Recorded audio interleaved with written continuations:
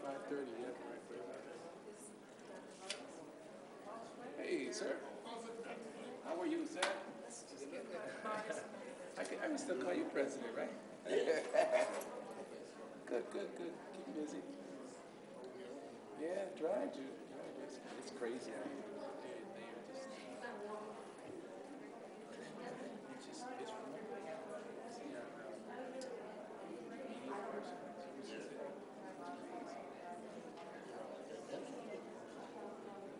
It's like self-inflicted. And I try to focus on what the stuff is about. Positive. But so to the negative that it's hard to keep people focused on the positive. And it's almost like a mindset.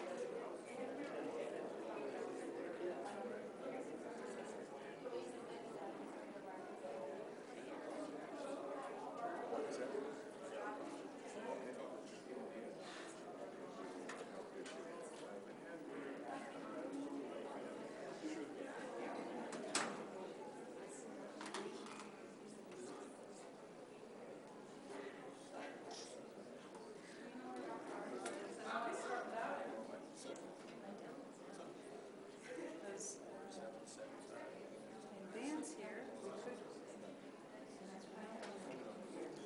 Yeah.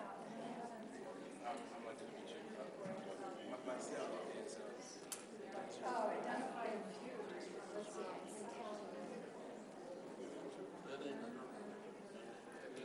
I'm just going to sit this down so I can come on. No, I'm coming around. I'm coming around. Yes, indeed.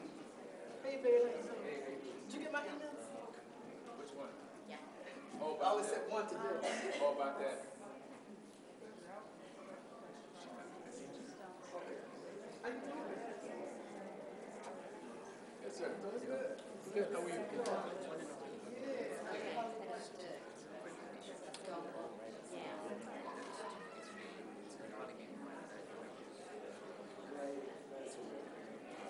You look nice. Right. So, do we have something for today? Have they been signed? Gotta give time to get the. Oh, they was going to stand. I'm not sure where she's put it on the agenda. 6:30, yeah, right before the. Yeah. I suppose, perhaps see the agenda, but I suppose I would shoot. So, where's your home? Oh, is it Rochester? Regular. And it's 6:30. Yeah. Got it. We're just Oh, waiting for okay, so Marcus she's getting right here. Yeah, okay. Oh, that's the area from her part. Yeah, she is. Are you serious? I'll be going down in September, definitely. So oh, okay.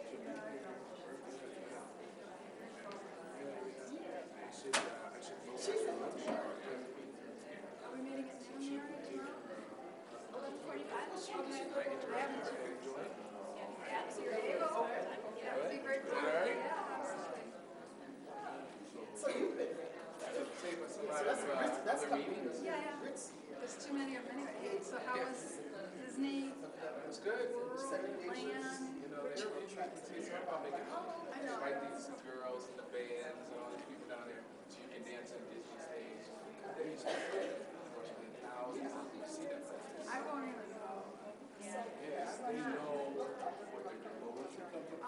As a business model. It's a business. When you go, you should try to know what you're doing too. Right. I didn't, we didn't do any of that, like all these parents know, like they all mapped out, how to use that system where you can get, like jump the line, number of times. Yeah, like all that. Fast pass. Well, you know they've changed that whole system. Now she's got her own business? They now have you wear bands. You used to get a card, you'd go to a kiosk, get your ride valid, 3 hours later. Now you got to have a skeleton box in our mix.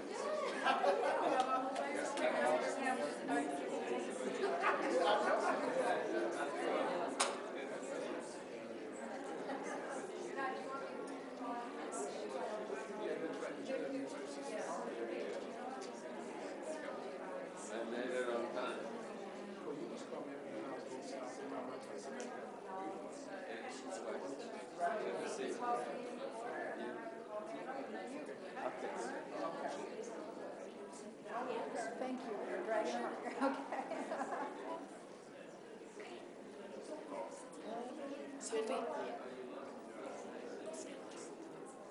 Okay.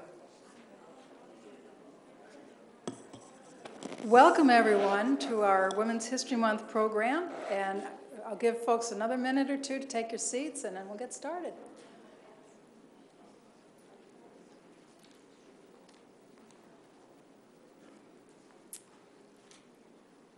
We still have some folks trickling in from outside where they're getting their snacks. So as I consider the Women's History program, I've sat through many of them, and I think some other folks here, especially the staff, have heard and seen many of our programs in the past. And there's a couple of quotes that are often repeated. And so sort of raise your hand if you've heard the one where Susan B. Anthony looks out into an enormous crowd of enthusiastic women and says, with people like you, failure is impossible, right? Everybody heard that, right? Susan B. Anthony was talking to a crowd of highly motivated people. Another person who is often quoted is Margaret Mead, who said, never underestimate what a few committed citizens can do to bring about change. In fact, it's the only thing that ever has. How many have heard that quote before? Well, I'm going to give you a quote. Susan B. Anthony was talking to a crowd, and Margaret Mead was talking about a small gathering of people who maybe needed even more encouragement than the crowd. I don't think I'll ever be remembered for saying this, but I'm going to speak to the individual. Consider that when you bring about the change that you must make, you have to believe yourself to be invincible. So, for those girls who are here to be honored today, we consider you invincible. At this time, I'd like to introduce Van White for his welcoming remarks. President White? There he is. I had to tie my shoe first. Oh! My mother would have been upset if I walked out here without tying my shoes. And speaking of women, I'll begin with the woman that is most significant in my life, other than my wife, by the way, if this is being recorded. Anna Mae Shields is her maiden name. That's my mom. She called me on the road. I was going to Elmira to do a deposition.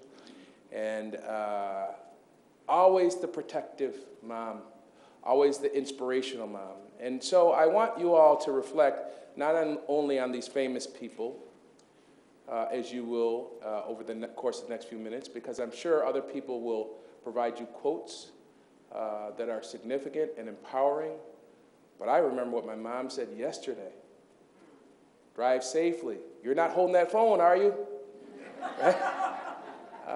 And she said a lot of other inspiring things. And my grandmother on my father's side, and my grandmother on my mother's side, and my sisters, those are the people who we're recognizing today. You are the living legacy of Susan B. Anthony, Ella Baker, Harriet Tubman, Sojourner Truth. Right? You are their legacy. But as hokey as it may sound, you are our future. And I don't mean in the context of history books. Some of you may never have your name grace the cover of the Democrat and Chronicle. Some of you may never write a book. Some of you may never appear on TV. But you will be the most important people to your family, to your neighborhood, and to your community. And that's how we make history. God bless you and congratulations.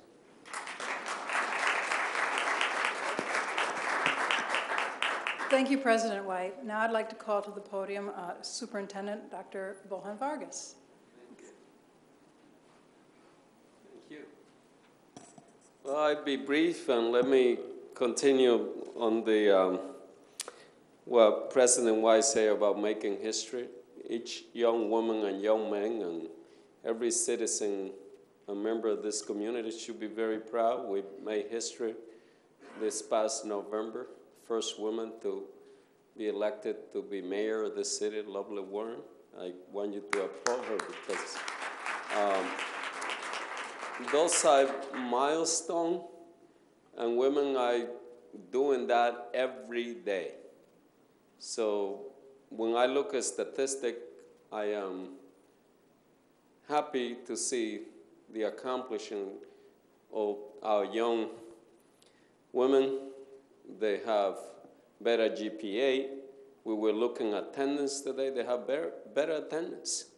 So it is just an enormous achievement that we all should be proud. Like, we know what's going on around the world.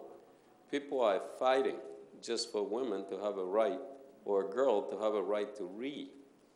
Pretty much like happening, and there's connection in terms of here to our own experience in this country. When, African American it was illegal for them to read. I said that because I like to remind people that we are going through our own struggle. Let me just repeat, we're a very young nation. And yet you could get in trouble for teaching President White how to read a couple of centuries ago. So I want the young women and everyone in here to celebrate our own accomplishment, but there's a lot to be accomplished because there's so much work to be done. And by the way, if the young men I left behind, if I was a father or a daughter or as a superintendent, I worry a lot about that. So my hope is that, we can continue to see the achievement of our young women and women in this nation, to continue to strive and to continue to make the incredible contribution that they make every day. By the way, not a single man have accomplished anything without the contribution of a woman. Let me just be clear that. But, as my mother feel very proud of the accomplishment of her children, today, young women could be so proud of their own accomplishment. What do I mean by that? Of being the mayor of a city, no longer they had to think about just having their son being the mayor of the city. Now they themselves could be, and they could be mother too, by the way, which is say they could do both, just like our mayor. She's a mom and she's a mayor. And also we have women that have aspiration to be president of the United States and to do all kinds of things. And I will conclude, nothing is impossible when you have a dream and you work at it. You have to work for it. I mean, people would tell you that at my own age with gray hair, that it was almost, many people didn't believe, and you remember 8 years ago, people were crying when President Obama got elected because it was something like many of us couldn't conceive. And my hope is that just like Douglas created, a lot of opportunity for all of us and for women too, that it's very close when women are going to begin to break history that we men can learn in medicine and other things that women will have accomplished that we can say, oh my God, I had to strive to discover certain things, so that a lot of the discovery and things that are accomplished normally have a male name. That is changing, and it's changing with education. And I will conclude that for humanity, let me just say, our hope is education, and women are leading the way. And I congratulate each one of you. As a student, you are an incredible force in here, and I hope that we guys can learn from you. We definitely will come more often to school, and we definitely will have a better GPA, and we'll be dreaming high like most students are. So thank you so much. And thank you to Commissioner Power and the board for organizing this. Thank you.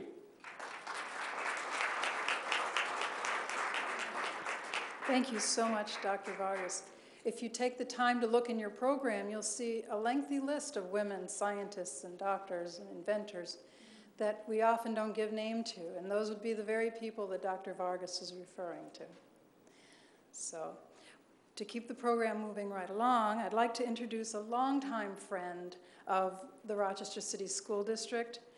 Deborah Hughes has been the executive director of the Susan B. Anthony House for, I'm not sure how many years, but I've seen 7 years, and I've seen her at every event that I can remember.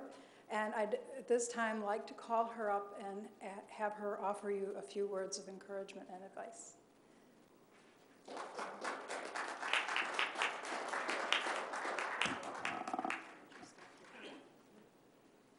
Thank you very much, Dr. Vargas, Mr. White, Ms. Powell, and the real esteemed and honored guests tonight, who are the Susan B. Anthony Award winners, and your family and friends and supporters who brought you here.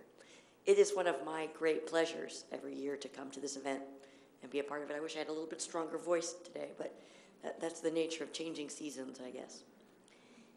In a couple minutes, I'd like to remind you about Susan B. Anthony, because the award that you'll be receiving tonight is in her name, and it helps to have the right context for that. When Susan B. Anthony was born in 1820, this was a very young country indeed, and we had so much to learn. At that point in time, it was still legal in this country for one person to have another person enslaved, both in terms of ownership or in terms of indentured labor. We had a rampant problem in the country with alcoholism, where people were dying of cirrhosis of the liver in their 30s because they were drinking such heavy alcohol. And for a woman who was married, you actually couldn't own any property. You couldn't have a bank account in your own name. You couldn't rent a room. You couldn't sign a contract. If there had been cars, you wouldn't have been able to buy one.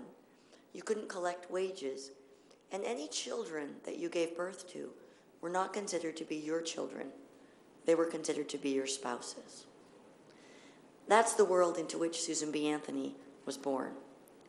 She is what we call a reformer. A reformer is someone who looks and sees something that's wrong and decides they're going to work to change it. And reform can happen on what we might think of as a very simple level, learning how to be a good parent, how to be a better communicator with our partners or spouses, learning how to develop a healthier relationship with a sister or a brother or a grandparent, being a supportive neighbor. It can happen on every level, or it can happen on a great big scale. Susan B. Anthony, Martin Luther King Jr., and Mahatma Gandhi are known as the three world reformers who presided over revolutions that were nonviolent but changed everything about how we live today, how we perceive other human beings, how we respond to other systems of justice, how we engage with one another. They were true reformers. Now, when Susan B. Anthony was in 2nd grade, she wanted to learn long division. They wouldn't let her learn long division. They actually believed at that point in time that if a girl exercised this muscle, she wouldn't be able to use these muscles later in life. That if you had a strong brain, you wouldn't be able to have fertility later. Her father challenged the system and hired a private teacher so his daughters could learn math. When Susan B. Anthony was a teenager, there was a big stock market crash, and her parents lost everything. We have records where they even had to auction away their petticoats, their underwear of the time, as they lost everything. Now, it's just a half a mile from here that you can walk down to Madison Street to that modest house right here in the Susan B. Anthony Preservation District, where Susan B. Anthony spent the 40 most active political years of her life. That's where she got arrested for voting. She was 52. For those of you in the audience who haven't really gotten your social reform on yet, there's still lots of time. She was 86 when she said failure is impossible. You can go to that house, and it's a modest house. They were working class, lower middle class family. She understood what it was. She would go to a town, take the money out of her pocket, and rent a hall. Now, her best friend, Elizabeth Cady Stanton, couldn't rent a hall to speak in because she was married and she couldn't sign a contract.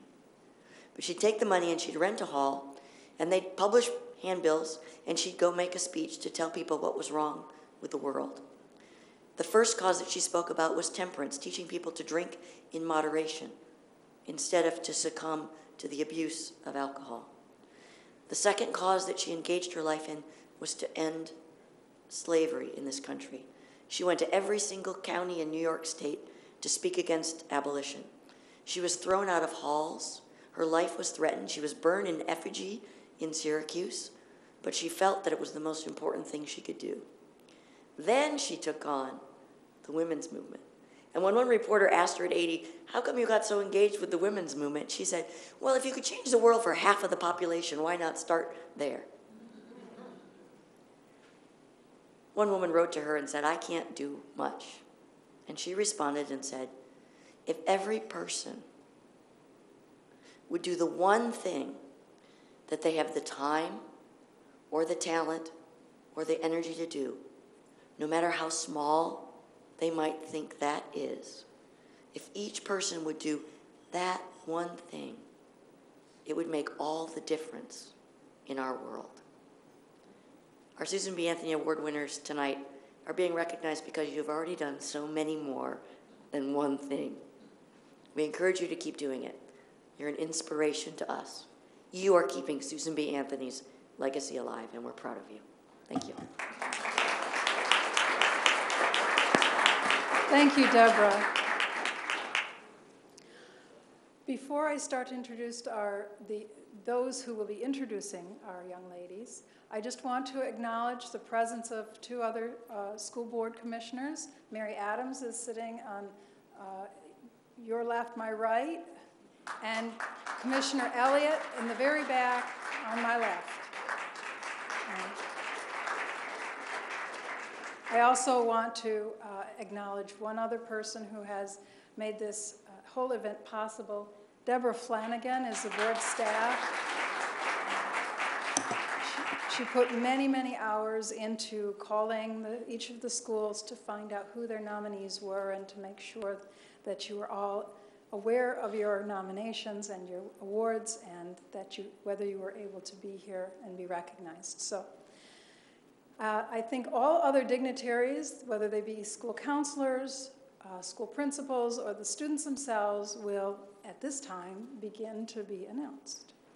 I would like to call to the podium Mary Andrikolo. I told myself I was going to do this right. Andrikolich Montesano Diaz from the Rochester International Academy. She will be introducing Bukima Delama.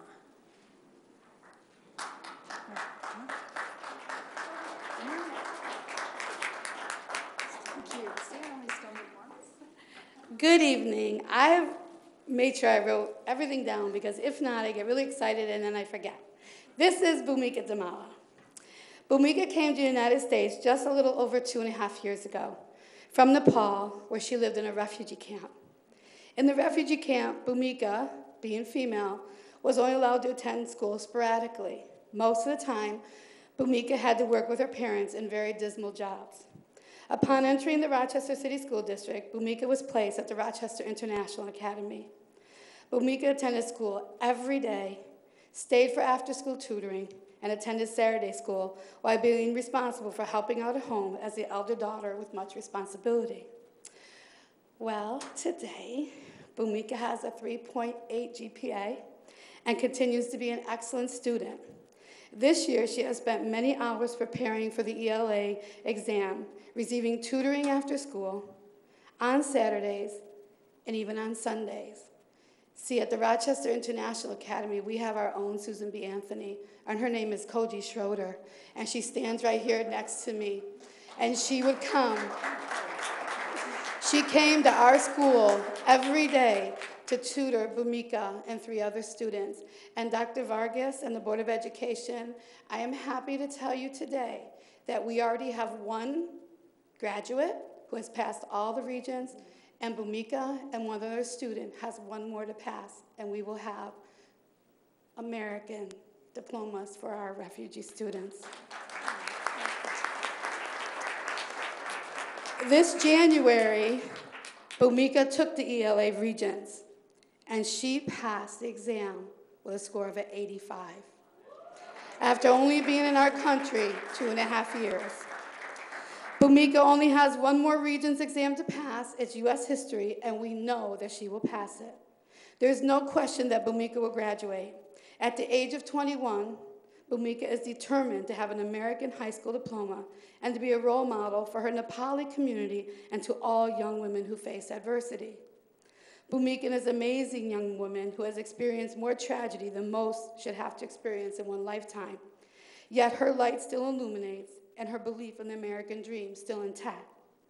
Like Susan B. Anthony, Bhumika refuses to give up and knows that her actions will help others, in this case, her family. Bhumika and her family came to America for a better life, and Bhumika is definitely doing her part. I am proud and honored to be standing next to Miss Bhumika Damala, and I present to you Miss Bhumika Damala. Thank you so much. Hi everyone, I'm Bhumika from Rochester International Academy, and I would like to thank my principal and my teacher, Miss Koji. I'm so proud of her. And in the behalf of, I am thankful for my RIA school because I was able to study so that I can be successful. Not only my teachers, but Miss Koji, she also came to help me to study a lot about my ELA region exam so that I could be successful in graduating from my high school. I would like to thank the board of this award for having RIA and for everyone, those who has helped me to pass my exam and to be successful and for encouraging me. Thank you so much.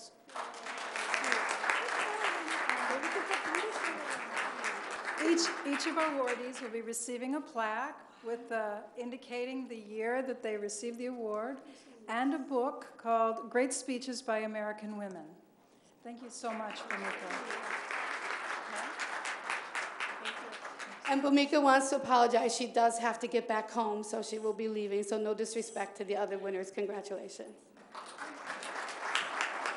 Bhumika, are any of your family members here in the audience?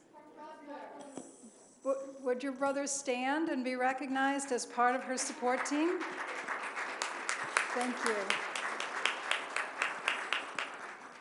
I would also like to acknowledge that Commissioner Malik Evans arrived in time to hear all of the introduction to Bhumika's award.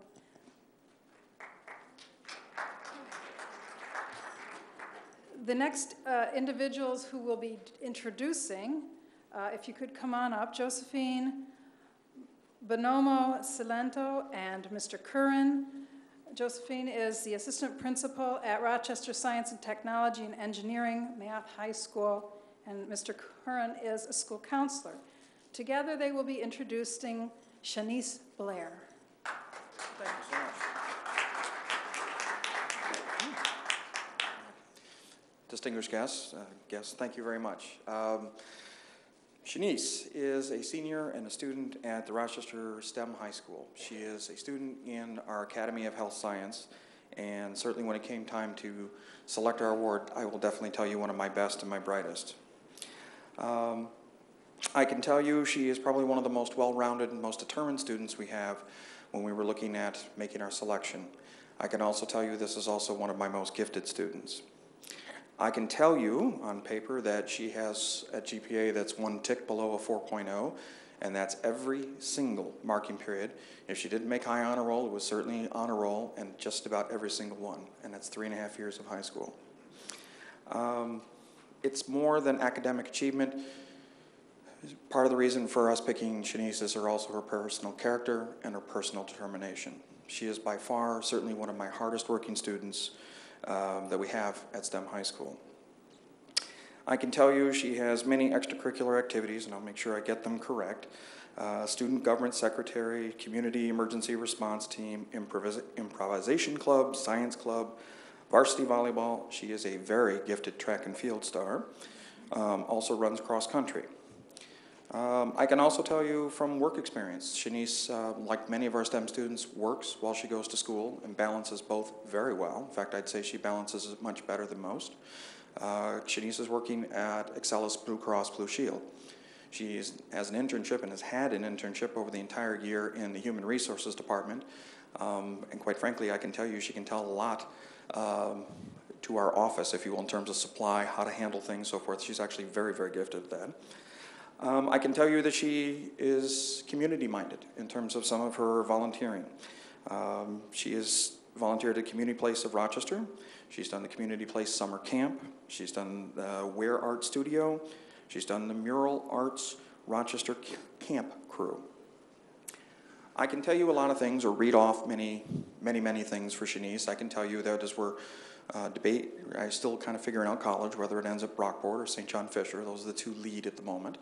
That I can also tell you that she's also one of my hardest working students and most determined students. I can tell you that by email and by phone message, if you will. No other senior works me harder, if you will, for advice, care, or whether we're doing college interviews or just plain sprucing up her resume or changing last minute, 12th edition of a new letter to college. In the interest of things, when we had to decide which student, it was very clear from the beginning.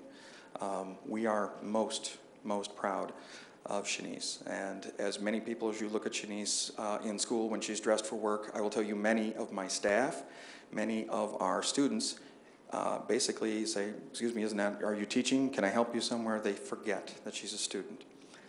Our STEM Susan B. Anthony Award isn't to a young girl, it is to the young woman right here, Miss Shanice Blair.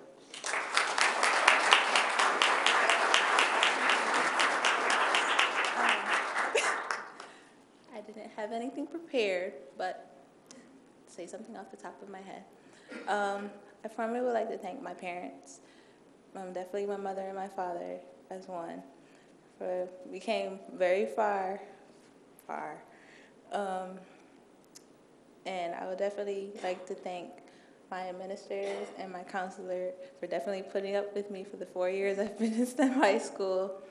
It has been a long and very crazy journey that I went through the past couple of years into school, but I'm very proud and I'm very accomplished and achieved that I've made it this far, and I have more years to come with college and after college and graduation and everything else.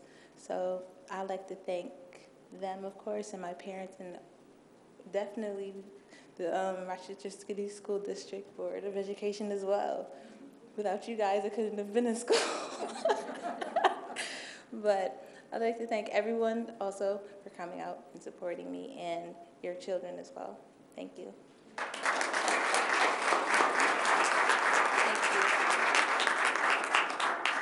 Shanice, if you have a family, would like to stand and be acknowledged? My dad. Right there with the piano.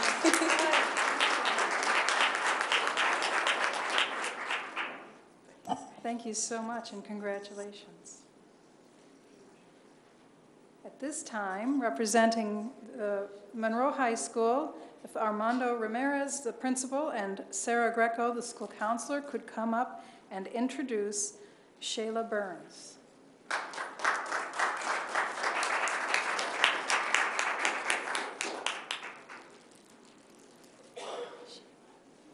is taking it.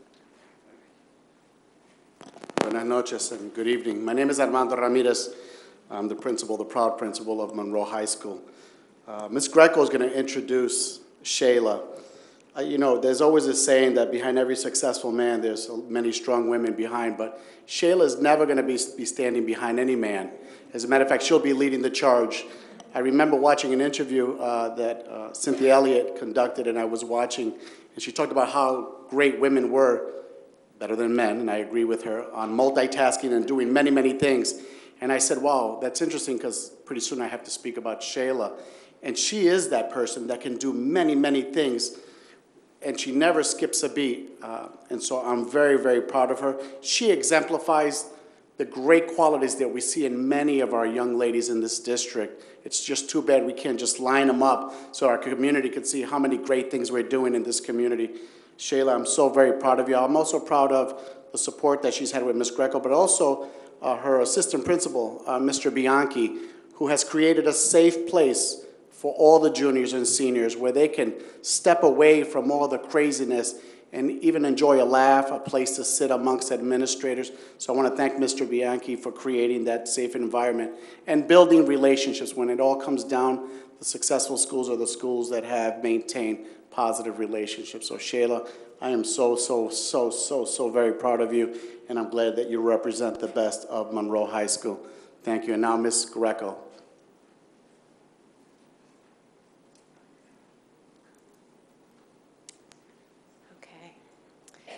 Kind, positive, respectful, and personable, Shayla exhibits not only outstanding personal qualities, but great intelligence and commitment to serving others as well. Academically, Shayla has set herself apart from many of her peers by consistently going above and beyond, challenging herself, and always striving to do her very best. Rather than take the easiest path, she is not afraid to explore new paths and at the same time pave the way for others. Shayla's eagerness to achieve such a high level of success is evident in everything she does, in her appreciation for learning, her exceptional attendance, in her consistent academic excellence, and in her drive and motivation to be her best self in and outside the classroom. Shayla's involvement with extracurricular activities further complements her success and potential. A dedicated and talented musician, Shayla can be seen performing with great focus and skill in a number of arenas. As a peer ambassador, Shayla leads others in resolving conflict and building a positive, safe school climate. As a volunteer, Shayla is a reliable, caring, and trustworthy confidant who will always be supportive. Shayla's genuine, positive, and friendly attitude, as well as her stellar interpersonal skills, draws both peers and adults alike to her. In any setting, Shayla quickly earns the respect and confidence of those she is with. Her bright, warm personality, intelligence, and many talents will certainly help her to only continue to soar in her future endeavors, both to her benefit as well as to those who have the fortune enough to meet her. I'm so proud of you.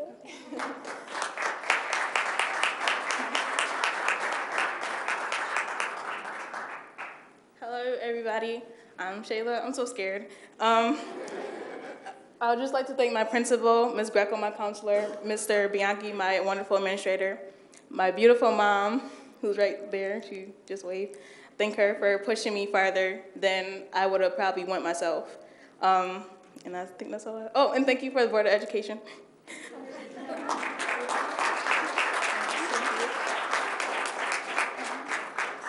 Could your mom stand for us or wave? There she is.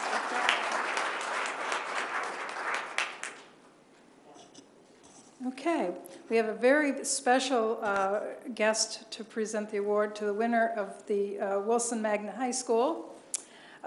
Former school board member and former school board president, Darrell Porter, also was the former assistant to the Mayor Richards, so Darrell and Sophie Gallivan, if you both come up.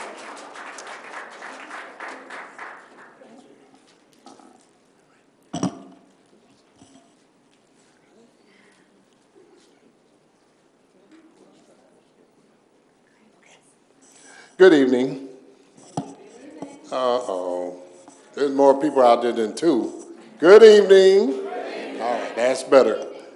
My name is Darrell Porter, and I am so proud to be here again to honor a young lady that I'm going to tell you a little bit about her, all the academic stuff and everything else you can find out from her.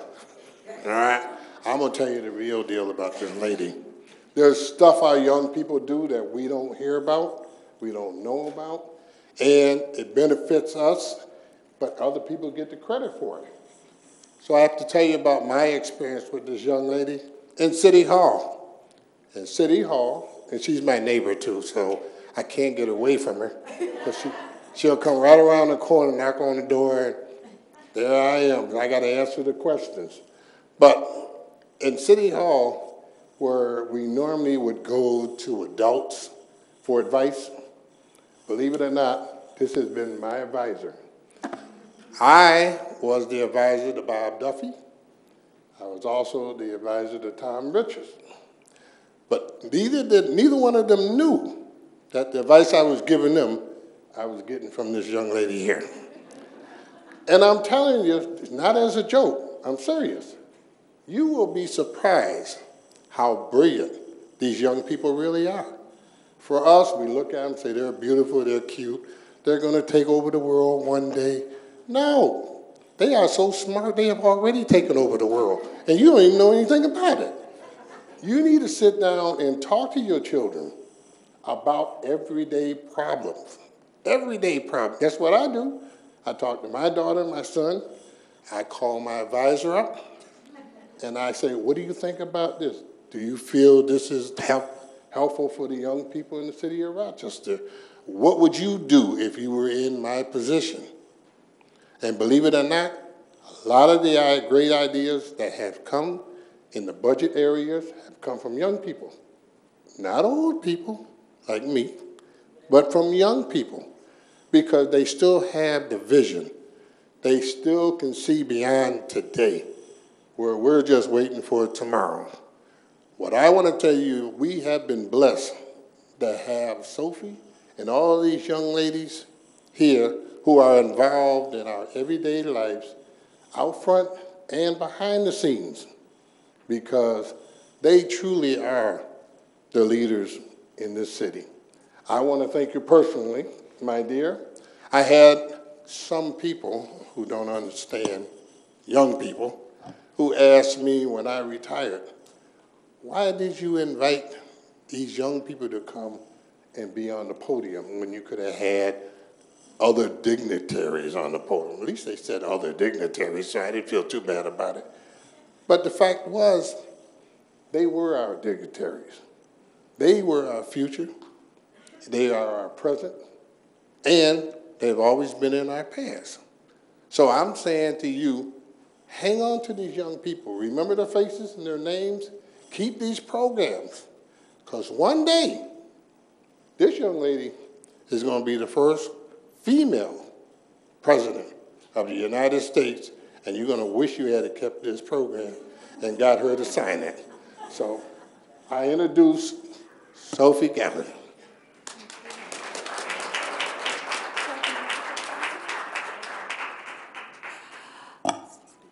Hello, my name is Lisa Traficante Lankeo, and I wasn't expecting to speak tonight, but I am very, very proud and honored to speak about Sophie very briefly. She came to us as the same bubbly freshman as she is a bubbly senior. Everybody knew Sophie within the first 2 weeks of school. She not only, of course, sits on the Board of Education, she is also in our she's a president of our student council. She is also on our principal's advisory committee. She is in our prestigious IB program, which is college level courses. She's been to DC twice, correct? Going on her fourth time. But besides all the wonderful things that she does academically and socially and throughout the community, one of the things I've always admired most about Sophie is her kindness. She is not only respectful to adults, but respectful to every other person she encounters, including students. I have never heard her say anything bad about anyone in my 4 years that I've interacted with her, and that to me means so much. I have a 4-year-old daughter, and she, as Sophie knows, she's my pride and joy, and I would be so proud if she was half the woman that Sophie has become. And I say that with the bottom of my heart. I just love her, and I'm going to miss her when she goes. So thank you so much.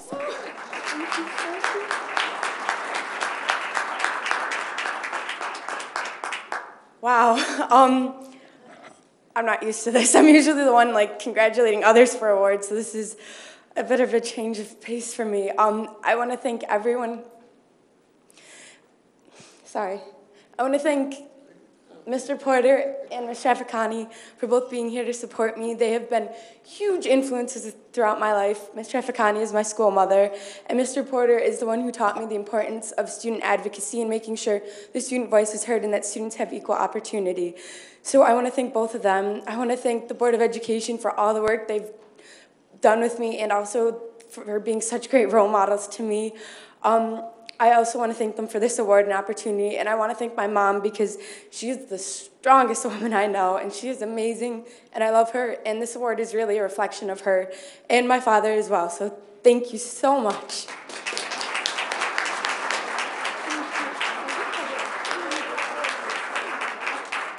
And I see both Mom and Dad are here, one in the front with taking pictures and one in the back taking low profile.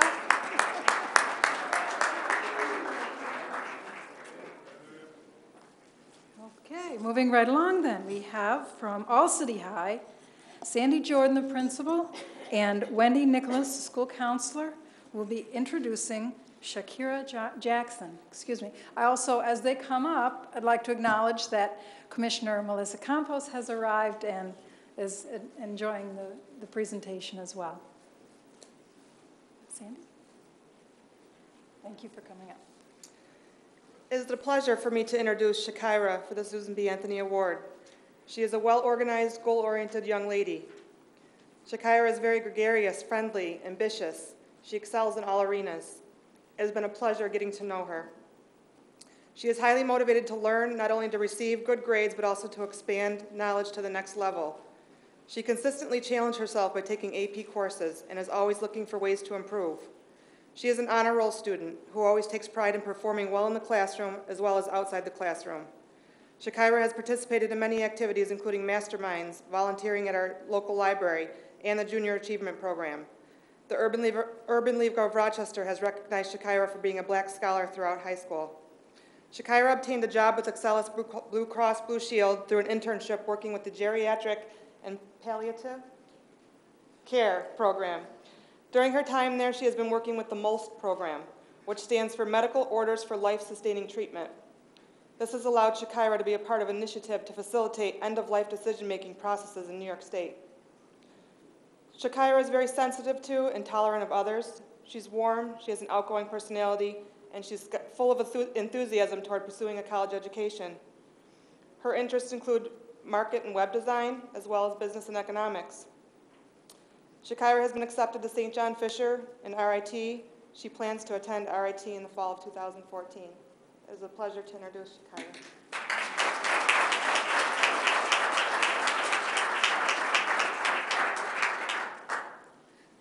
Hi. I like to thank my mom for supporting me throughout my whole high school career. Any tough decision I've had to make, I knew I could go to her and get true and sound advice. I'd like to thank my principal, Miss Sandy Jordan, and I'd like to thank my counselor for helping me throughout my college application process. I knew that she was helping me and she was on it as much as I was. And I'd also like to thank the Board of Education for hosting this event. So thank you.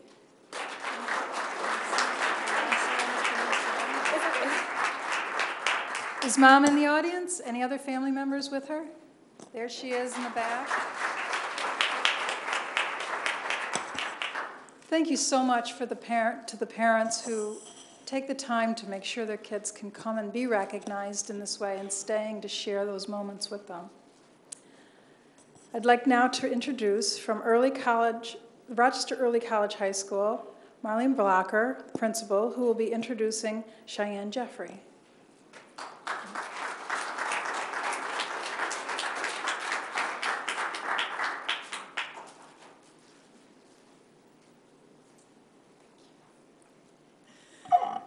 I'm very proud and honored to come up here today and to share some information about Cheyenne Jeffrey. When we started this school 4 years ago, she was one of the first people that I met, and she's been a strong pillar of everything that we've done. Cheyenne represents integrity. She represents pride, respect, kindness toward others, and she's always willing to help in any way. Cheyenne has received numerous accolades, such as the Pathfinders Award, the JROTC Integrity Award, Academic Excellence, Urban League Black Scholar, and she has rocked the Regents numerous times, which means 80 or higher. One of the most exciting things, though, that I want to share with you about Cheyenne is something that nobody else in this room can say, and actually probably no one else in Rochester or New York.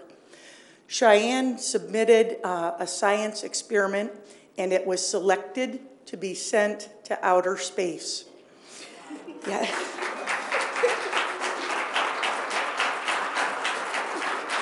Her experiment was to determine if tardigrades, whether being rehydrated or hydrated, would have the same impact in a microgravity environment as they do on Earth. Last week, it returned to Earth, and now she's doing the post-study to look at both of them and compare what has happened. Cheyenne supports all school events. She serves as our photographer for just about everything. She attends everything. Behind Cheyenne is also someone I need to mention is her mother, and her mother has also been one of the strongest advocates of Rochester Early College. There has never been an event or a time I haven't been able to call on her. She supports Cheyenne in everything she does, every step of the way. And I'm just honored that I had the opportunity to open this high school and be encountered with people like this from the start. Cheyenne is going to St. Lawrence University in Cornwall, Ontario, Canada next year. And like her science experiment, in our opinion, she is out of this world.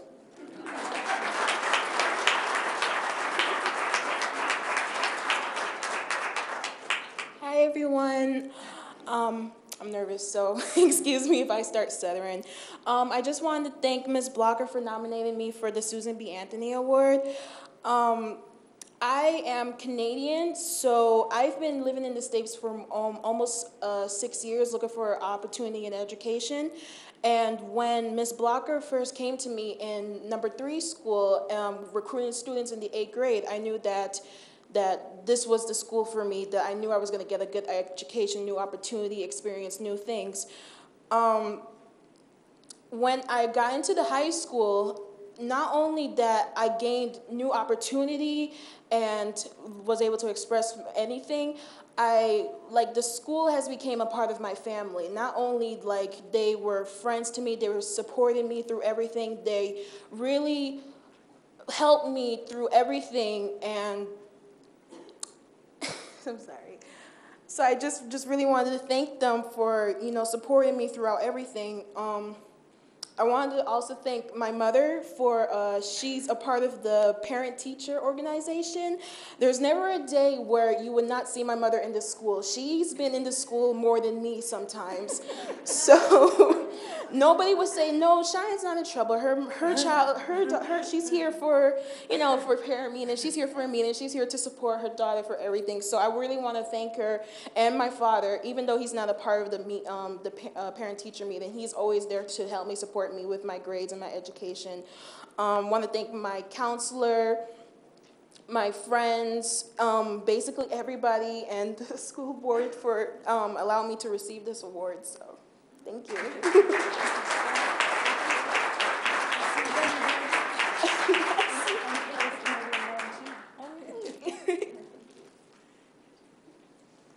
Thank you so much. Oh, and is Cheyenne's mother and father here? Could you stand for us, be recognized? There we are. Thank you so much. At this time, I'd like to, is Alyssa Bond, the art teacher from School Without Walls, here? We have a student, Capri Johnson, who's unable to attend, but it looks possibly like There's no adult to receive her award on her behalf either. So I'll move along to the Robert Brown High School of Construction and Design.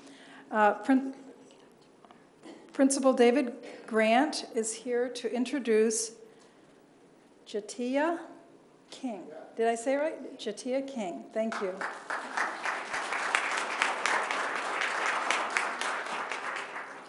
Good evening, everyone.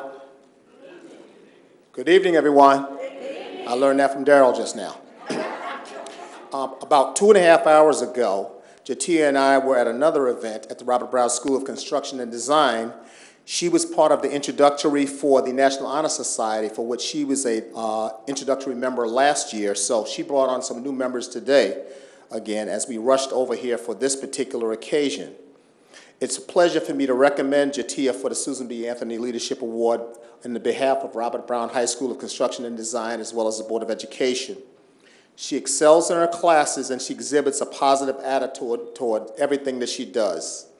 She's extremely well respected and held in high regards by students as well as staff. She's bright and challenges herself academically.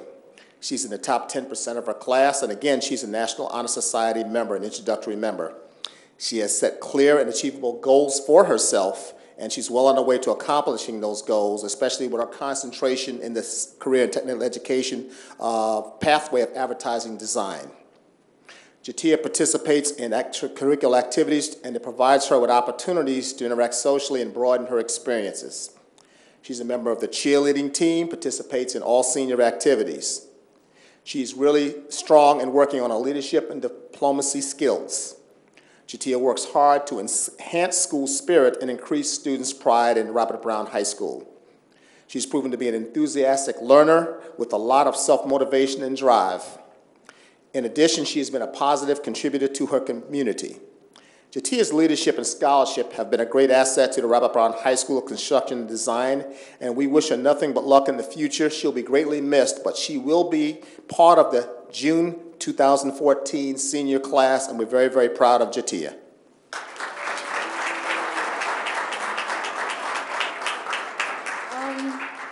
I don't have anything prepared, and I'm not really good at public speaking, but I just would like to thank my principal for being there and always in the hallway saying every minute counts, because every minute does count.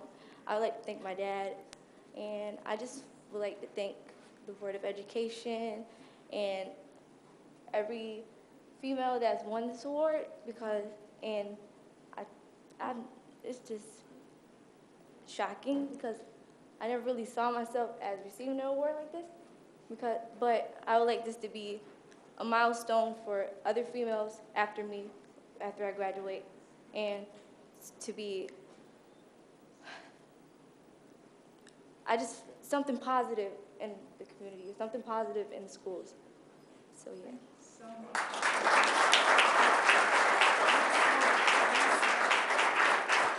Is that Dad behind the camera? Okay. Is it Mom here too? Okay, thank you. Well spoken, Janice.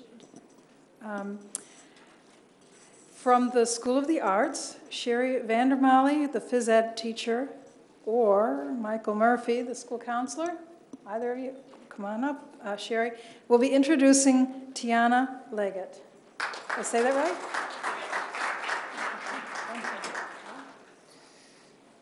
It is with great pleasure that I'm here tonight to introduce Tiana Leggett to you. I am her sole support tonight here, but looking out there amongst the crowd, I can tell that there's a lot of supportive people here.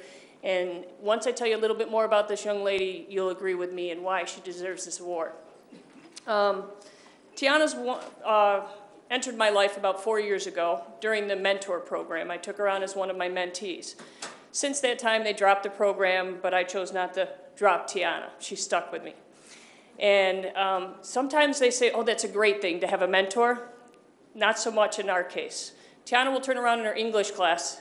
Look who's sitting behind her. She never knows where I'm going to be. As well as being her mentor, I am also her phys ed teacher, her softball coach, her volleyball coach, and pretty much her in-school mother. So Tiana currently carries a 4.0 GPA. is a member of the National Honor Society, member of Urban League Black Scholars. She's one of our visual arts majors who currently is working on a project that she's taken on her own. She's going to do the artwork in our gymnasium, and the mural that she's put together is going to be dedicated to one of our phys ed teachers that we just recently lost this past year. So she's took this project upon herself, and I can't tell you how proud I am for that. Another thing that she's taken on that is amazing to me is one of our softball players that is varsity here is hearing impaired. And last year, she started on our JV program, and Tiana took it upon herself to start taking sign language classes. She spent all this year taking sign language online, and now she's my interpreter on the field. In addition to that, Tiana worked this past summer at Action for Better Community, where she was a youth specialist. I got some input from some of the other staff members that wanted me to make sure that I mentioned. She also did some work on the publishing and production of Our Voice magazine. But I can't tell you what, I mean, accolades aside, this is one of the most well-rounded young ladies I have ever met. She has come through some challenges at home. She has pulled together and put her life in the right direction. One of the things we always said when she started with me in 9th grade is, what's your goal? And she said, Coach, to walk out on my own and just keep going and live the life I want to live. And I have no doubt this young lady will do that. She's either going to choose between Buffalo, Buff State, or Brockport. I'm going to let her tell you a little bit more about that. So I am proud to introduce to you Tiana Leggett.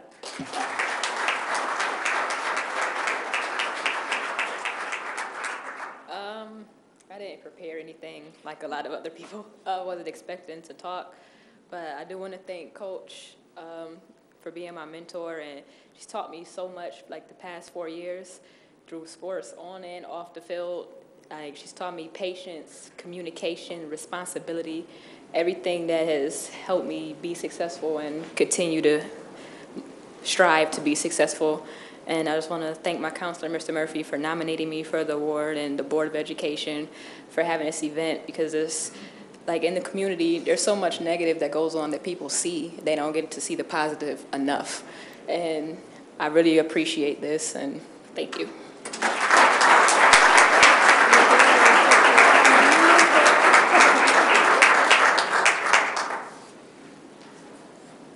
Okay, from East High School, Annabelle Solar, the principal, and Cheryl Ann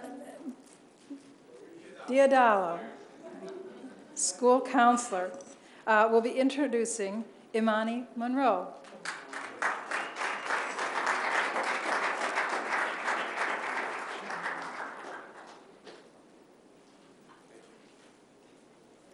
Good evening, everyone. All right. This is carrying on the Porter's technique. Just want to say some quick words. Very proud to be the principal of Imani.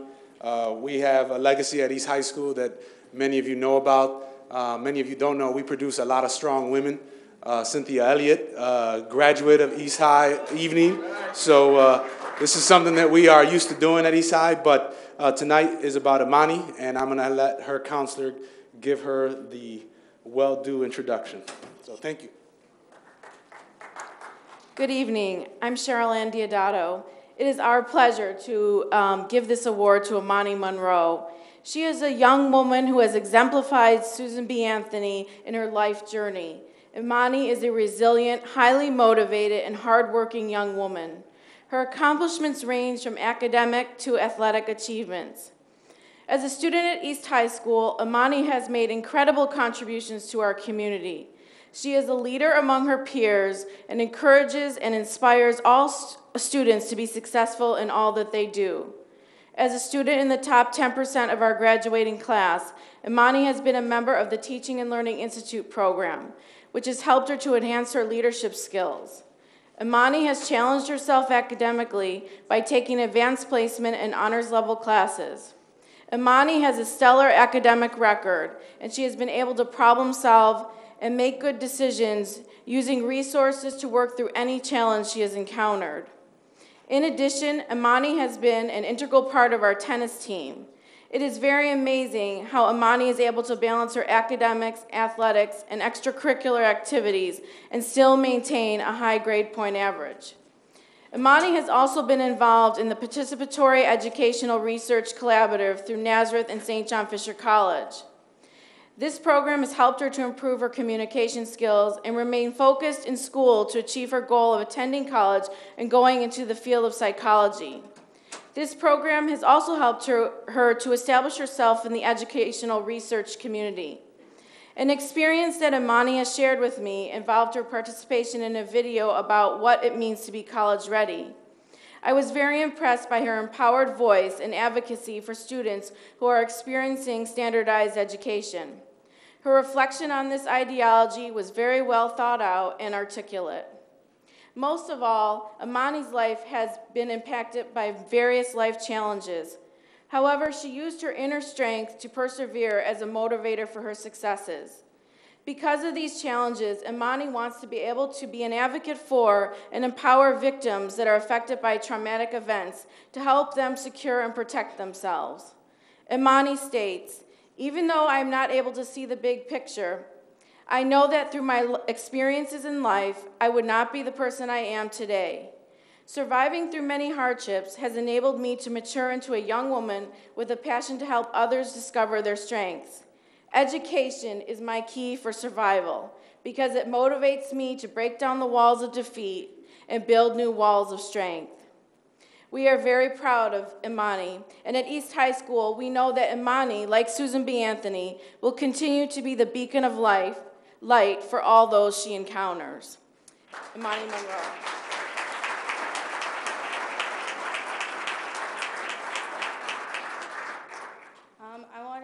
I wanted to thank my guidance counselor and my principal for always being by my side and making sure that I had all my stuff in for college and getting all the work done that I needed to do. Also, I wanted to help acknowledge Tisha Maldonado, who's been a counselor ever since 7th grade to help me through hardships at home, and Brian and Frankie for always being supporters and there for me when my family hasn't been.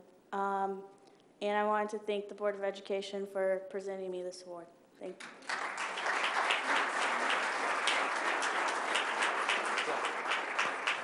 Could all of Imani's family and extended family stand? There we go. Thank you. Is Brandy Spencer here? We weren't sure. Oh, there you are, yes. Okay. I have the distinct pleasure of introducing you on behalf of Northeast College Prep. Thank you.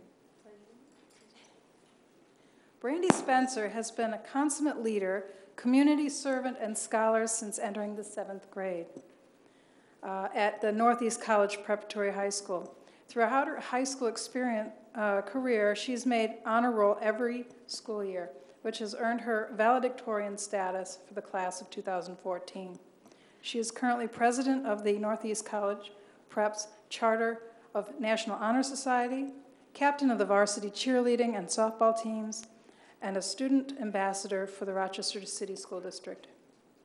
Brandy has also participated on the prom and yearbook committees, as she was instrumental in creating last year's yearbook and organizing the prom at Locust Hill Country Club. That's really an accomplishment if you've ever tried to organize anything of that scale. On many occasions, Brandy's volunteers her time at recruitment nights for prospective Northeast College Prep students, assists school staff with secretarial duties, and offers to babysit her neighbors' children for free. I wouldn't have done that. Those are the remarks that were presented by the school. So thank you so much. Yes, please. Hi, I'm Dale Schambeck, counselor. I'm going to echo some of the things that were already said. It is with pleasure that I present this year's Susan B. Anthony Award to Brandy Spencer. As a staff at Northeast High School, we have seen Brandy's leadership qualities blossom as she's gotten older. Throughout high school, she has continued to take on added responsibilities within our building because she enjoys to be challenged and wants to lead by example. Being elected president of the National Honor Society, captain of the varsity cheerleading squad, captain of the varsity softball team, valedictorian of the senior class, and choosing to be a student ambassador for the city school district are just a few examples of how she exemplifies a solid leader. Every day she embodies what we as a staff strive to instill in all of our students, for them to become good citizens, future leaders, and meaningful contributors to society. Brandy is a young woman who is trustworthy, driven, and most of all, unselfish. On many occasions, she has volunteered her time and energy to help with fundraising events and assisted staff members around the office. Time and again, she chooses to put others' needs above her own. As a result of her commitment to serving others, Brandy has decided to make the ultimate sacrifice to serve her country by enlisting in the United States Army. We have no doubt that she will make our nation proud and serve to the best of her ability. Please join me in congratulating her.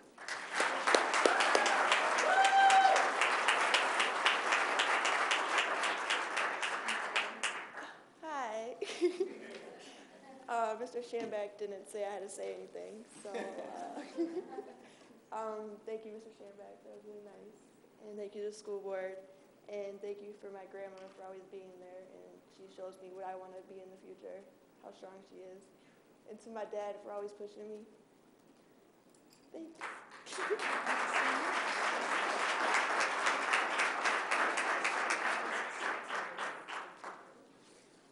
Okay, very nearly done now.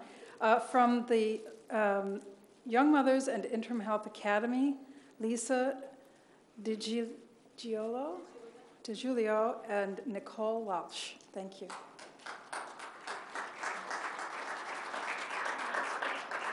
Hi, I'm very proud to present this tonight to Nicole. She is just a role model on a daily basis in our school. She has carried a 4.0 average throughout the last couple of years that I've known Nicole. She comes to my office often, and when students come around to get some help or assistance, Nicole jumps right in as she's the counselor. She's become the counselor in the school and takes over and helps her peers. She has shown citizenship in so many different ways in caring.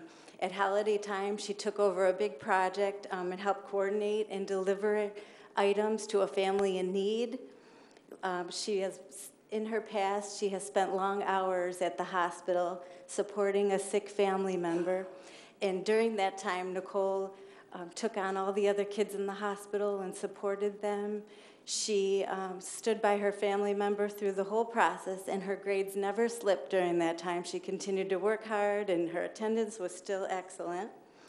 I can also say that she continues to dedicate all of her time to other students. She has sat on the student council. She has many future goals. I could go on, but one thing I can say is she is graduating an entire year early because she persevered through all of her struggles. I'm very proud of her.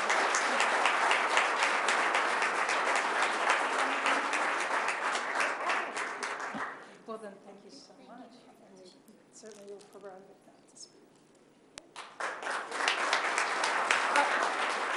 Any of Nicole's family present? Okay. From Charlotte High School, Barbara Neary, the school counselor, will be introducing Maranatha Lazarak. Did I say that right? Yeah. Oh, cool. Thank you so much. Good evening. I'm very pleased to introduce Maranatha Lazarak, who has been a Rochester City School District student since elementary school. Like many of the honorees here this evening, Maranatha has never, ever needed coaxing or prodding to do schoolwork. She pretty much flies solo, and we're really proud of her. Maranatha's strong work ethic and solid academic performance throughout high school have earned her the status of salutatorian of her high school graduating class. And this June, she will earn a Regents Diploma with advanced designation. Maranatha's giving nature, coupled with her outstanding academic ability, especially in math, led her to volunteering to tutor students in algebra, which she has done every single day this year throughout the school year for one class period. She is also among Charlotte High School's nominees for the New York State Award for Academic Excellence. She is treasurer of her senior class and has brought incredible energy to her graduating class through her involvement in a variety of senior projects, from fundraising to a recycling initiative that she spearheaded. Maranatha's work ethic and drive to succeed make her a role model for her fellow students.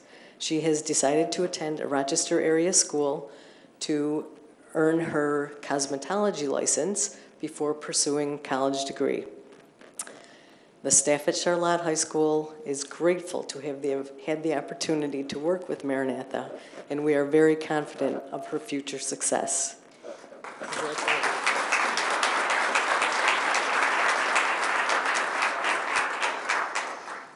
Everyone outdressed me today. I wanted to wear green because that's my school color. I just want to say thank you to Miss Neary. I transferred to Charlotte 2.5 years ago, and ever since the first day I walked in, she believed I had great potential. Not that I didn't have other good experiences at my other schools, but at Charlotte, I've really enjoyed the community there. I wish some of my teachers were here, but I want to thank Mr. Allen, my principal, and all the other teachers at Charlotte. They've been really good to me, and I wanted to say thank you to the Board of Education for presenting this award to me. Any other family members besides Principal Allen? No? Yes, right in the front row. From Vanguard Collegiate High School, Carol Jones, the principal, and Michelle, school counselor. I got too tutored in how to say the name and I've forgotten already. I'm sorry. They'll be introducing Shakita Williams. Thank you. Did I get that right? Who's going to be introduced? Ms. Jones. Ms. Jones, thank you. I have no clue where to start with this young lady. I'm going to have a meltdown, so I'm going to start with an experience that she and I had, and you don't even know I'm going to start with this. A little while ago, it was last year, when Shaquita was taking a year of Bryan and Stratton courses while she was a student on Vanguard. I laughed because I came over by one of her classes, and I see this young lady just having a major meltdown. And I'm like, oh, God, where do I start? What do I say? What do I do? And I'm like, where am I going to begin? And I'm trying to think, this is a young lady that has it together, and she never has a meltdown. So I look over, and I'm like, Shaquita, what's the matter, sweetheart? She's like, Ms. Jones, my academics. I'm like, that's a good thing. We can get through this. Academics are very challenging. And when I think about what she's done, I have no clue even where to start, because as a high school student myself, what she has accomplished and the women that you have been presented before you today, and I commend all these young ladies. I'm amazed at the stuff they have done. To start, she is leaving Vanguard with more than 7 regents. She is taking AP courses right now in stats, statistics, environmental science, AP language, even after she's done a year at Bryan and Stratton. This young lady is a leader in our building, not for just her senior class, but a leader in general. I remember her as a little girl in 9th grade thinking, what is she going to grow up to be? And I'm looking at this beautiful young lady who is so confident.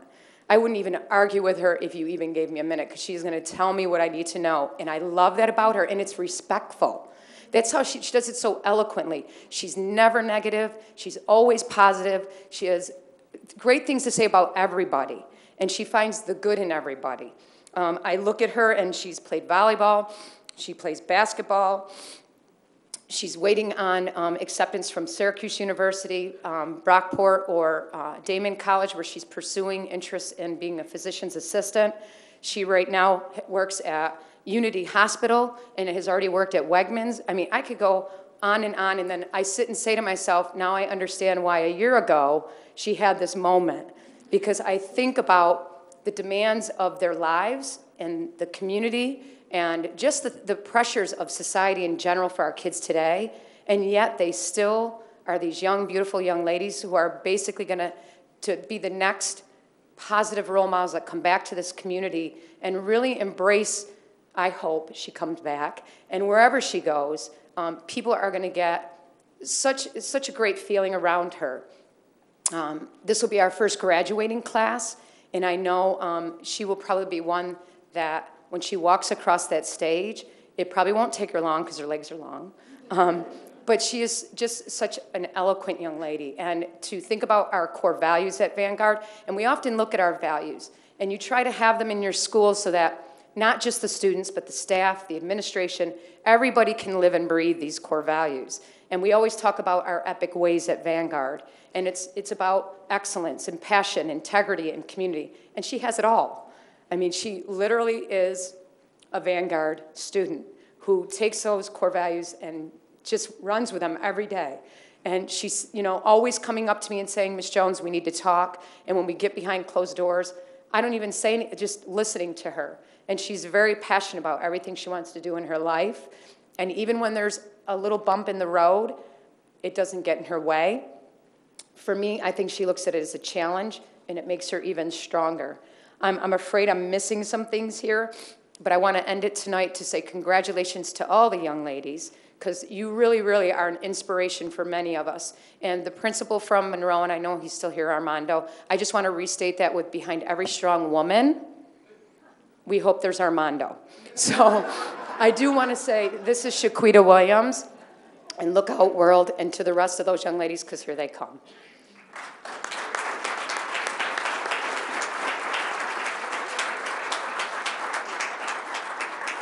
I wasn't prepared to speak, so I just want to thank the staff at Vanguard for supporting me and being there for me and not letting me give up when I wanted to so bad. So just thank you.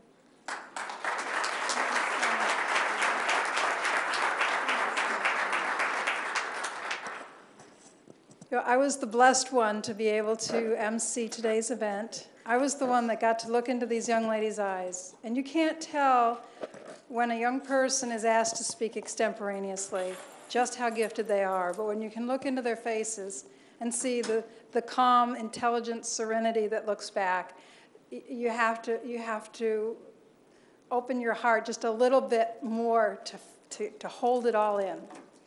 If all of the recipients who are still here could come up for a group photo with the Board of Education.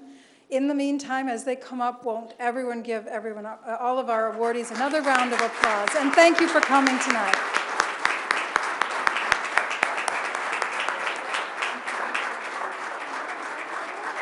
If all the Board of Education members could come on up so we can take this picture, it'd be great.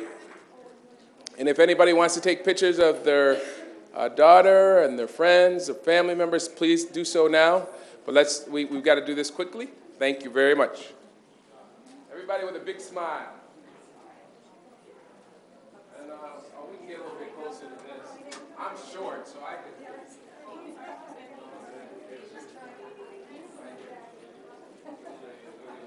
Right here.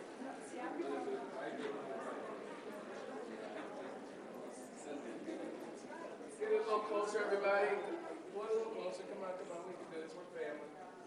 Everybody smile. Cheese. All right, we're going to look at your Facebook pages tonight. Here we go.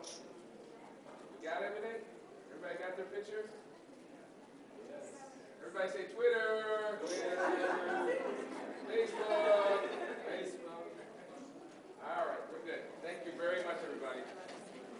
Thank you.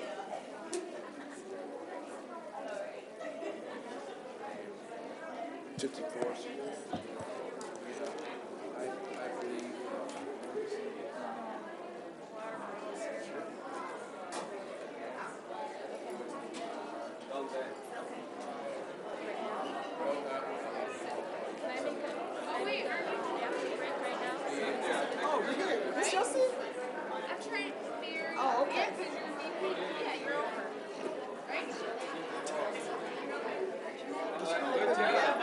Sorry I couldn't make it go any faster. that's important. Yeah. You did a great job. Yep, you did. Excellent. We'll let Mary had to go to the bathroom.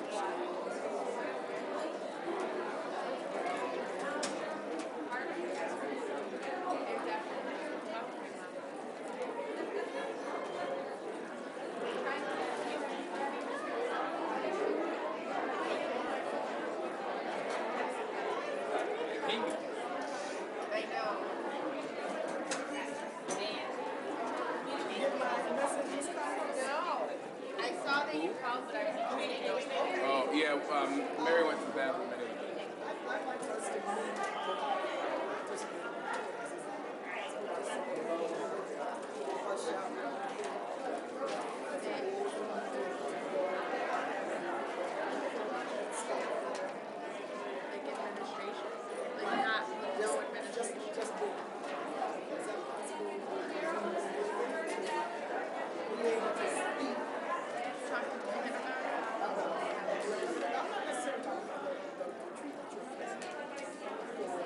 No, you're talking separate. Right. Yeah. To talk with the staff. Or our staff. Oh,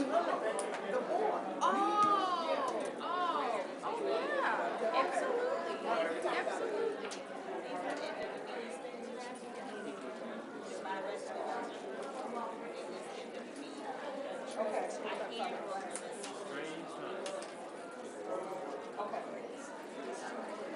Daryl, here, you can sit in for me today. I want to go home and watch the game. I want to go home and sit up here.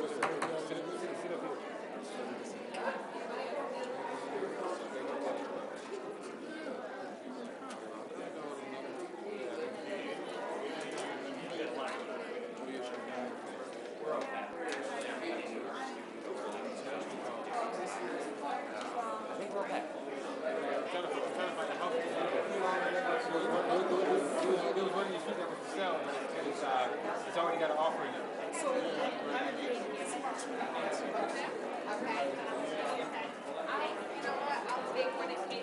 Take care. Bye, man. It's already got an offer in there. Yeah. You're on Maryland. No, this house that I was looking at on George Street. Yeah, we got it. And it was when on Willow Street too that I always had an offer out that I won. 165 Canada. It's a yellow house.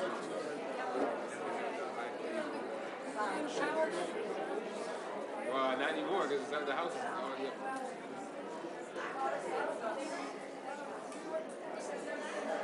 Yeah, look how.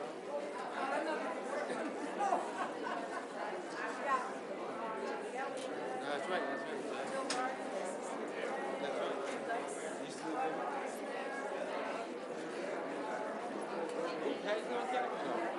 Okay, we're gonna get started with the business portion. Hey, Shanae.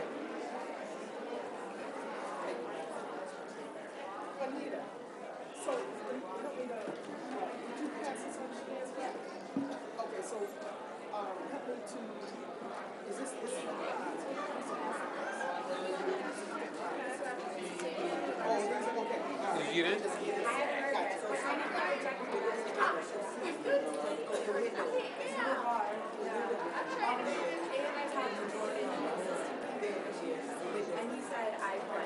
Why is it taking so long? Do I need to call? If you don't get in, I'll call the president directly.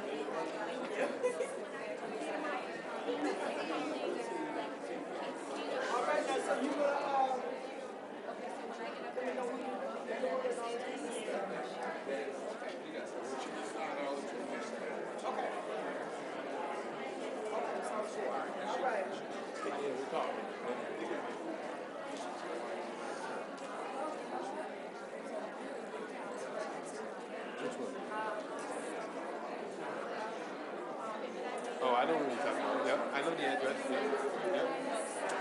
Yep, I looked at that house. I looked at the house on Sunday. Yeah, my realtor. Yeah, sometimes the price you ready.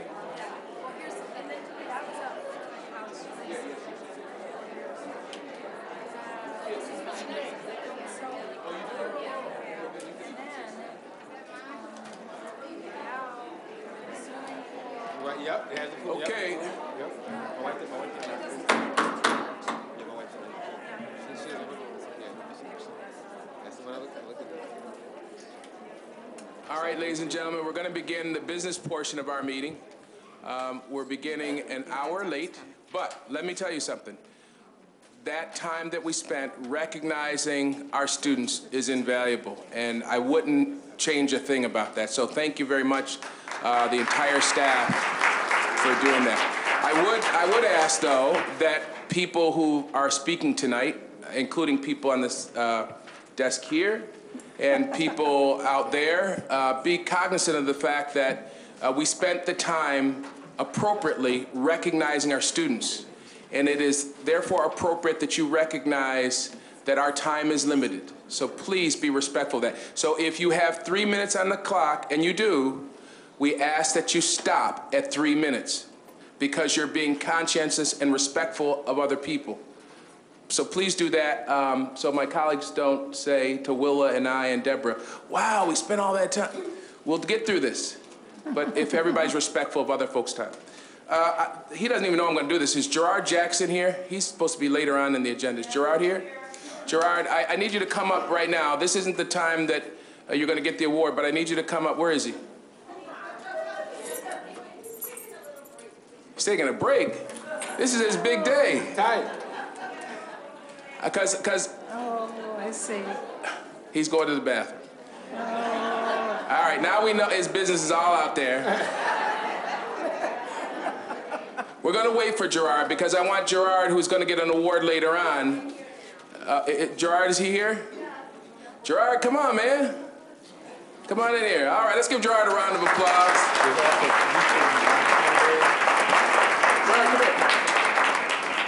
My name is Van. How you doing? Oh, thank you. Nice to meet you. I need you to do me a favor. I need you to recite the Pledge of Allegiance for us. Can you do that? No, not the song. I pledge allegiance. I pledge allegiance. Do the pledge. Here, you can come down with me. All right. Sophie's going to help you. We're going to go over here by this mic over here. You got that, Sophie? Yeah. So forget about the water. We'll be all right. We'll be all right. All right, Gerard's going to help us with the Pledge of Allegiance. So why don't everybody stand?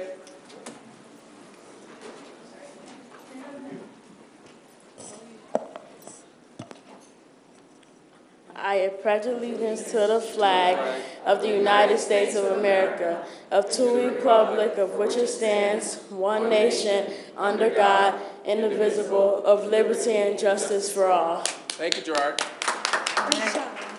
Gerard, we're going to ask you to come back up later, but why don't you go hang out with your family for a minute? Thank you, sir. I appreciate that. All right, first order of business, I need a motion to accept the minutes from February 27th and March 25th. So moved. Second. All right, those minutes have been moved and seconded. Second portion of our agenda has us, Gerard, We have to vote first. Oh, can I get a motion to approve the minutes from February 27th and March 25th? We got the motion. All those in favor say aye. Aye. I'm trying to move this along. Yeah, I like it. Come on. It's actually a handicap. All those in favor say aye. Aye. All right, I think we got what we need. Gerard, I need you to come back up here. You're getting exercise, brother. Okay.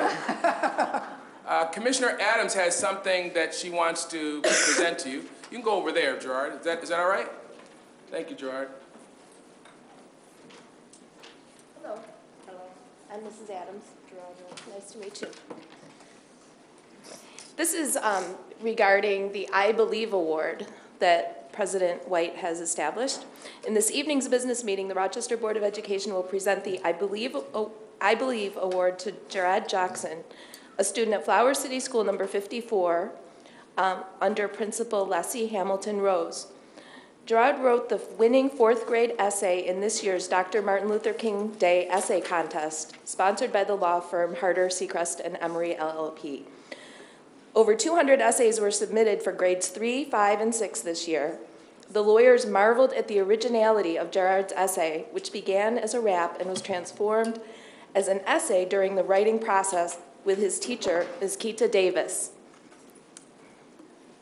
Can you tell?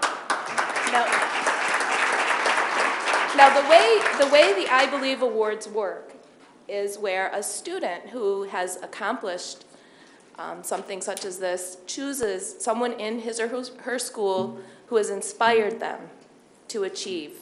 So can you tell us what made you choose Miss Davis?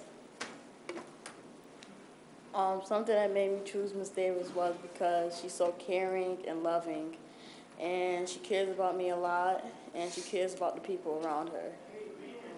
Beautiful. Would you like to ask Miss Davis to come up? Miss Davis, would you please come up? All right.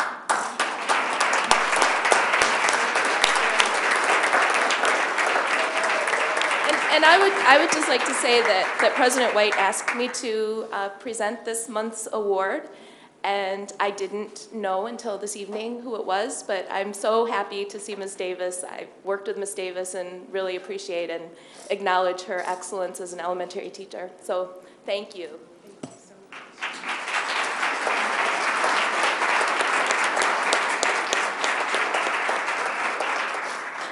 Hey, Gerard, before you sit down, and Ms. Davis, you might want to say something. You wrote a rap, right? Do you have it committed to memory? No, man. All right, so at the next board meeting, will you come back and do the rap, perform the rap for us? Yes. All right, let's give him a round of applause.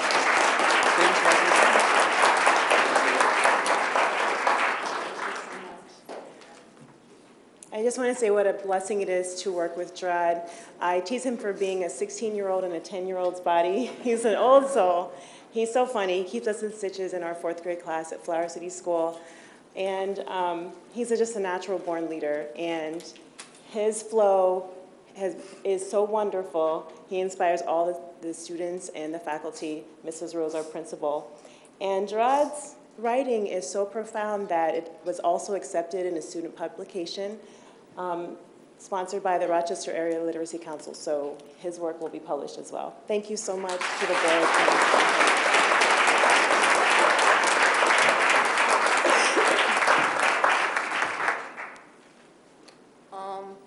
I just want to thank my mom for being loving and being there for me. And I want to thank my teacher, again, for just pushing me to do better stuff in my life. And also, I want to thank my grandma for, she's here, and for being there for me, and my brothers and sisters. Amen. All right.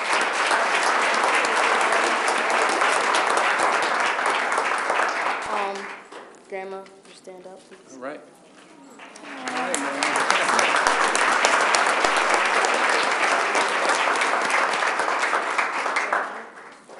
Gerard, I love seeing your face. I love it so much that next meeting, see these people right here that are already up here? Those are people that won these awards before. So somebody's going to come to your school, and they're going to take a picture of you and Miss Davis, and it's going to be up here at least for a year. We're going to get to see your pretty face for at least another year. Thank you very much, sir.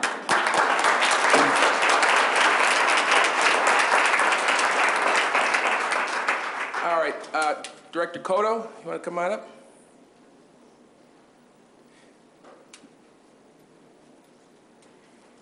Let me just sort of give some preliminary remarks. He has an immense job, but he also has a job that is filled with all kinds of blessings, with newspaper headlines that sometimes don't read too positively about our district. Mr. Cotto is responsible for many young folks and adults who give us great headlines. So why don't you tell us a little bit about that and give out some awards? Beautiful. Before I get started, I'd like to just thank the Board of Education, as well as the superintendent, for giving me the opportunity to share these highlights of our fall and winter sports program and the successes of not only our scholar athletes, but the programs in some of our buildings. The certificates that we're going to give out today, we'll have members of these particular schools come up to receive the certificates, but they're going to read Certificate of Recognition awarded to the particular school, presented by the Board of Education and the Superintendent of Schools in recognition of athletic success in the particular sport, given this 27th day of March 2014, signed by Board President Van White and Superintendent of Schools Dr. Vargas. First school that we want to recognize is Rochester Early College.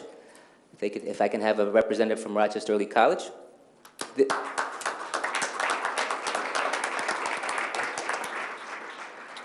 Now, Rochester Early College varsity boys basketball, Section 5, Class CA finalist. This program is one of our newer programs, and this year had the opportunity to step foot on the Blue Cross Arena, which is a huge accomplishment and a great experience for our athletes.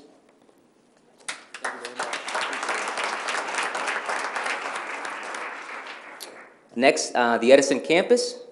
If I can have a member from Edison, please come up. Okay, we're going to recognize our boys varsity basketball team, who was a Section 5 class finalist, as well as our girls indoor track program and our boys indoor track program.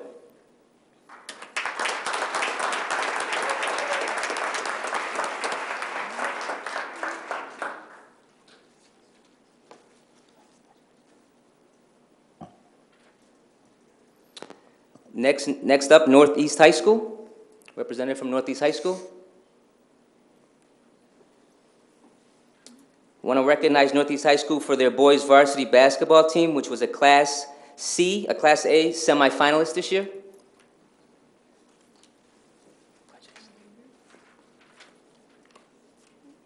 Next, the Franklin campus, boys varsity basketball, Class B finalist, Franklin campus.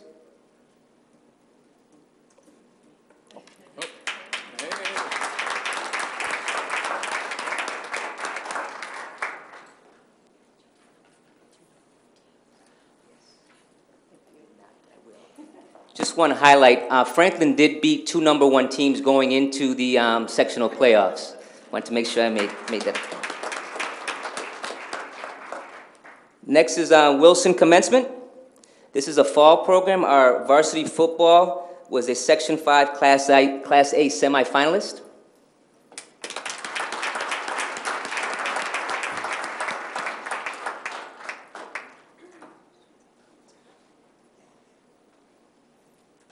Also for Wilson Commencement, this I think we've got the coach here as well. For varsity basketball, Rochester District Basketball Officials Board 60 Thomas Emanuel Sportsmanship Award for our boys varsity basketball program.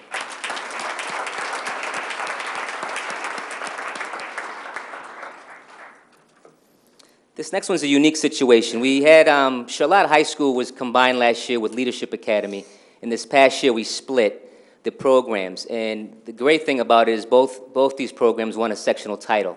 So first I want to recognize Charlotte High School.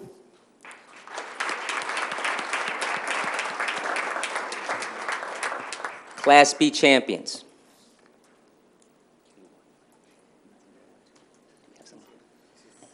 If I can have someone from Leadership Academy come up for young men.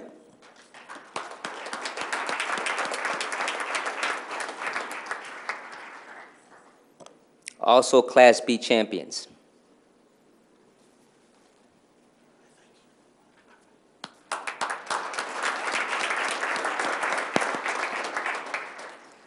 Representative from Monroe High School. I'd like to just recognize that the Monroe High School girls basketball team this past year was recognized as Central Western Girls Basketball Officials Carol and Jack Foote Sportsmanship Award. This group is a building program, and they worked real hard this year to finish strong.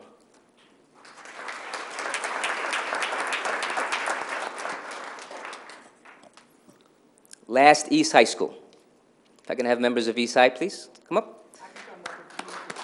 Okay. You can come up as well, yes. We'll start with our varsity boys swimming. This year received the Section 5 Class A Rochester Monroe County Official Sportsmanship Award.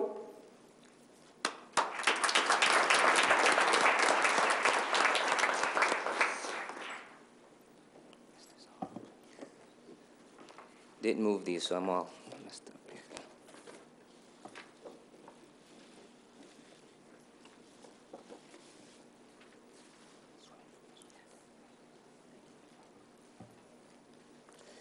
Next, girls varsity basketball, Section 5 Class A semifinalist.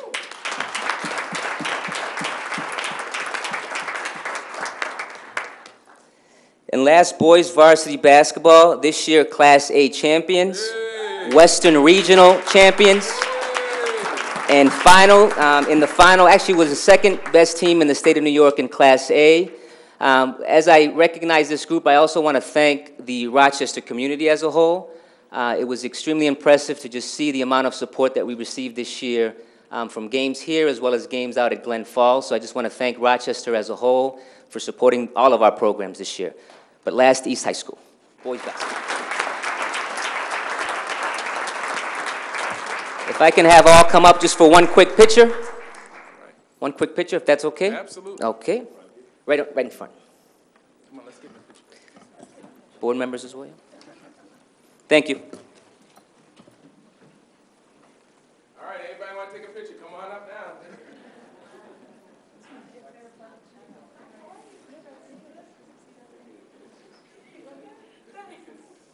I know somebody got a camera out there. Come on now.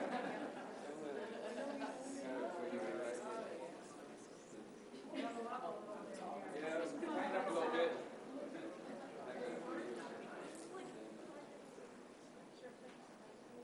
Everybody say champion.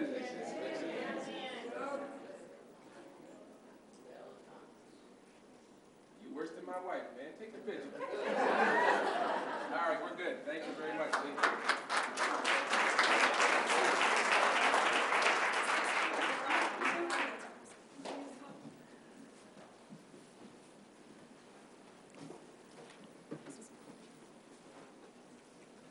All right, next item on the agenda is we have a portion of our agenda where we listen to folks who have comment on an item that is on the agenda.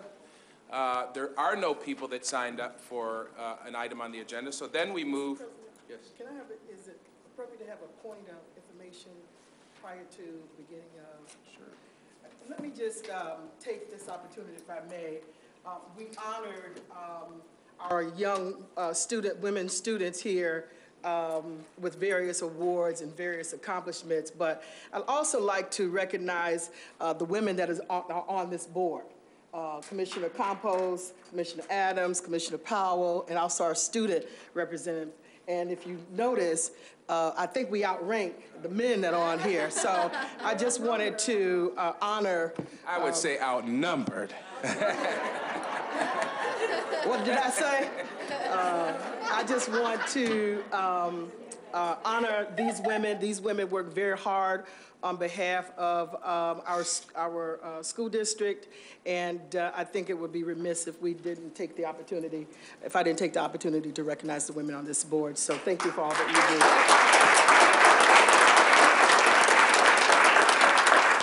Right back at you.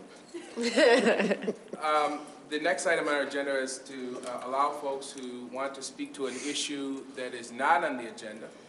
And we'll begin with my calling out the first name, Ayanna Tanksley. Is Ayanna Tanksley here?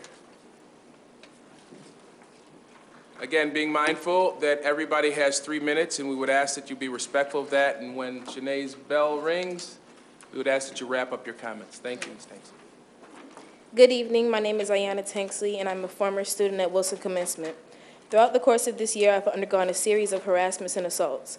High schools generally employ a number of SSOs or school safety officers and a member of the Rochester Police Department to ensure safety, but my administrator emailed this to my dad, and I quote, "Officer Felton is a member of the Rochester Police Department and does not report to any official at the school level.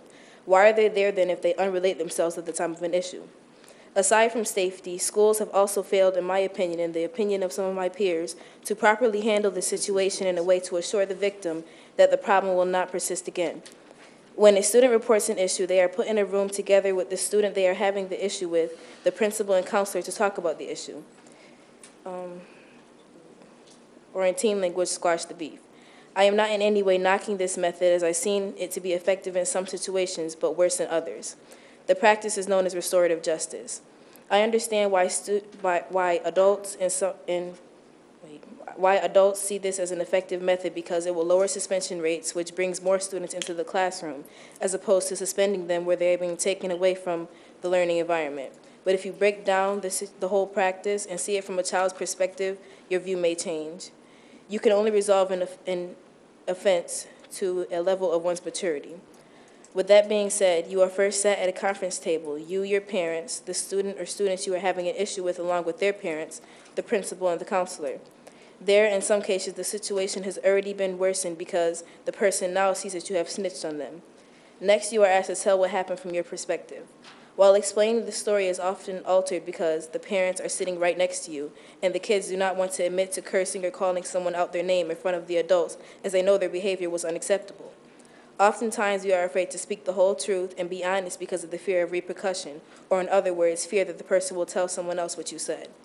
When the mediation is over, the teachers often hear the phony apologies of the students, and they often think the situation is over, when in fact, a new one has just begun. Now they have to see the other person in the hallway every day without you or their parents present. Maybe they will end up in the bathroom together coincidentally without you or their parents present.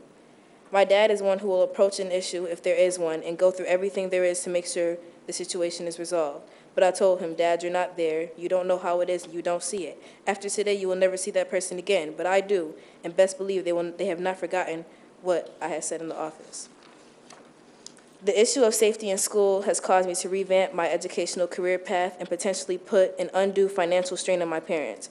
Graduating from the IB program would have given me a full ride to the U of R, my dream school, but safety has caused me to leave that school. I know my time is limited, and I would like to close by asking for a reform of the restorative justice policy and also some clarification of the role of an RPD employee in the educational facility. Thank you.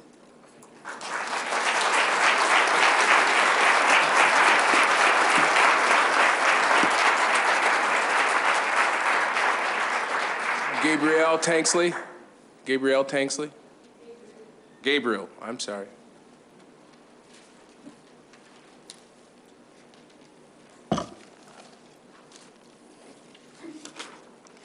On my shirt, it says, if you're not treating me well, how can you teach me well? Good evening. My name is Gabriel Tanksley. I am a student at Wilson Foundation Academy. Today I interviewed a few teachers whose names will be kept privately for confidentiality reasons. I would first like to ask the board members and community advocates to understand the whole Common Core isn't bad. In my opinion, it restricts instructions from teaching the IB way. The rollout of it and timing is longer than it's proceeded. You should give teachers more time to learn lessons than just one night. It penalizes people to learning, and it could have started one grade at a time and not all at once. Common Core is trying to bring students up a grade level, but in 1 year, when they weren't on grade level in previous years, you are trying to fix decades of problems in 1 year. By doing so, you are putting necessary strains on students and instructors. It's a good challenge. This teacher said, it's a good challenge, but not everyone is on the same level. Challenges have more pieces than you thought. It's not fair. It's hated by many because the teacher doesn't get enough time to fully teach a lesson. I think it is horrible because it's very confusing. Students don't think that it's thought out thoroughly or tested enough, and it is affecting the students. I think it's unfair to predetermine what students understand, and limiting students limits learning and teaching at a rapid pace. It is too fast and is totally unfair because people who have never taught don't understand a diverse bad term of students telling how to teach. And it is also, while the learning process is unfair. And I see Common Core as a way of putting everyone on the same level. If you give a chicken, a parrot, a monkey, and an elephant all the same test, climbing a tree, how many will pass? Think about it. At the end, the conclusion I would ask is, where's the systematic information and effectiveness of Common Core? All right.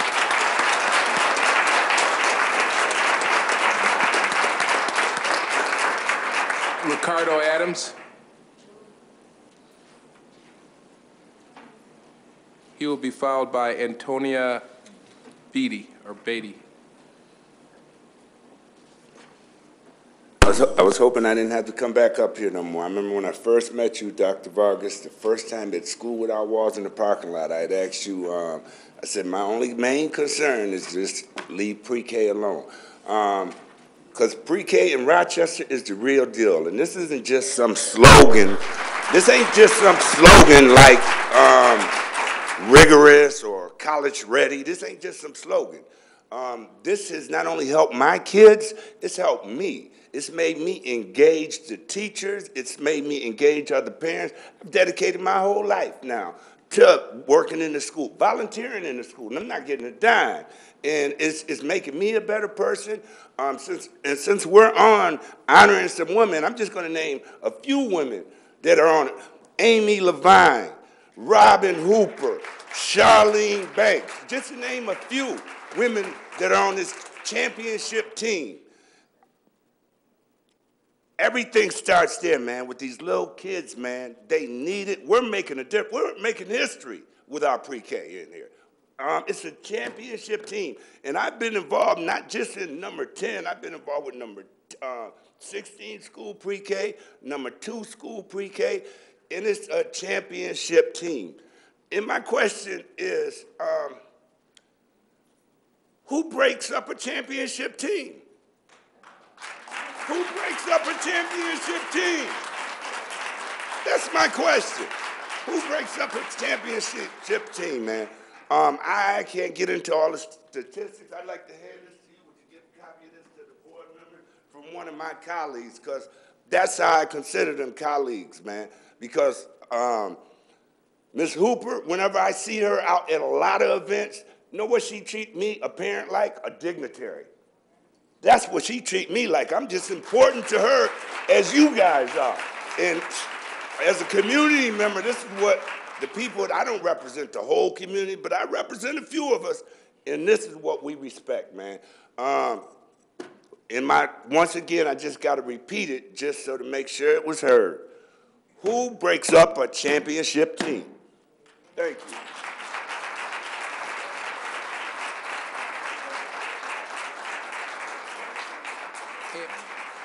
Antonio Beatty, I may be mispronouncing that name, Beatty. Nope. Fred Tanksley, Mr. Tanksley.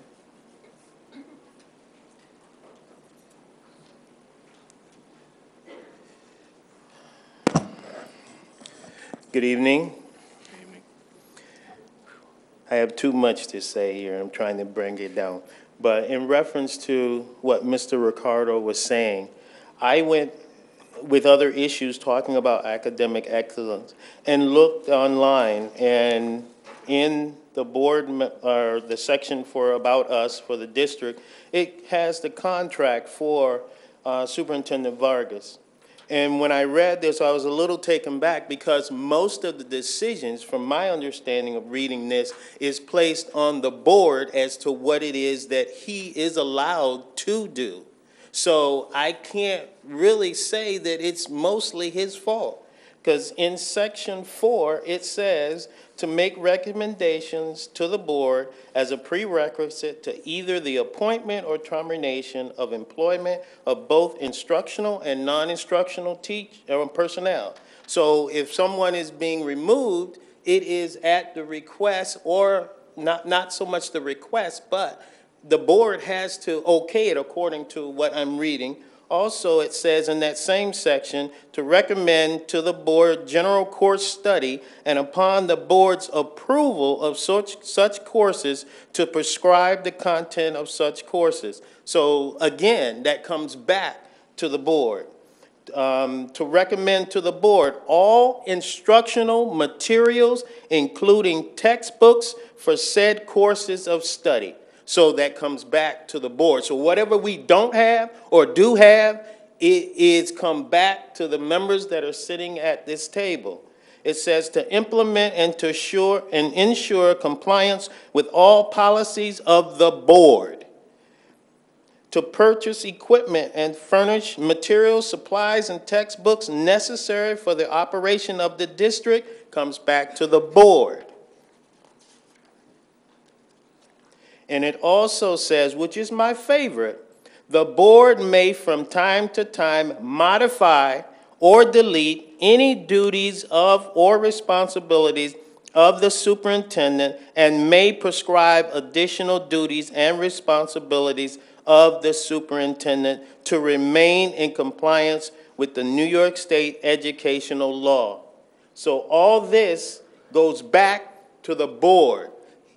According to what I'm reading, and there may be some other language in there that's not in this contract, it comes back to the board members okaying any action that he prescribes.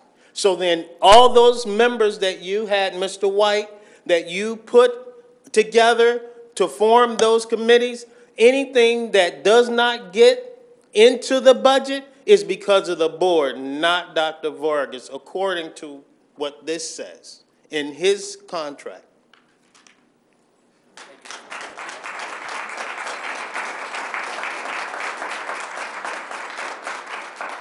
Abdushirid Muhammad. Abdushirid Muhammad. Emma Fleming, followed by Glennie Williams. Thank God I'm still alive. Amen. I can't believe that I came to Rochester in 1977 over at Wilson School where a teacher was thrown out of the window and I became the next teacher. I didn't know coming from Georgia that you had to watch your kids at every minute. I left my kids blank for 15 minutes, and Mr. Parrish said, how can you leave the kids blank, but I don't see the teacher? But nobody in my room was talking. Here again, I get shifted over to Franklin. I get over to Franklin where I find out I got a drunk principal, amen, Mr. Cohen's, drunk, send me a package that he told me I could throw it away. Nobody wanted to go to the metro system. I'm mathematics. Nobody wanted to go to the metro system, so I'm being young. I threw it in his garbage can. When I got to my house where I pay rent, it was on my dining room table. And I thank God for Dr. King when we all sit down in Atlanta at the table, and he was telling violent wasn't the way. I know right about now, Mr. White, you probably would have been my attorney because I'd have been in prison somewhere. Because, see, I don't play with anybody. I teach every child like they are my own. And anybody know me can witness to that. You see what I'm talking about? Now I don't have a job, and then I get back to the Board of Education to ask them, where do I go? You're not even on the list anymore. What kind of dealing is this? I'm suffering with cancer, had a breath removed, and then you come back into a system that don't care about nobody. But I'm here to tell you this day, I'm going to be the first one in Rochester that didn't get a chance to be like these young people that came up here today. But I'm going to sue this system for $1 trillion. Talk my math to your people.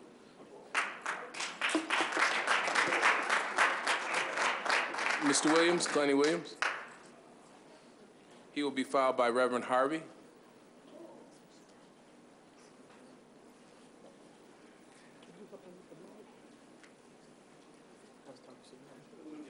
Good evening, everyone. Good evening. Hey. Well, I can beat her. I'm actually 66 years old tomorrow. So, well, send me a piece of cake. Send it tomorrow. I'm 68 years old, born here in Rochester. Grew up in these schools. Been here a while. Actually, I haven't been back for about at least 8 years. If you remember, been sick, but the district keeps me in the district. And so they decided to mess with my grandson. Let me give you the short story, because this is not the place for the long story. A teacher at number 29 school hit my grandson and punched my grandson in the eye. Now, let me say, because everybody's going to say, well, you don't understand. Your grandson probably did something to him. And I will say, maybe. So we went up there and we asked to meet with the principal and the teacher and see what the problem was and see if we could resolve it. We were told they didn't have to talk to us. We said, well, as a parent, can't we initiate a dispute? We were told, go home. Now, my understanding is that we sort of have a due process kind of system where not only teachers can put upon students, parents can raise an issue too. But we were told, when we came down to central office, we were first into the legal department, and they said, well, we heard of you, but this ain't the right place.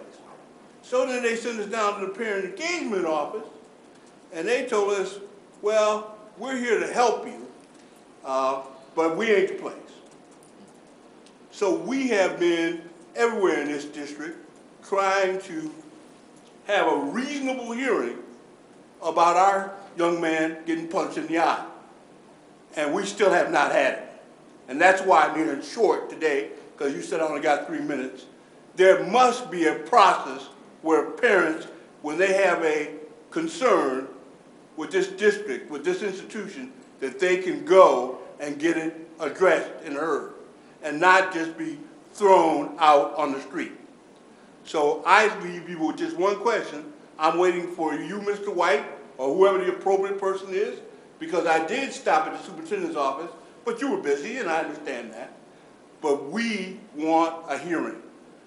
Nobody punches my grandkid in the eye and can't at least tell me a reasonable explanation why it happened. So let me leave you with that. I'll be listening for somebody to tell me where we can go and have a hearing, where I can at least ask. The teacher was standing, I want to say one last thing. The teacher was standing in the office when we came up there, and he told us he wouldn't talk to us, and the principal said, well, we're not going to talk to you. So both the principal and the teacher said, it was a gym teacher. I won't name his name right now. Next time I come, I will. But right now, I'm going to try to be polite. But we want a hearing.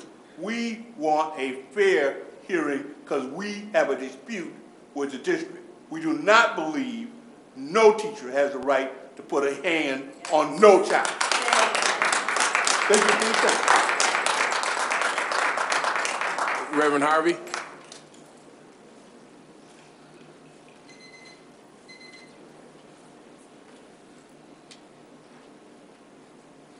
He will be followed by Dr. Mary Ellen Cupini.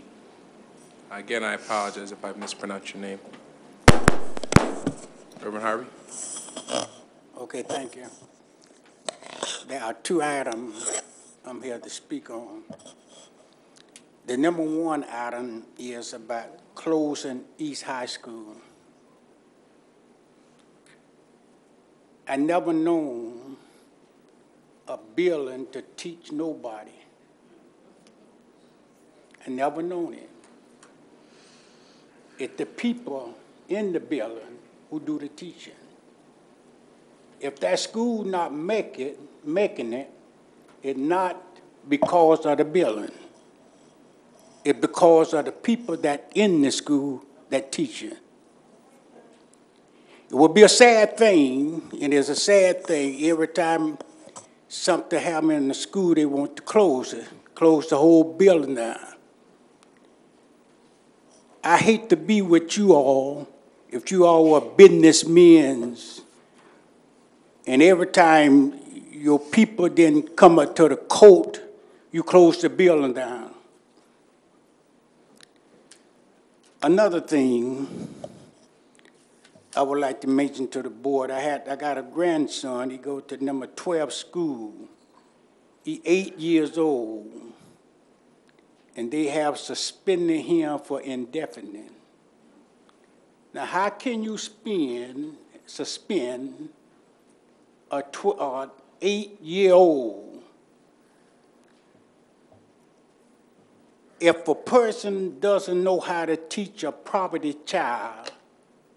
You need to get somebody who do. Everybody that in the school, some of them have problems. I looked at the paper this morning and saw on the headline about segregation and how it's racism in the school.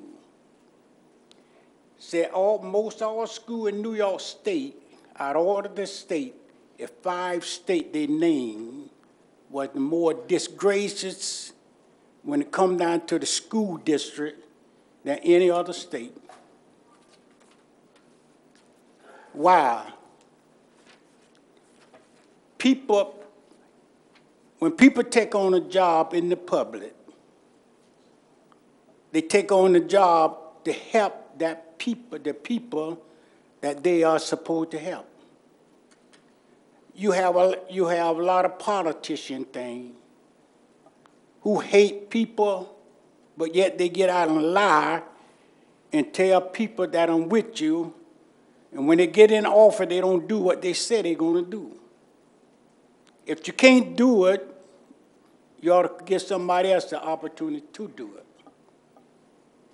All of these years, this school have been in the black. All of these years, over 20-some years. Somebody should be able to bring this school out of the black. Somebody should be able to they say that we can't do it.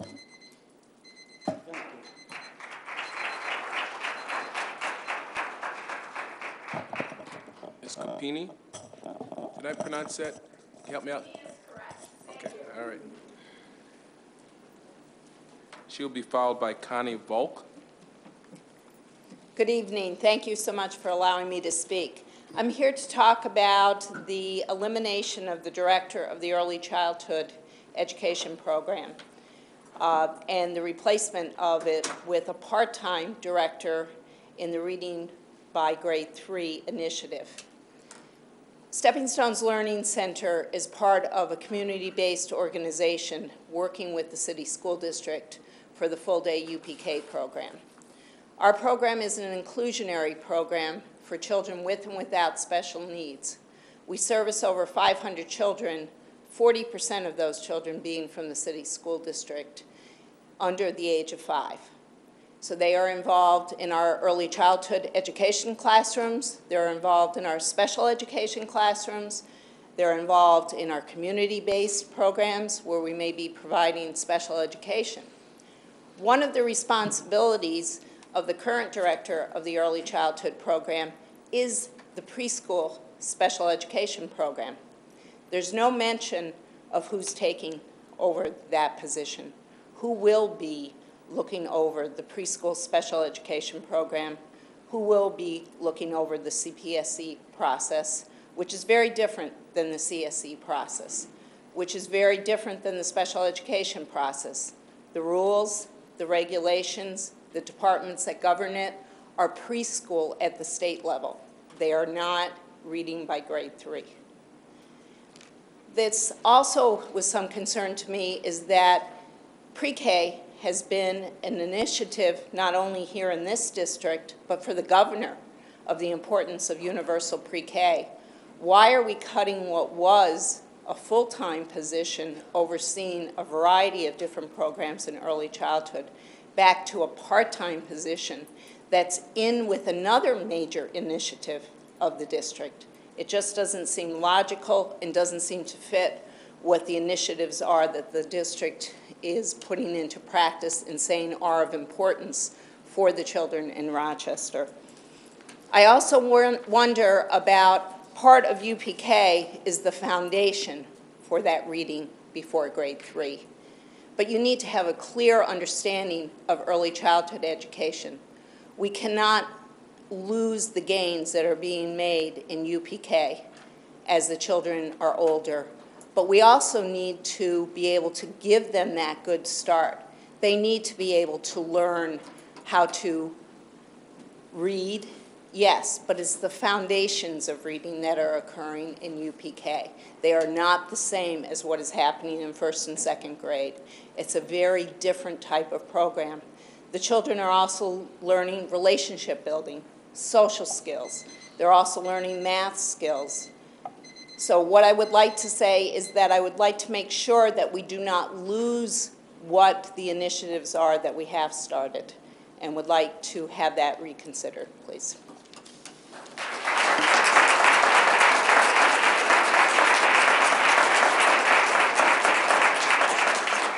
Connie Volk, followed by Kimberly Roberson. Members of the Board of Education and Dr. Vargas. I'm Connie Volk. I'm retired from the Rochester City School District. I live in the city of Rochester. I had a 34-year career as teacher and administrator. My last role in the district was that of Director of Early Childhood. I became director during the first year of implementation of universal pre-kindergarten. The advisory board with which I worked understood that many, if not most, of the city school district children came from early childhood centers that were community-based. UPK was an opportunity not only to support more pre-Ks in schools, but to raise the quality of early childhood learning across the community. During my day, there must have been 20-some community-based organizations that we worked with. I'm sure there must be even more now. I routinely worked 10-hour days. There were contracts to oversee with the CBOs, meetings to clarify policies, monitoring to ensure continuing improvement, trainings to organize, not to mention the barrage of paperwork required by the state for UPK. And I didn't have supervision over the pre-K special ed program then. There was a separate director for that. I know the present director must work even harder than I did, having oversight of special ed, of the CPSE.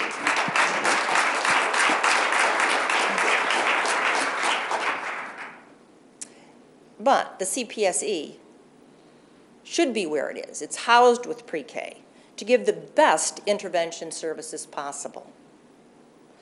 Grant writing has become another aside for the role of the early childhood director. $10 million from the state was recently awarded to Rochester to expand pre-K to full day. The present director of early childhood wrote that grant.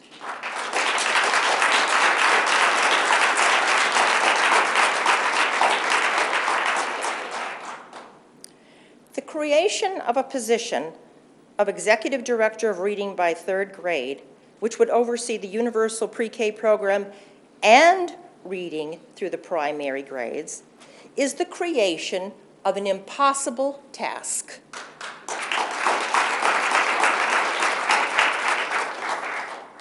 The job description is much too vast for it to be done well. The reading program will not be well served, and neither will be pre-K. The major reason that our pre-Ks are in such good shape is that it was built on assets. The schools and centers had the highest quality pre-Ks were the ones chosen as sites for guided observations for other centers. The directors and teachers who ran the highest quality pre-Ks were the ones that were tapped for training other pre-Ks. The Rochester City School District would do well to build on assets instead of redesigning its leadership model. I repeat, build on assets. I urge the school board members to maintain a position of full-time leadership for early childhood to help point the way to better achievement in the primary grades. Thank you for your attention.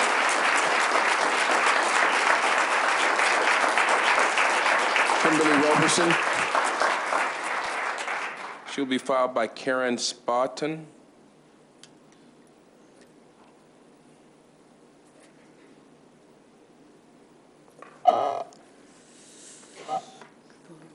Thank you, Rochester City School District Board of Directors, Dr. Vargas, Superintendent, family and community.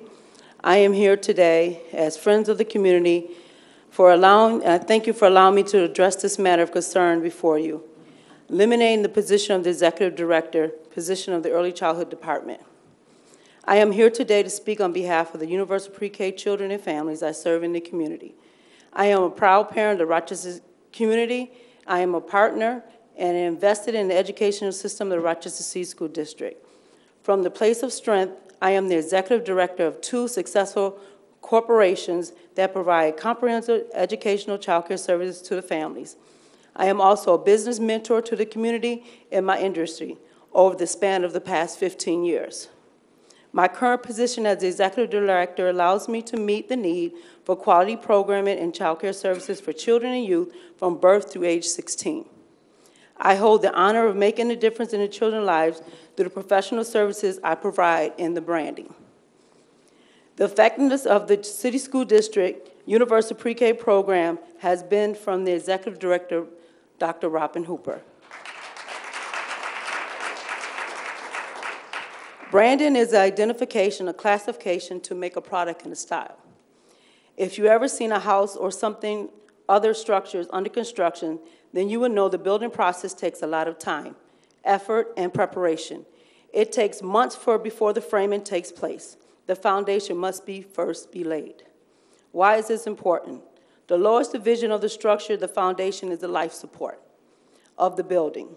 The foundation must be firm and solid. Without a foundation, there is no chance of ever succeeding. No matter how much you try, the foundation and life support must be there. Make sure that our children's future is built on this solid foundation.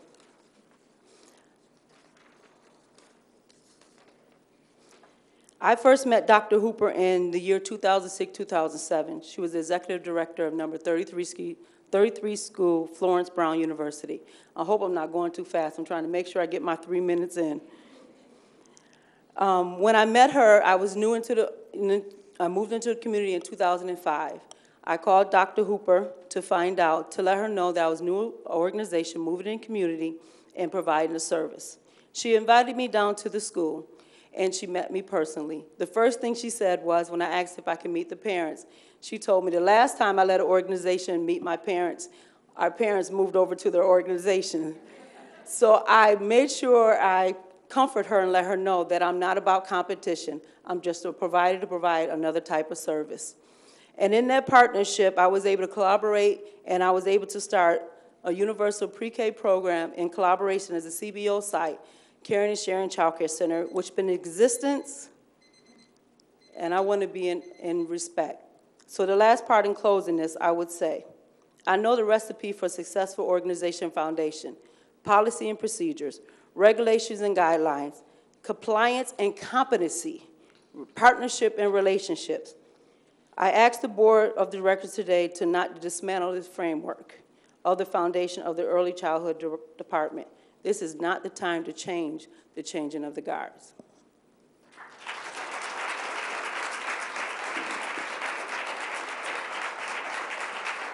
Ms. Spaulding, Karen Spaulding will be followed by Amy Levine. Hello, I'm Karen Spaulding. I work for the Rochester City School District. I have been an employee for 29 years. Presently, I am the CPSC chairperson. I'm one of 2 administrators that are under Dr. Robert Hooper. I'd like you to be aware that the cut of this executive director of early childhood is not due to budgetary reasons, because there is funding in early childhood grants for this full-time position. It's also been mentioned that an organizational change is needed to link the pre-K to kindergarten, but I will tell you that it should be noted that Dr. Hooper has worked endlessly towards promotion of district and community pre-K to kindergarten summits and events, including the Head Starts. We feel the elimination of early childhood executive director, which is part of the current Board of Education approved UPK early childhood plan developed in the 1990s, will put the district's UPK and priority full-day programs at risk of future funding of being discontinued. Priority pre-K is only renewable based on effective implementation and assessments. The executive director of early childhood not only oversees the UPK general education programs, but also oversees my department, the preschool special education, including the Committee of Special Education itinerant teacher, and related special education services. This combined oversight provides cohesion between general education and special education, which is a goal at K through 12, and we've already achieved it at pre-K. And this is where it gets good. This is some of the information regarding the responsibilities and achievements of our director. We have $23,592,561 in state, federal, and county grants and reimbursements.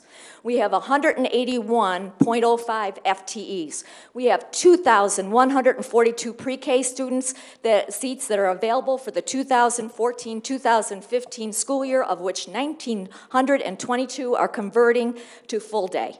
We have 117 classrooms that operate in both the Rochester City School District program sites and the CBO. They're in 33 schools and 27 CBOs, all aligned with state ed.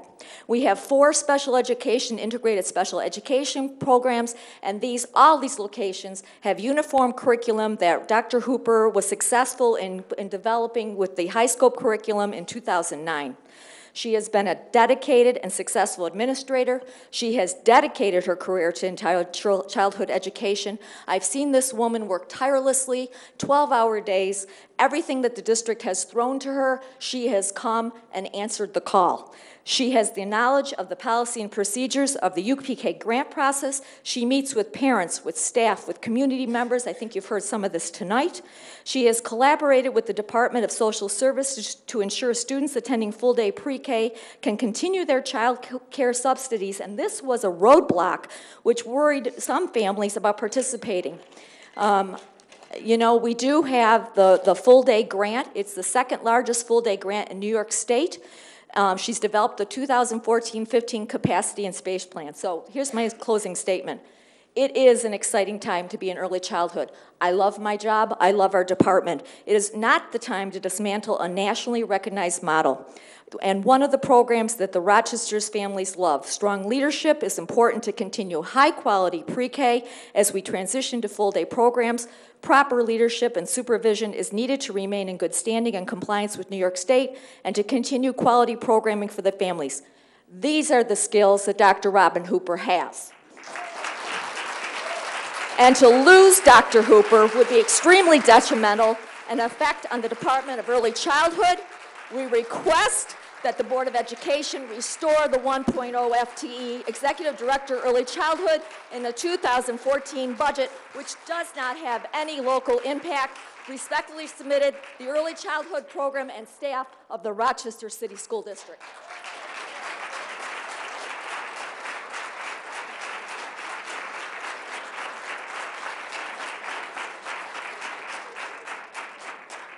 Now, I appreciate the enthusiasm, but again, be mindful of the time period. Thank you very much.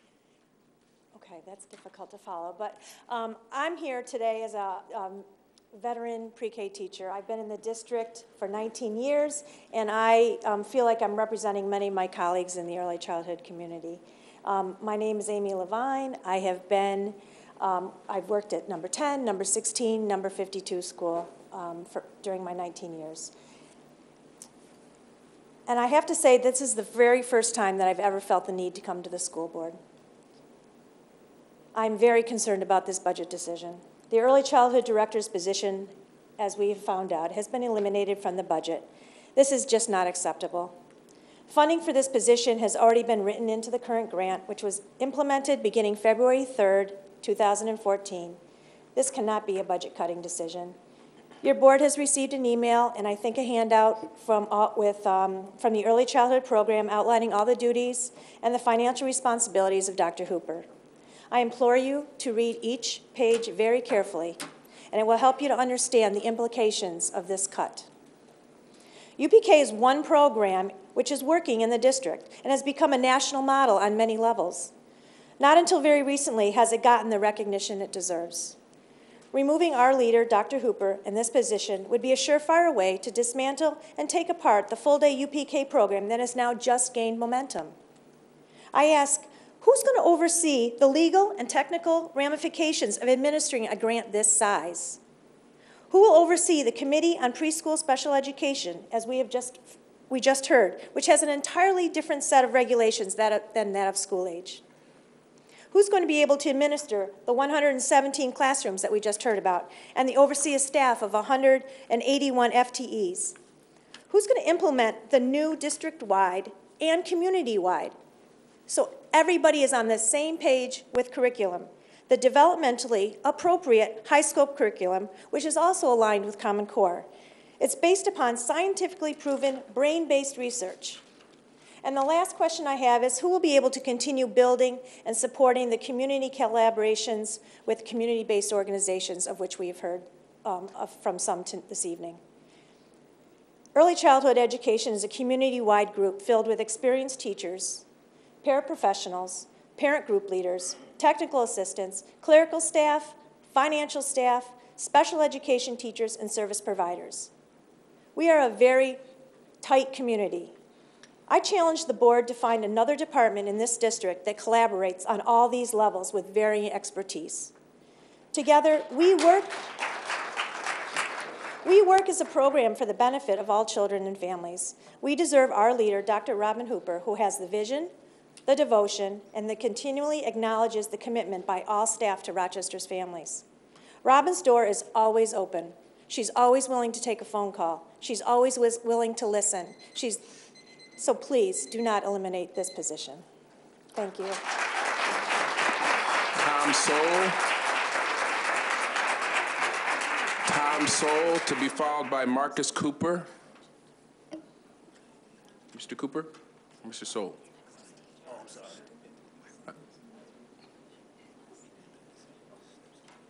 Mr. Soul?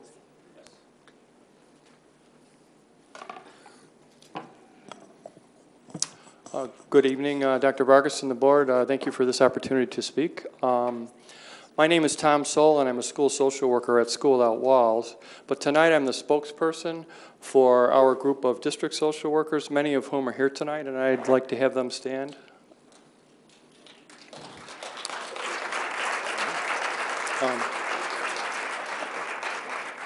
March happens to be Social Work Month. And if we look back quickly at the history of social workers working in schools, we find that in 1906, New York City, Hartford, and Boston independently started using visiting social workers to improve the communication between schools, parents, and community groups. However, only 7 years later in 1913, a board of education was the first in the nation to hire school social workers as district employees. We can only assume that that school board understood the importance of employing a social worker to be part of the culture and the fabric of the school. This allows social workers to be most effective in not only providing counseling services, but also facilitating school staff, parents, and community providers working as an effective team to give all students the best opportunity to have academic success. Well, that very progressive Board of Education back in 1913 was right here in Rochester, New York.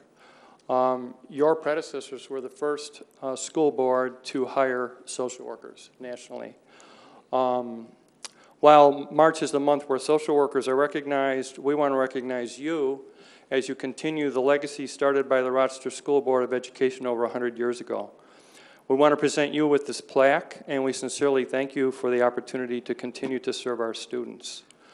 And it says a certificate of appreciation awarded to the Rochester City School District and Board of Education, Dr. Balhan Vargas, and all of the board members. So thank you very much.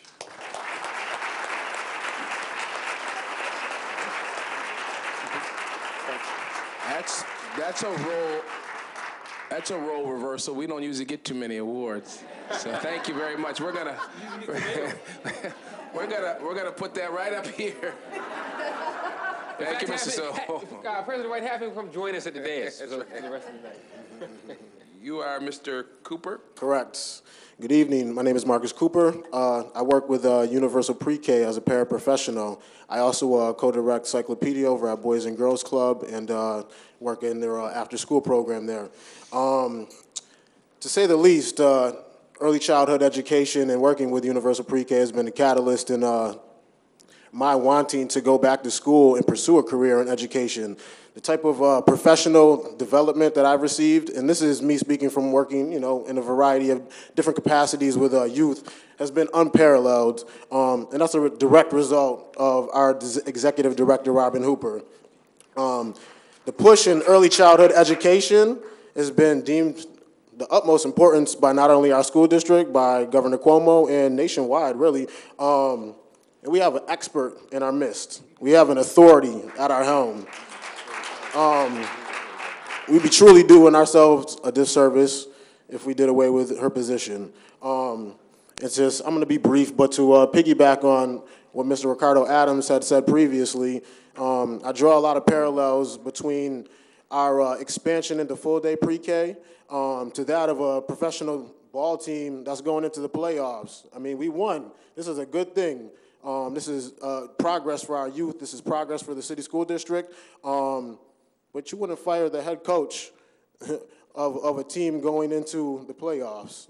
You would let them lead them into hopefully championship and victory. So I'll leave you with that. Why would we fire the head coach for a playoff team?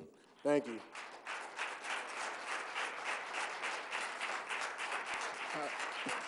Patricia Dangler. Patricia Dangler.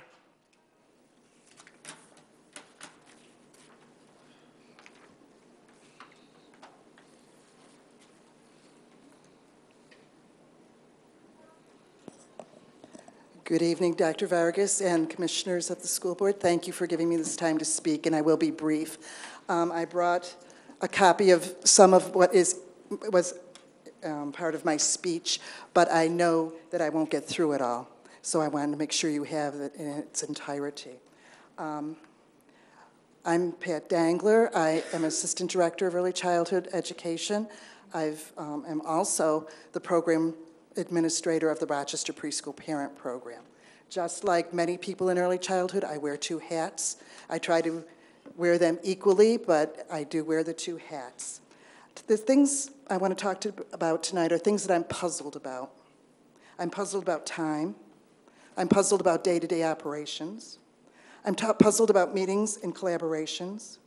And I'm really, truly puzzled about maintaining high-quality pre-kindergarten education for the children and the families of the Rochester City School District. And I'm also up here in a very selfish way. As Assistant Director of Early Childhood, when things are overscheduled for the Executive Director, as they can be even now in a full-time position, I'm the one that's often asked to sit in on other meetings. I'm the one that's often asked to help finish projects that she might not have time to finish that day. So I'm pulled into many of these opportunities. So what I've passed out to you is I have selected a week randomly from Dr. Hooper's schedule. And these are some of the things that she does on a weekly basis. They may not be identical meetings, but they are what takes up her time. On Monday of this week, she had an 8 o'clock to 9 o'clock meeting around grant notification from the state. Then at 9 o'clock, she had a work session to finalize the pre-K expansion grant. At 11:30, she had a meeting with NLC Education Alignment Coordination Council. At 4 o'clock, she had a meeting to discuss pre-K performance-based assessment for full-day programs, to develop a short survey of assessments to align with the pre-K Common Core standards. From 4:30 to 5:30, she had a meeting with CHIP partner regarding parent communications about the full-day pre-K grant and a press release. And that was above and beyond the other things that she had to accomplish that day. Her next day, Tuesday, looks like it's a very easy day. There's only really three things on it. But it starts at 8 o'clock with a site visit to School 17 to determine which rooms we could use for the expansion, some office work, and then a similar site visit to Wilson Foundation's site for a visit to where we could add a classroom in that building, which had never had preschool before. On Wednesday, there was department work, filling out office requirements and reports. 10 to 12:30, a Rock the Future meeting. 12:30 to 2:30, a School 19 site visit. 3 o'clock to 3:30, a discussion about a mediation hearing. 3:30 to 4:30, a conference call with the state about the expansion grant. Thursday was payroll day, so she had to approve payroll for all of the people in her department. There was a mediation hearing at 9 to 11. There was an adjustment to an original pre-K to add new transportation providers. There was a PD meeting at 1 o'clock, and then there was a meeting with another group that was interested in joining us for full-day pre-K. On Friday, there was an attendance meeting, a work session with myself. I'm sorry, and I'll finish quickly. That's why I gave you the schedule. And there's also a list of other meetings not included in the schedule. I do want to just say about maintaining high-quality pre-K. This question is around the combination of pre-K with grades kindergarten through third grade reading. Our pre-K program is of extremely high quality, as you've heard others say. The children show almost 2 years' growth for 1 year of regular attendance in a pre-K program. While some children are not judged ready for kindergarten, there is much work to be done on getting the RCSD kindergartens ready for the children who are arriving at their doors. My closing question for members of the school board: why are we adding a pre-K to a system that is already struggling to produce successful readers? Why isn't the kindergarten being added to the early childhood department to develop a smooth transition from home to pre-K to kindergarten? This would ensure appropriateness, research-based educational goals for young children. It would support the families in being involved in their children's education. Please build on the successes we have rather than taking them apart. Thank you.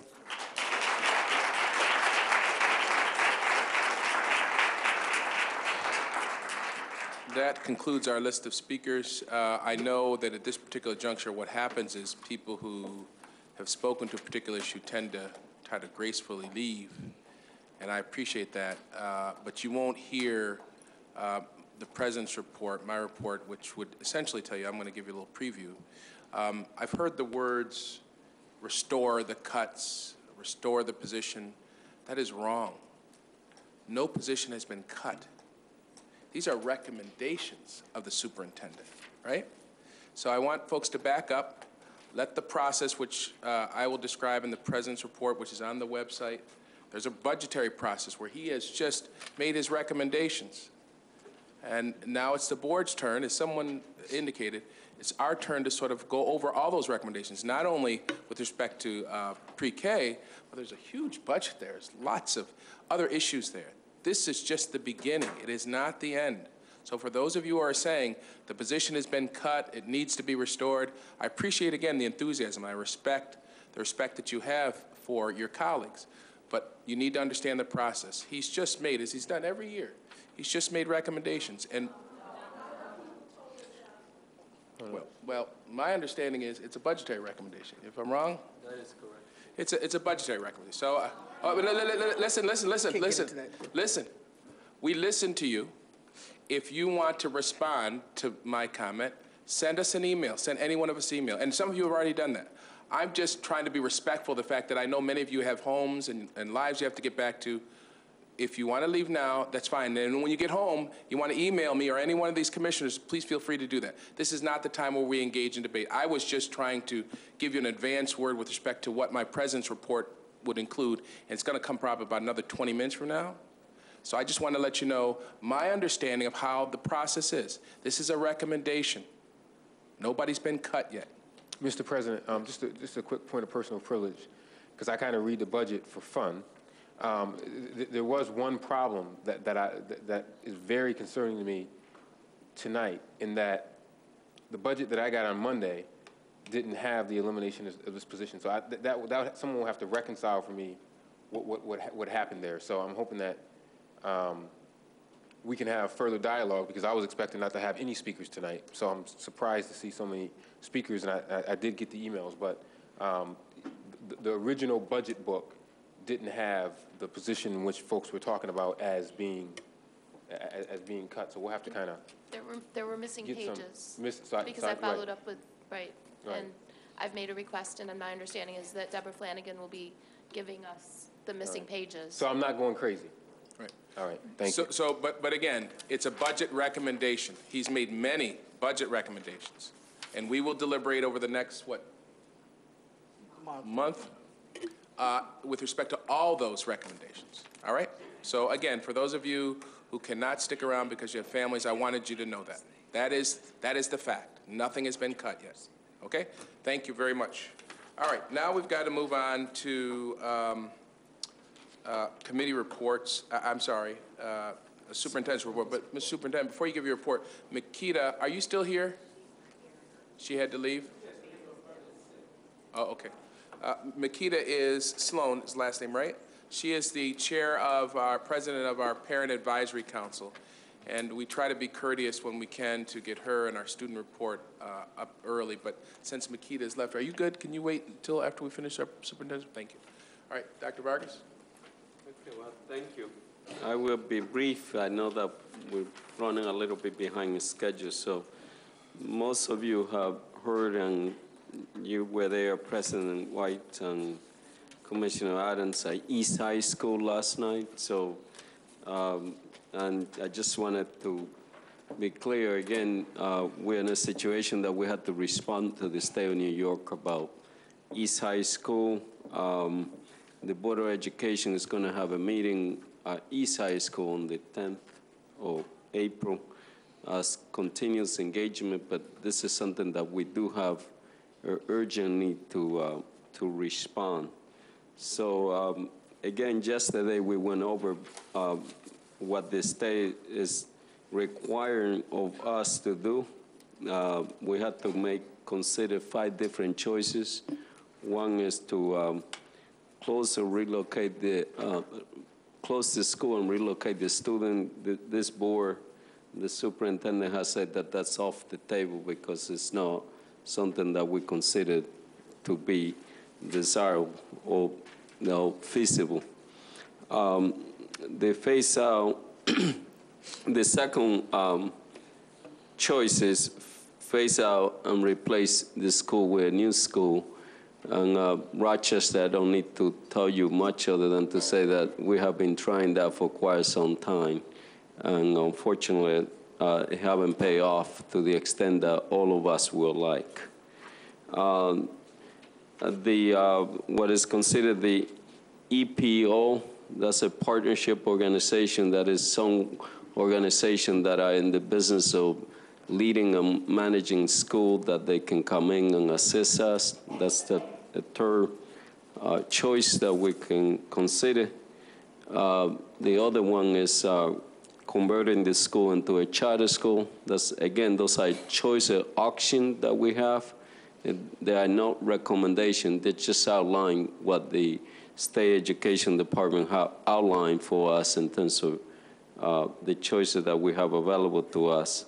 And last but not least is that we could bring any of the local SUNY schools like Brockport, SUNY Geneseo, or Monroe Community College or others around qualify under the law to assist us to run this school. And that's something that we have been talking for quite some time, to have colleges and universities play a role in running our school. That's not something that is new to us. We have had some discussion around that along with EPO.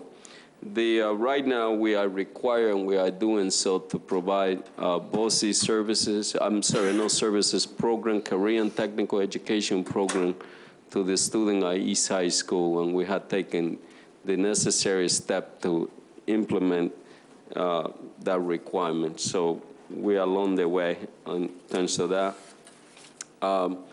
We have taken some step. One, as I mentioned to you, that the BOCES plan in terms of we have been in conversation and engaging the family and the students, and of course, counselor and staff and other to make sure that our students have access to BOCES program as it required for the student at East High School. We have met with the staff and parent, and we will continue to meet. Also, there's a large population. That's a school that has a diverse need of students. I mean, the students have diverse needs. Some of them are English language learning, bilingual education, and they are so a need for us to have meetings with that population. So we are going to meeting with them on the 8th. As I mentioned to you, the Board of Education, we have a meeting, I believe, for the entire public, the entire community to attend on the 8th. I thank you for that. That's a very important step. This is a difficult decision. No one wants to be in this situation, but a decision that we had to make, and I think those decisions I better make when you engage your community, the families and the staff and everyone.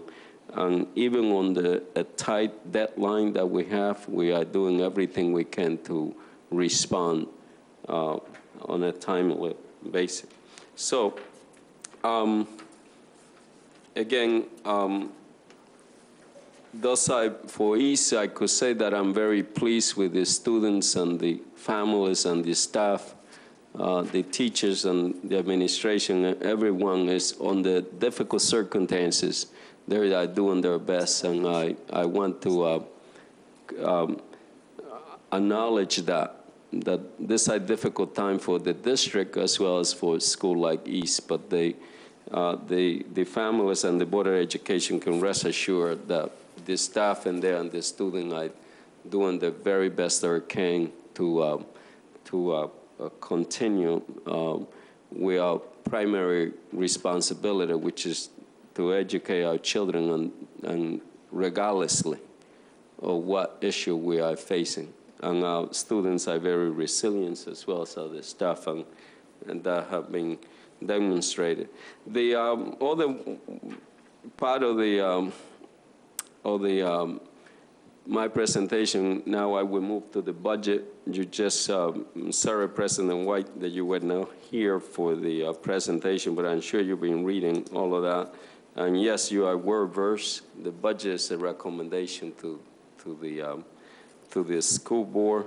Those are difficult decisions that we do our very best. As you know, we are facing some challenges, but I believe that the staff, they worked very hard, everyone, to make sure that we presented a budget that was maintained and was aligned with our priorities. And I will move briefly to conclude my remark by saying you heard a lot about the pre-K position. Of course, that's a very important position, and a very important program, and we have a lot to be proud about the program. I will tell you that it's not a recommendation that I take lightly, but I do believe that for quite some time we had to be careful that early childhood education is not just pre-K, and I think my colleagues in the audience that I have spoke tonight so eloquently will agree with me that pre-K is necessary but not sufficient to provide a rich early childhood education to our children. And I'm sure, as President White said, that we are going to be talking more and more about that.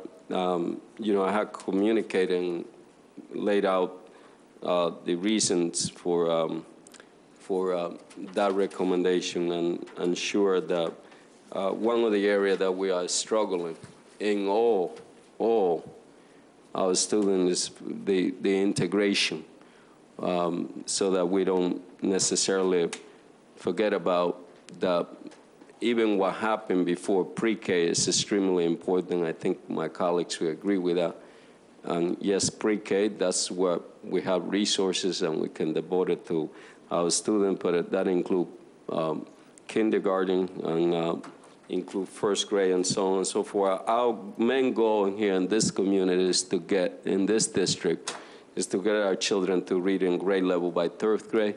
That cannot be done in isolation between what happened in kindergarten and first, second, and third. We are integrating the universal pre-K.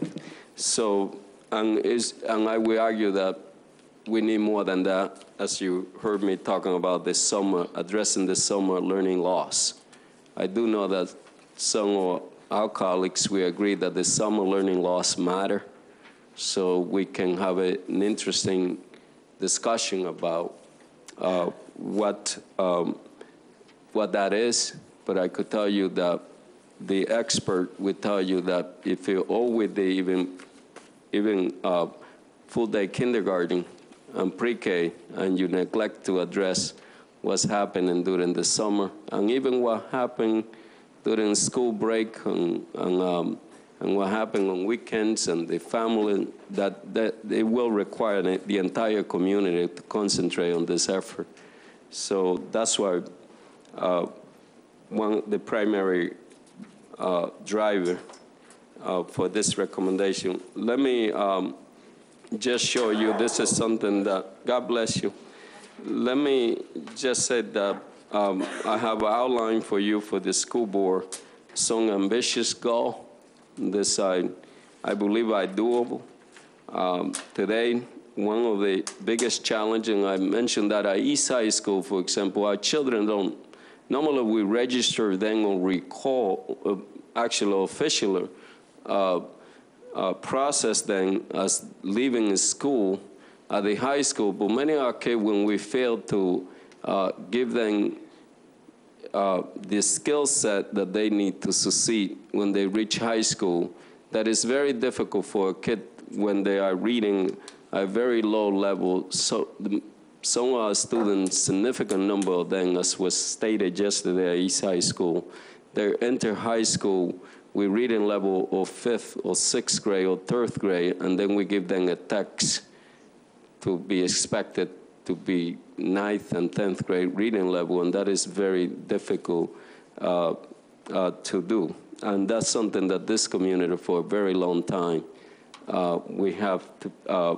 been talking about with great, which I have a great appreciation and understanding for pre-K, but we had to look at our entire elementary system in terms of strengthening so that we can help more of our students to graduate. Our goal, as you can see, is 60% of our students will be reading on grade level by 3rd grade by the year 2017-18 school year. And we believe that we can improve our graduation rate if we improve our early childhood education. This could be done in the long run. It's not something that you can do in the short term. And of course, you cannot accomplish any of this unless you get our students to attend school.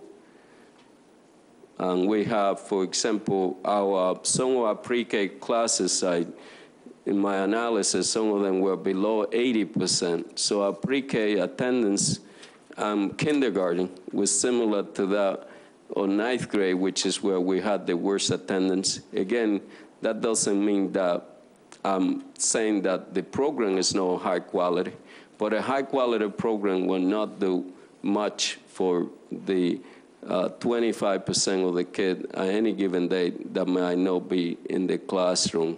So, and we are working on that very hard.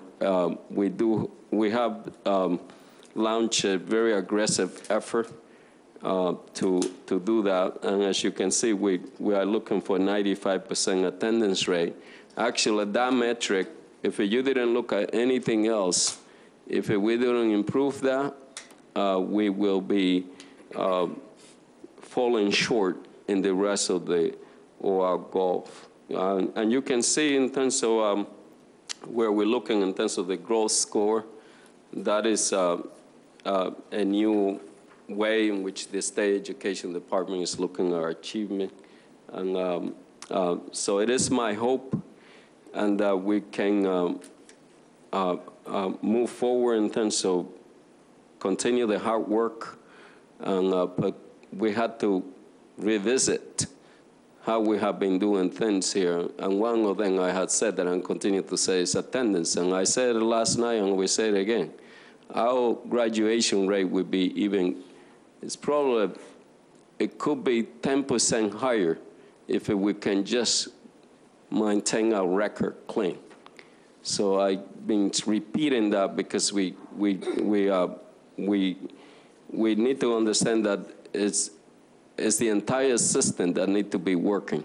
It's not just the instruction. Instruction matter, but if you don't find out where your students are and where they end up, when, for example, today, and I will conclude, I visited a home that the child had missed 57 days of school, first grader.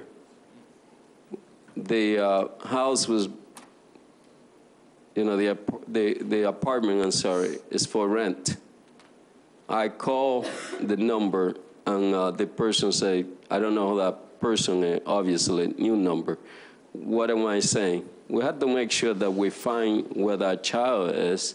And I understand that's not a job, a teacher or sometimes even the principal, but collectively as a school district, central office and elsewhere, we need to find out where that child is. We need to get the county to help us and somebody, but we cannot continue to have that child in our book.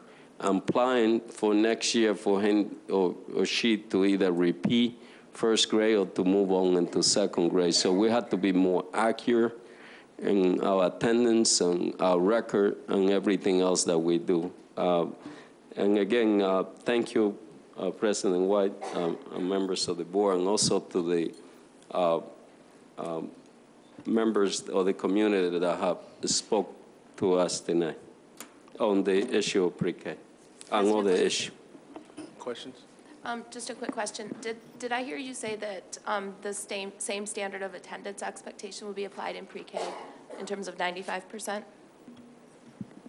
What I'm saying is that if you want the universal pre-K to touch as many students as I needed in this community, it's like when someone told me that we didn't need 100% of the kids to get expanded learning.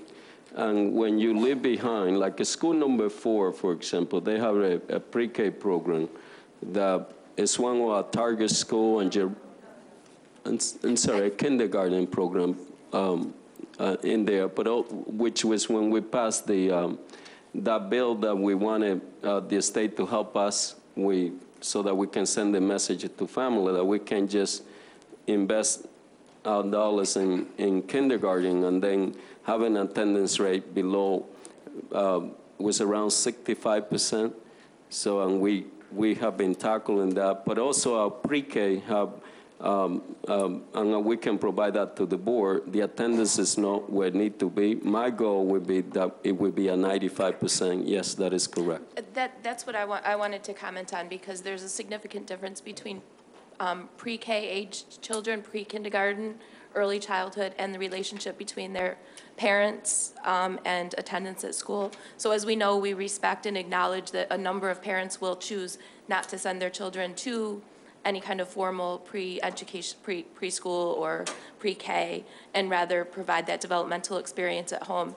So similarly, those of us who do send our kids to pre-K and very much appreciate the opportunities there, it's a very, very different situation in terms of the decision to keep our kids out of school on any given day. For example, if my husband has to make a family trip, he'll take the kids with them. That's very enriching and developmentally appropriate for them. They're not missing the same kind of instructional material. And again, just keeping in mind that many parents do choose not to even send their kids to any institution. So it's a very different call in terms of a parent choosing to keep their child home.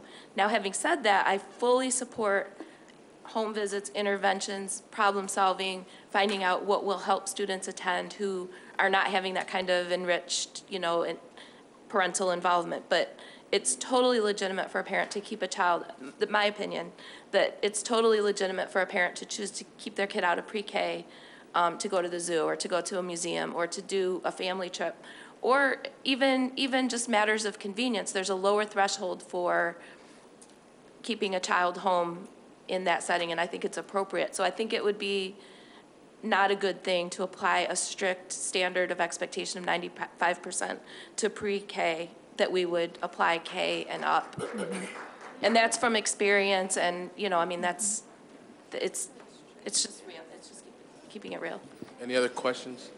Yes, President White. Mm-hmm. Dr. Vargas, I'm looking on page 10 on how we will assess progress, your targets, and I'm looking at the third grade target for 2000. Well, the third grade reading and the grade 3-8 ELA and math targets for 2000. Well, I'm comparing the 2015-16 to 2016-17, and there's a 25% jump between those 2 years. My concern is that too ambitious, number one, and then when I compare that jump with graduation rate, I only see that the jump is at 5% for that same year-to-year period. So is there a correlation? Am I not reading this correctly, or should there be a correlation between the percentage, the large percentage for those for the instruction, and shouldn't there be a wider, a greater graduation rate for that same those same 2 years? Am I asking the appropriate question, or am I comparing it? I'm looking at graduation rate and also college readiness. There only seems to be a 5% difference when you look at 2015-16 year to 2016-17 year, but you have a 25% jump in the instruction. Can you respond to that, please? No, that's a great question. This assumes, first of all, that the Common Core standards that they just got introduced in here, we just started. Anyone would tell you that there's an implementation stage that you go through, that it was expected for Rochester that you would be there because the Common Core standards are aligned to the National Assessment of Educational Progress. And for Rochester, you could have done pretty much a correlation analysis and see where you will end up. Now, it is our hope, and we are working pretty hard to make sure that our teachers and our community and everybody involved begin to understand what is required of the child. We are asking more from our students, and that's why you see my recommendation that we need to do more for them, such as addressing the summer learning loss. But as far as your question in terms of the ELL, what you see there is taken into account this whole notion of growth, that it is expected that right now the majority of our students, unfortunately, are level 1. So that will, our hope is that, you know, when the assessment is given now in April, you will begin to see some growth and sort of like position us where you will get a jump. God bless you. We'll get a jump into the achievement. Like you have heard us saying constantly that we are looking at growth. The state of New York is looking at growth. For example, a child could be right now below the achievement level, which is a level 3, and a teacher could get a pretty good score about his or her rating, or that child can get a pretty healthy growth score, and yes, no being in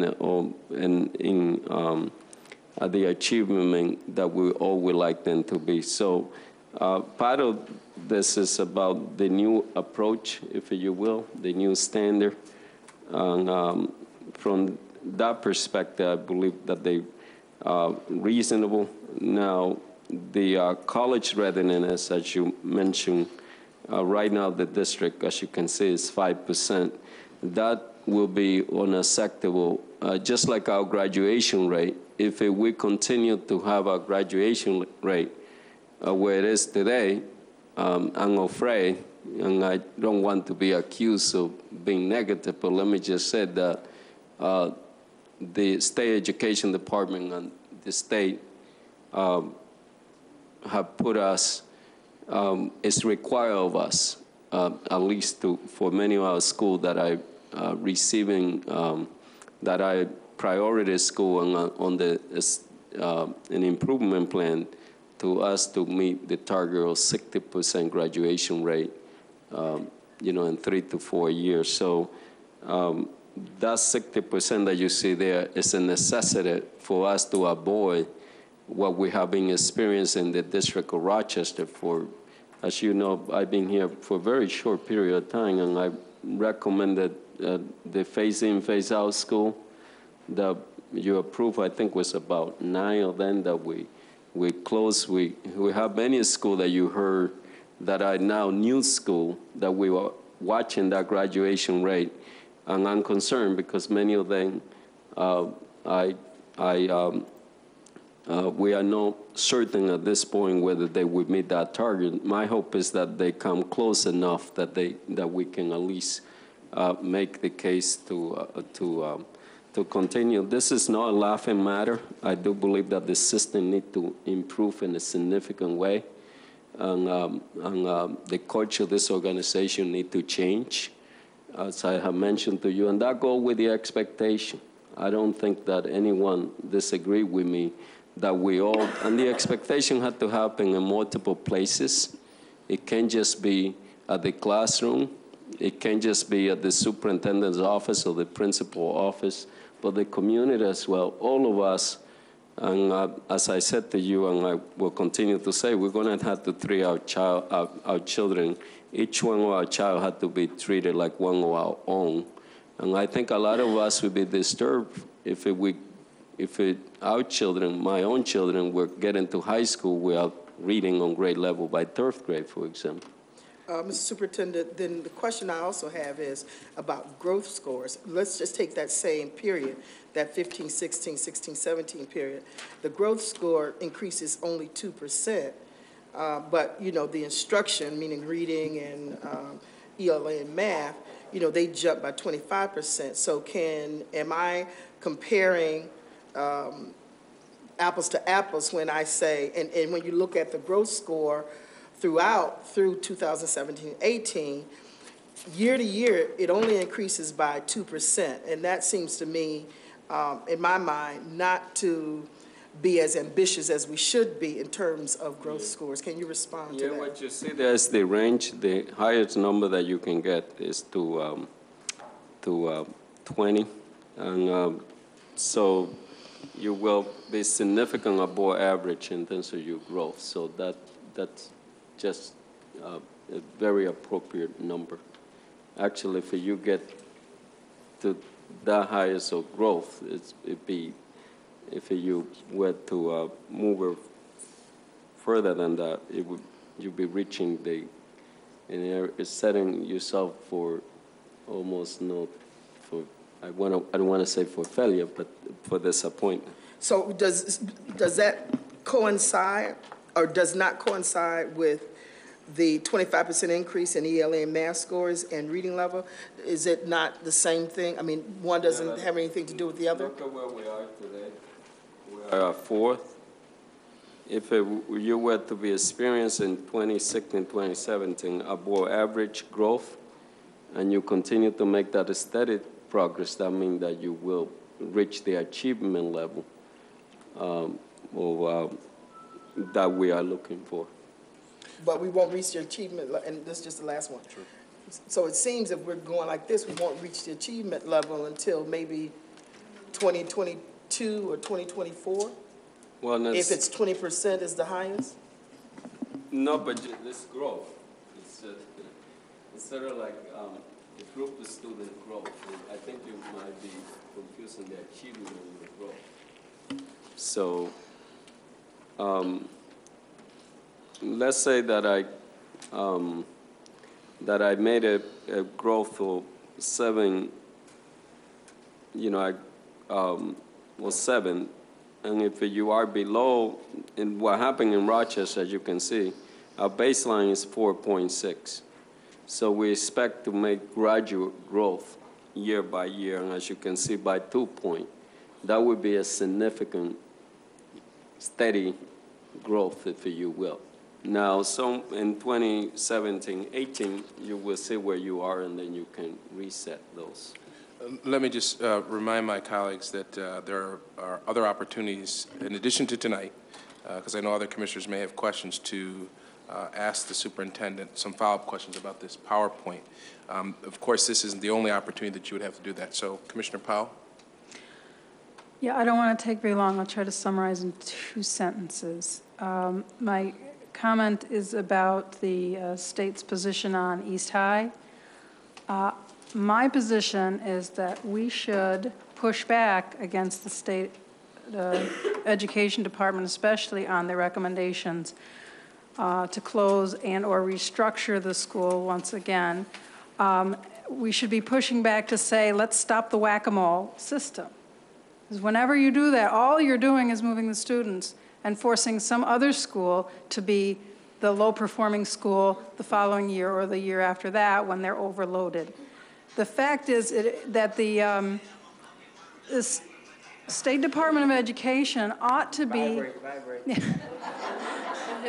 He just doesn't want me to make my point. I think the State Department of Education should get on board with the lawsuit that would compel the state to adequately fund education. And I believe that the sum total of the difficulties at East High are the cumulative effect of starving a school district and their elementary students for the 6 plus years that preceded their arrival at East High. So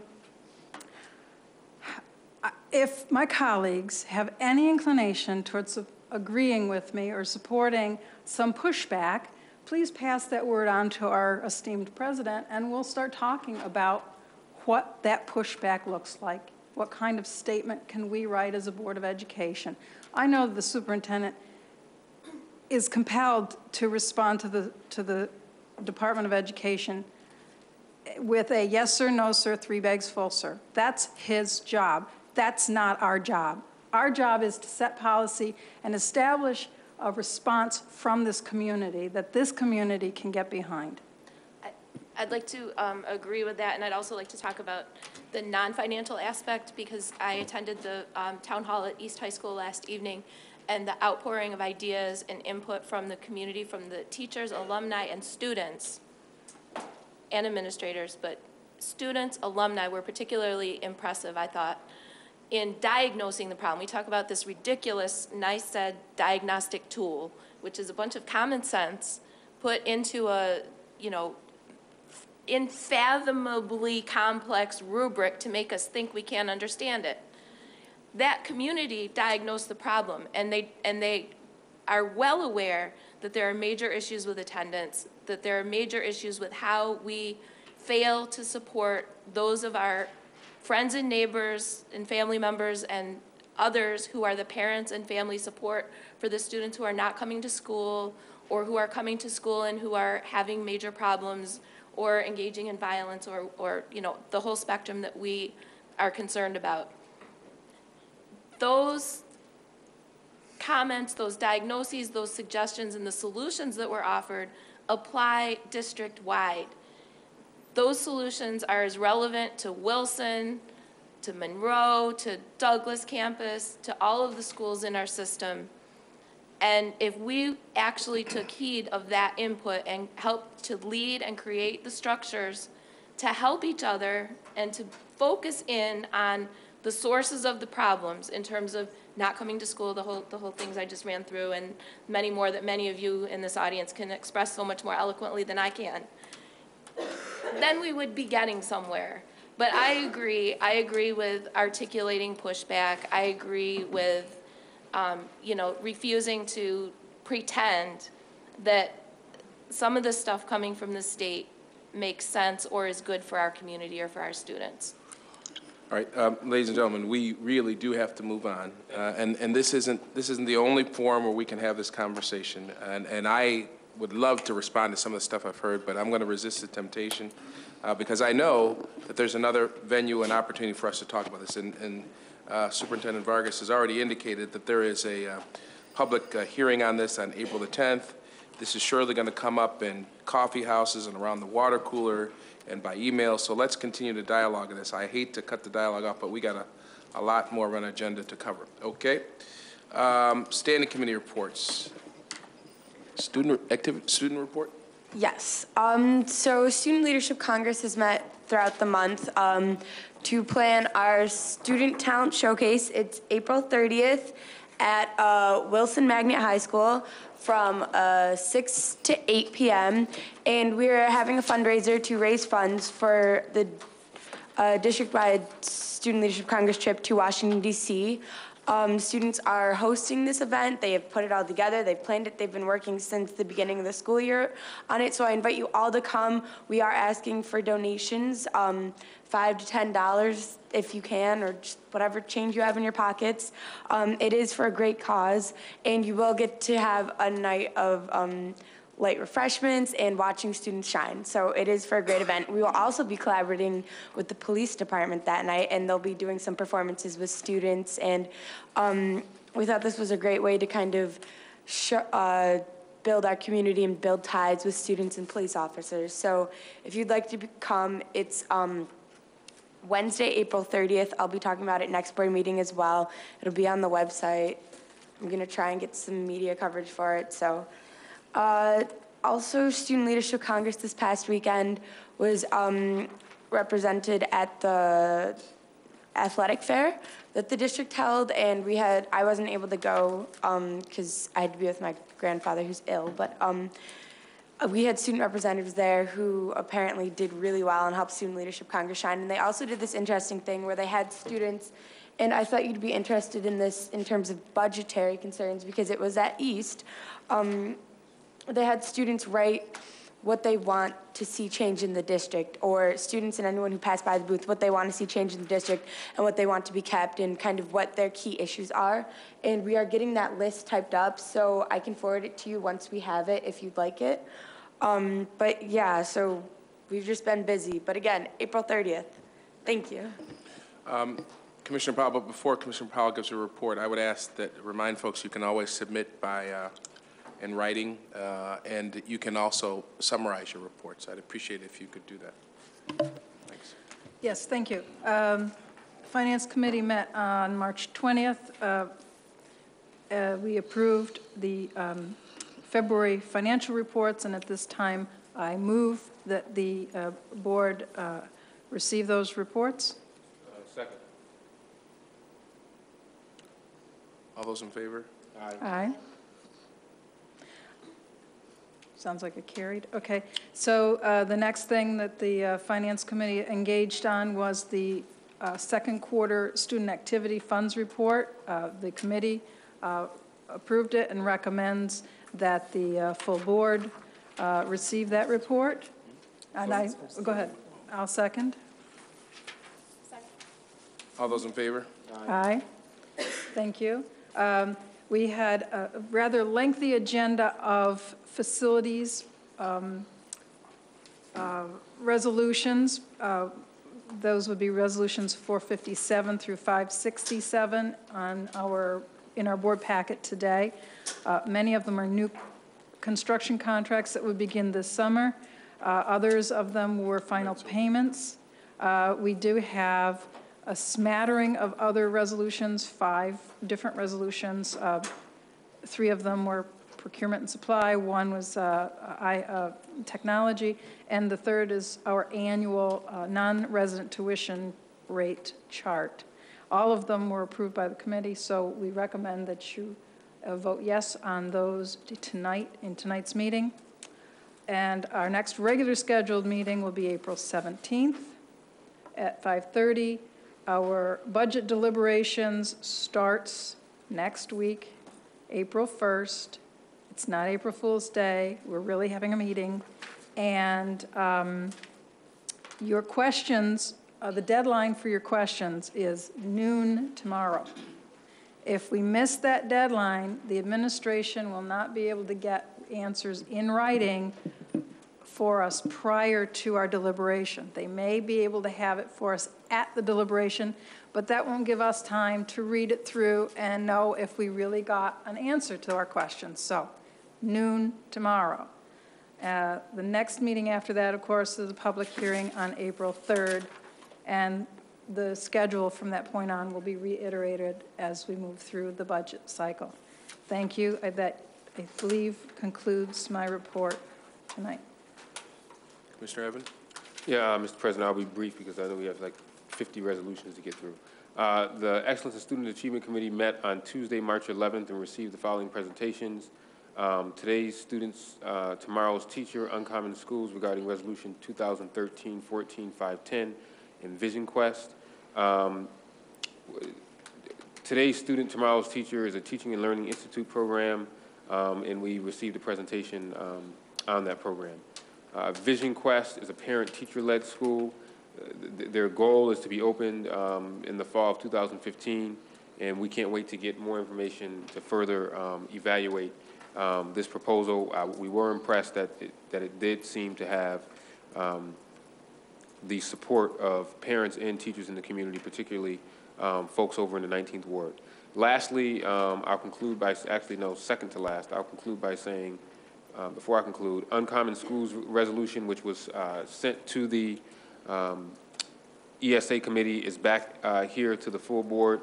There were concerns about the resolution, and the commissioners who had the concerns can voice them when it comes up under the resolution packet when 510 comes up.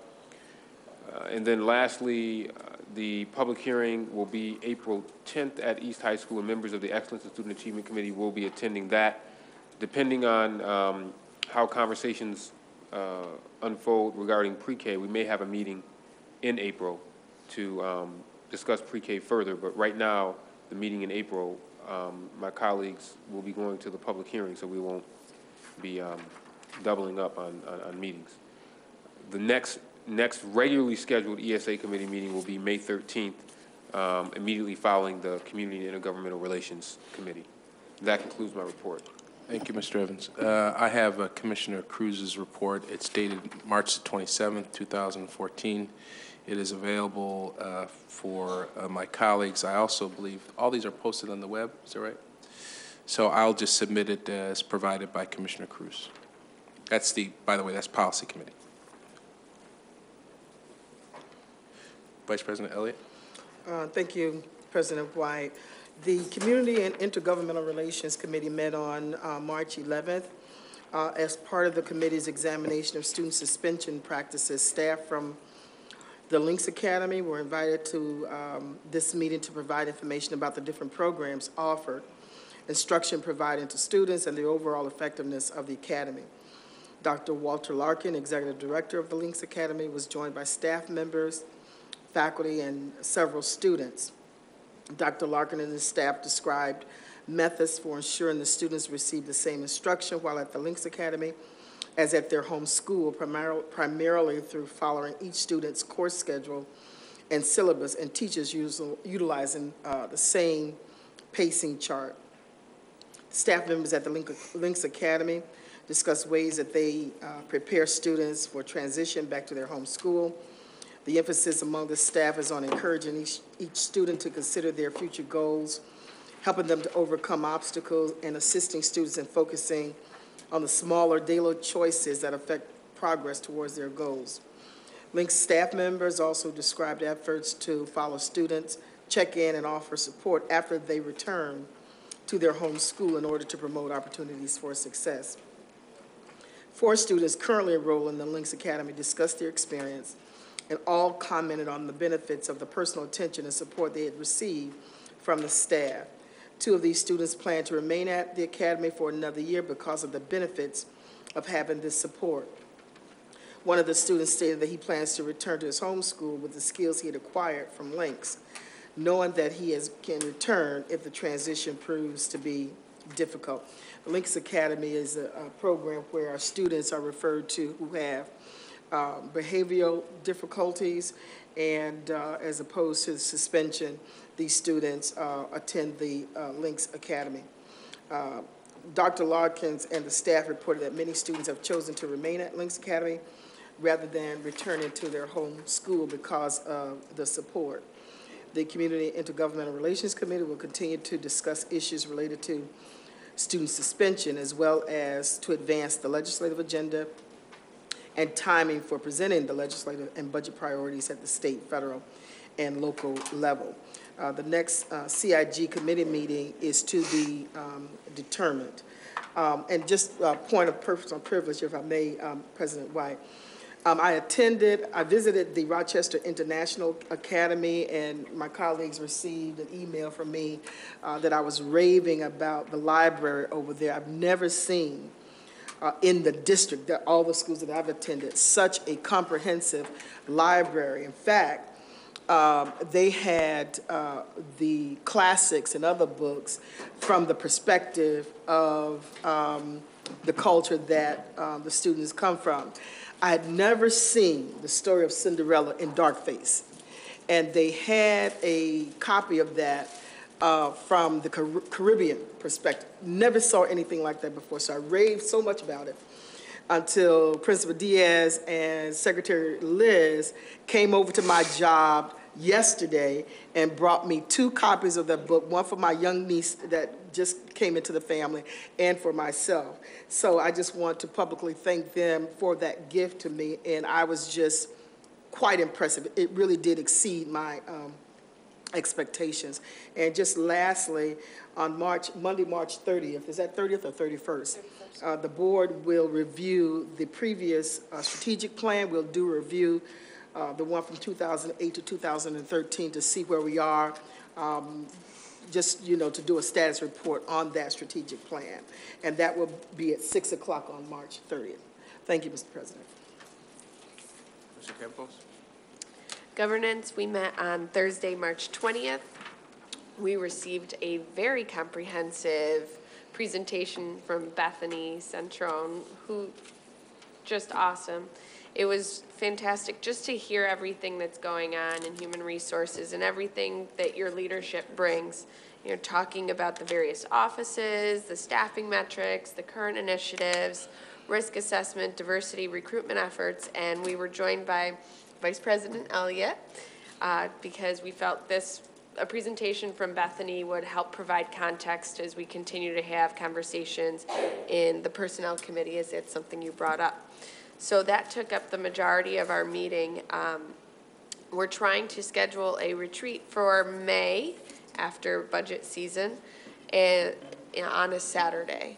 So you will be seeing some dates. The Governance Committee, we will not be meeting in April and we'll be back on in May, but stay tuned. We will be shooting out dates so that we can get something scheduled. I know it's a lot to get a lot of very busy people in one room, and we've got to work to do it. So, and that concludes my report. Thank you, Commissioner Campos. Commissioner Adams? The Audit Committee met on March 11th to obtain a status on the Office of Auditor General Work Plan. We also reviewed and discussed the proposed parent engagement policy recommendations, which included a mandated recurring audit of parent engagement by Office of Auditor General. The committee unanimously agreed that the original proposal was not the most effective means to support district-wide support of parent interaction. The committee voted to forward alternative language to the policy committee that is very supportive of parents, yet does not challenge the independence of the Office of Auditor General. The next audit committee meeting is scheduled for Tuesday, May 6th at 5:30 p.m. At that meeting, we will be meeting with Fried Maxick, the external auditor, to review the audit plan for the June 30th, 2014 independent audit. This concludes my report. And I just, real quick point of personal privilege, I was just recently assigned to be the board liaison for the Montessori Academy, and I made my first visit a few weeks ago and just wanted to express how impressed I was with the learning that was going on in the school. They have many classrooms of primary grade students, pre-K through 3 levels in classrooms doing the Montessori approach. And every classroom, I've got the grade levels wrong? I saw somebody shaking their head. But in any case, it was very impressive, quiet, active, engaged work going on in every single one of these multiple classrooms. So I just want to appreciate the work that's going on there and encourage my colleagues to continue to support, as we always express the need to support and replicate effective programs that are going on. So the mix that they have going is impressive and worth supporting. So thank you, that's it. Okay, I'll try to be brief, but I'm going to begin with something here. Hold on, ready? I hope this works. You ready? Shh. Sound familiar? Ring a bell? It is the Golden Girls song, but that is our own soda. That's soda. Now, why am I playing that? Right, get out your cell phones. Because we've been sitting here for 4 hours. Get out your cell phones. Write down this address. Listen up very closely. New York NYL Thank You Contest.com. Our own soda is one of, I think it's 4 finalists to win what, $15,000 and appear in all the commercials, right? And today is the last day of voting, all right? So again, it's NYLThankYouContest.com. And you literally just get on the website, you can do it on your phone or on your laptop, and you vote, and it says vote. And there's like 4 schools, and the last time I checked, we weren't doing so well. So please, vote for our own soda. All right, next part. You can't vote, you can only vote once a day, so this is it. So please vote for our soda. Board deliberations, board budget deliberations. Let me just say to Bill and his team, of course, the superintendent, good job. I was talking to somebody this afternoon, and they were saying, oh man, this whole thing about the pre-K, this is terrible, and what a terrible budget. I'm just keeping it real. But I said to them, wait a second, have you got like short-term, long-term memory loss? This is not the worst budget we've ever had. And what I will say to this superintendent is he has consistently, I know there may be some people disagree about particular recommendations in this report, he has consistently given us budgets that have provided stability for this district. Before he was here, it was madness. We were laying off hundreds of people. People were going on unemployment. It was draining us, right? Didn't make any sense. So I'm not saying this is a perfect budget, and it certainly is not the final budget. These are recommendations, but we gotta give you credit. This is, what, the third year in a row? Third year in a row? Thank you. It is my turn, but it's not perfect. No. It's absolutely not perfect. But it is. As you heard tonight. It is better than what we've had over a series of years. Thank you. And anybody who's been around, who's witnessed how these budget dialogues have taken place, has to admit that this is much better. I just want to say the credit goes to the staff and to you.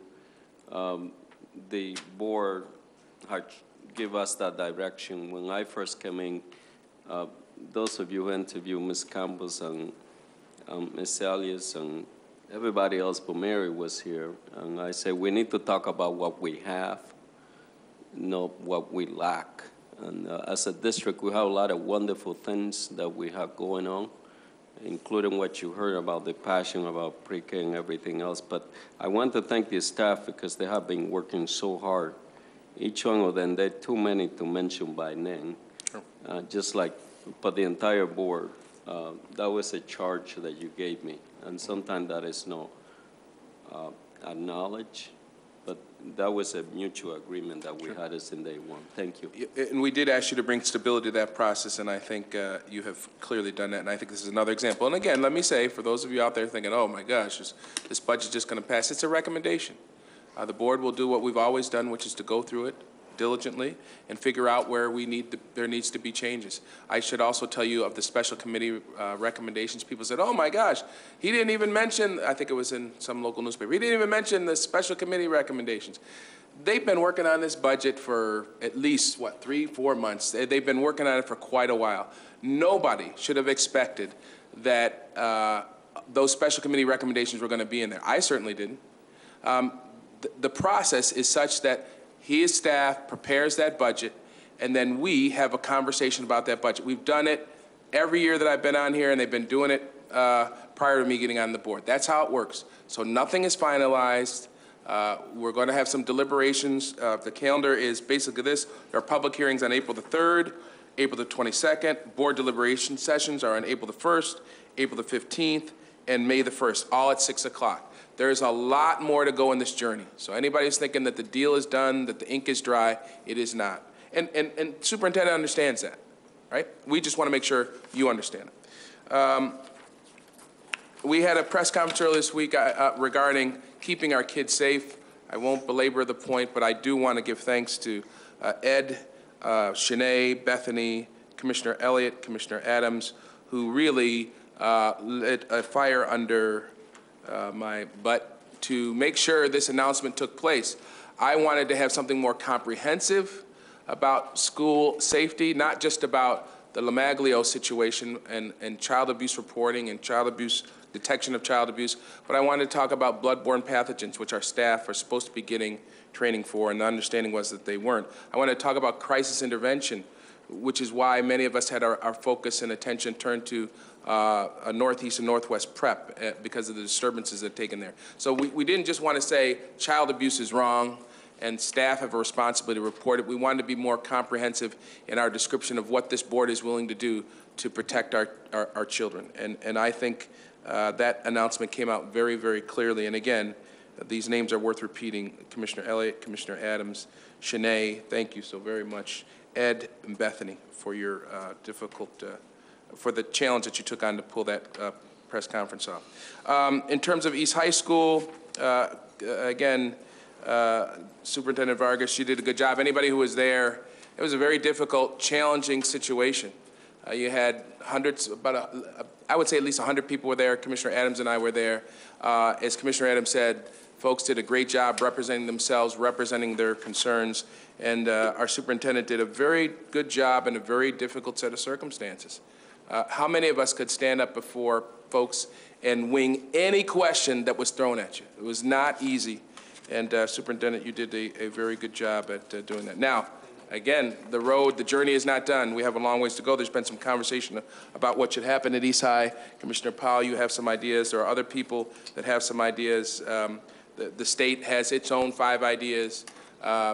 Just very quickly, Commissioner Powell, we cannot punt this. We cannot say to the state, we're not going to do this. This is just my opinion, right? We cannot say to the state, no, we're not going to do what you want us to do. We will be Buffalo. And nobody wants, and I don't want to get in debate. You had your piece. Let me just say my quick piece. I don't think that's a wise move, but I do think there are things that we can do as a community to take this very difficult situation and turn it into a blessing. And I think what Commissioner Adams said is there's things that ideas that people have. There's an opportunity to build something organic that is unique to Rochester if we have the will to do that. And we're having a hearing on April the 10th to get additional ideas, get additional input. What I would like people to know is I walked away from that meeting last night very hopeful. It is easy to look at this and say, oh my God, what are we going to do? The glass is half empty. We'll never complete this journey. At another time, send me an email, call me up. I am actually extremely hopeful. I have no reason to BS you. I really don't. I think there is a real opportunity for this district to serve as an example of how a district can turn itself around. I actually believe that. I actually think we can do this. And I'm not the only one, because if you went to East High School, am I not right, Commissioner Adams? There was lots of people, alumni, parents, teachers, administrators who believe we can do this. That is my report. And I think we're now going on to the consideration of resolutions. Commissioner Powell, we'll have that debate later on, okay? I welcome it, but I do want to say, Yes, since ma'am. you've offered a rebuttal, that I don't think we should punt either. But I don't think we should let SED off the hook for making really stupid choices, or throwing 2 really stupid choices in our lap and making it sound like they're reasonable choices. All right. Well, we're obviously going to have this conversation down the road. I see Mary and Commissioner Campos, so we're going to talk about this more. All right, consideration of resolutions. We got 514 to 535. Can I get a motion? 514. Okay, all right, so then we're going to have to do resolutions 515 to 535. Can I get a motion? So moved. Is there a second? Second. All right, any conversation or discussion? All those in favor of resolutions 514 to 535, say aye. 515. Wait. 515 to 5, I'm sorry? Sorry, I'm in slow motion. That's all right. 535, I'd like to ask questions in executive session. All right, so I'm going to have to do my mathematics. So this is what we're going to discuss now, and I need a new motion, is 515 to 534. 34. So amended. All right, thank you. Is there a second to that amendment? Second. All right. All those in favor of 515 to 534, say aye. Aye. The ayes have it. In executive session, Madam Clerk. You know I have no's. Okay, all right. Go ahead. Give me your nose. 518, 519, 522. Sorry, Commissioner Elliott. You got that? 514 and 535 are to be discussed in an executive That's session. right. All right. Yep. You got that, Madam Clerk? All right. Any other no's? All right. Then let's move on to resolutions 536 to 541. Is there a second? Second. All those, any discussion? No discussion? Commissioner Adams? What numbers? We're talking about 536 to 541 additional pay resolution. Yes. Yes, ma'am. 540, this is to develop a bank of post-assessment questions. And I had asked for what subjects, and I'd like further information on this, because I had asked, so am I to understand from the response I was given that this means that these post-tests are for every subject, K through 12, except 3 through 8 ELA and math?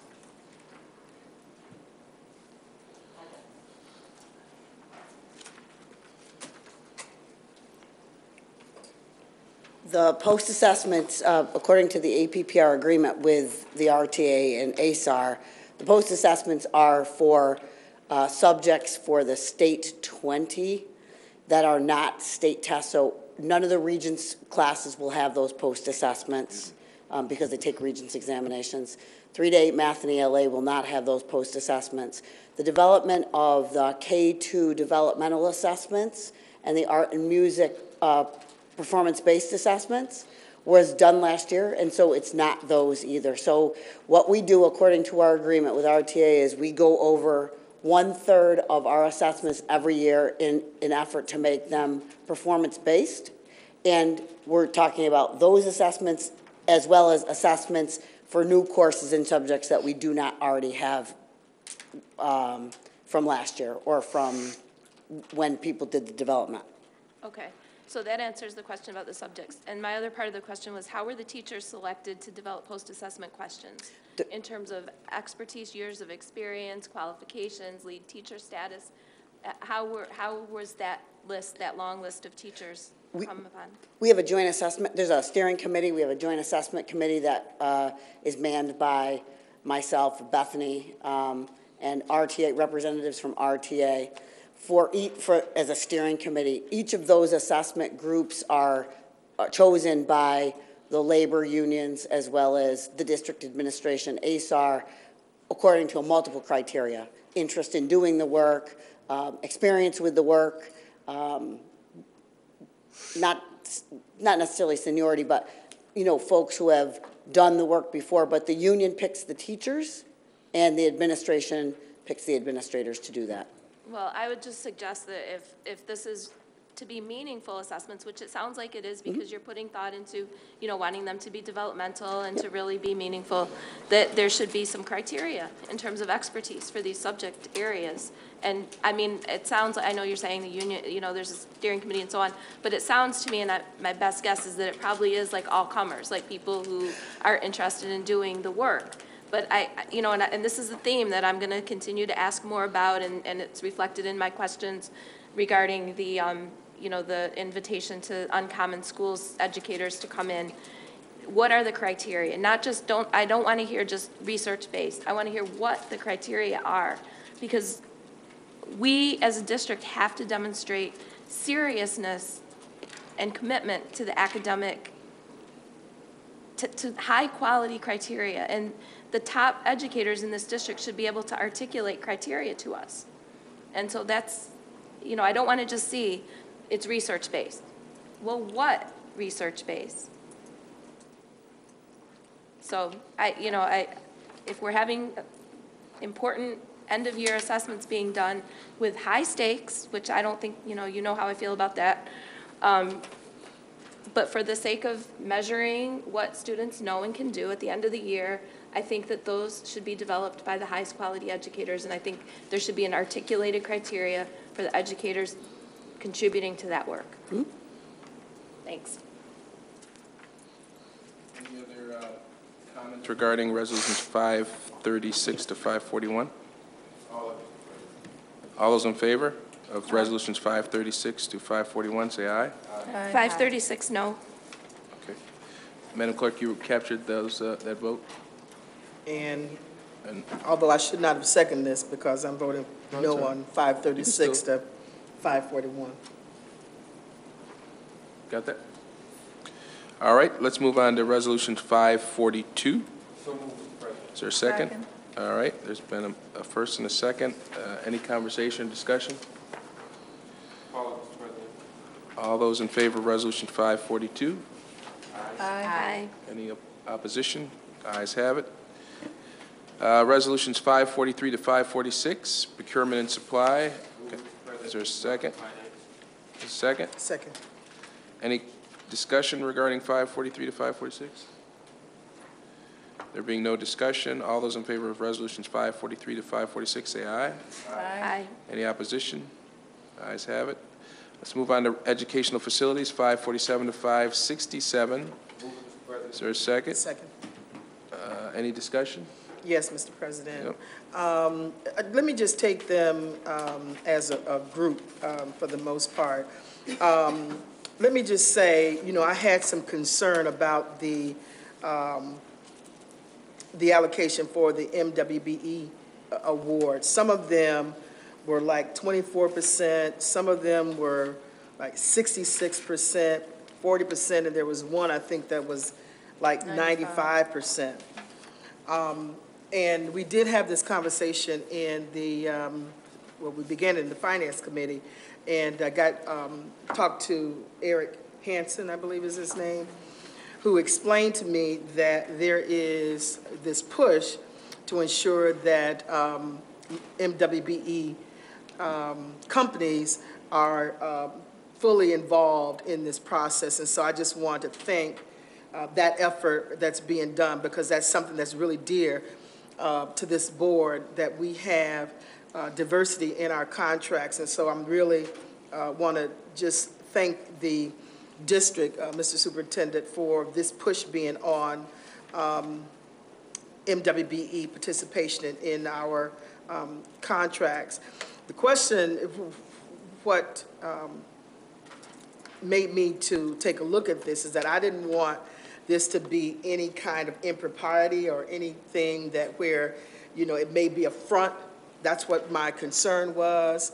When you see such high numbers, you generally just see maybe about a 10% for MWBE participation, and I didn't want it to be a front that, it looked as if these companies were getting this award, and some other major majority firm was taking the advantage of the minority firms. And so I'm glad to hear that that's not the case, but that the district really responded to increasing the participation. So thank you very much for that effort.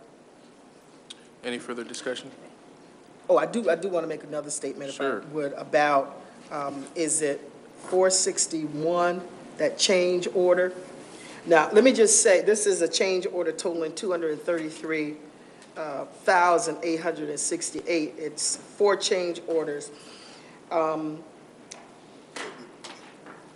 One of the things I said to Mike Smith was, and what I've heard from the community, is that a lot of, there's this notion that companies put in a change order so that they don't have to go through the bidding process. And I wanted to make sure that this was not the case here, that we're giving, because that's in the community, that you don't have to go through the bidding process. You just do a change order, and you are able to, you're entitled to, that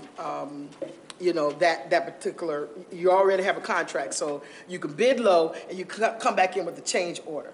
And so I wanted to make sure that that was not the case that was happening. I did have a conversation with Mike with regard to this. I think there's a 10% threshold. Is that what it is, basically?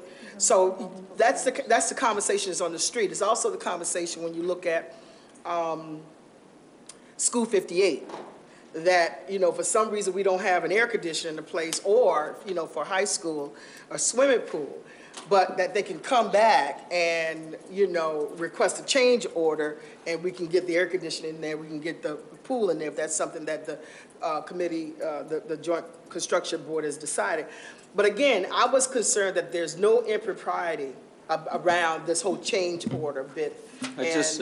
Sorry for the record, because it's a very sensitive issue. The air condition that you can, I take full responsibility for that. But I just want to be clear that not contract can say, I'm going to add this to a project. Okay. There are times, like you had in Change Your Leadership, and also giving our approach to mitigate the summer learning loss. And we have some foundation that are very much interested in helping us do that. But part of the Wallace Foundation, for example, require that we have air conditioning in the building that we provide summer learning, because they don't want to invest in a summer program that might get in the way. So I just want to say that because I want to correct that. A change order, when you add it, when anyone in the administration could say, I would like to change that project to meet this particular need that just came up. In this case, you know, our aggressive approach for mitigating the I just solar want to make sure loss. that there's no impropriety going on. That's my No, no, concern. extremely important, but I just want to make, Commissioner Elder, President White, I just wanted to make that clear. I could not and do conscience, you know, when you mention specific project, because that's a significant additional or expenditure. Right. All right. Yeah. Mr. President? Briefly? Yeah, I don't want to leave what little audience we have remaining thinking that was the gist of our Finance Committee meeting. In particular, the change order that was $200,000+, $230,000, was the result of an assessment that immediately followed the Sandy Hook catastrophe. And immediately, and I want to give credit where credit is due, our district facilities people went out and looked at all of the buildings and said, what are our risks? And found that one of the buildings that was already receiving capital improvement work had severe blind spots in their entryways that did not allow the front desk to see who it was that was seeking entrance to their building. And so significant changes to the entrance of the building had to be initiated in order to resolve what had been a problem for many, many years, but had not been assessed as a problem, because we don't assume that people are going to come to our doors ready to shoot our children. So that was the conversation we had at our Finance Committee meeting, and I want to make sure that anyone who's hearing this conversation understands that that was the impetus for a very large change. Okay, any further discussion on resolution? Yes. Question, Mr. President. No further discussion? All right, all those in favor of resolutions 547 to 567, say aye. Aye. Ayes have it. All right, resolutions 568 to 572. Is there a second? Second. Any discussion? Yep. 569 I can't support because it's calling for redundant expenditures on leadership, even though it is part of the SIG grant. And, you know, this is every meeting we're asked to approve resolutions reflecting SIG plans and projects that have been written into improvement plans that have been approved by the state. But I can't support that, even if it is part of a grant, even if some people view it as quote-unquote free money, it still is taxpayer dollars, and I think it's redundant to spend more money on quote-unquote administrative leadership, coaching, and support when we spend about $1 million with the Soups Academy and hundreds of thousands of dollars with other leadership projects. Any further discussion on resolutions 569 to 572? All those in favor of resolutions 568 to 572, say aye. Aye. No on 569. Madam Clerk, you, yep, go ahead. No on 568 and 570? Now, what happened to 510? Are we voting on that separately? Well, that actually is not on the agenda, because it was referred by me to committee. It wasn't tabled, so it is not technically on the agenda. I know it's been provided to us, but it's not up technically on the agenda. So It's being brought from the ESA committee without recommendation. if you all, it's not on the agenda, so if you all want to vote on it, the problem is it's not on the agenda, so nobody knows the 48-hour rule. Nobody knows it's on the agenda. You can vote to wait, and the reason, if I might. Sure. Is that, as you recall, this is the resolution that people wanted to learn more about, and it's one with the, again, this for our professional development, we keep always saying that. Then I make a motion to waive the 48-hour rule. Nobody doesn't want to waive the 48-hour rule, fine, but this was referred to committee, and in my committee report, I made it clear that it was coming back to the full board without recommendation of the full committee. So either the board can decide to vote it down or not.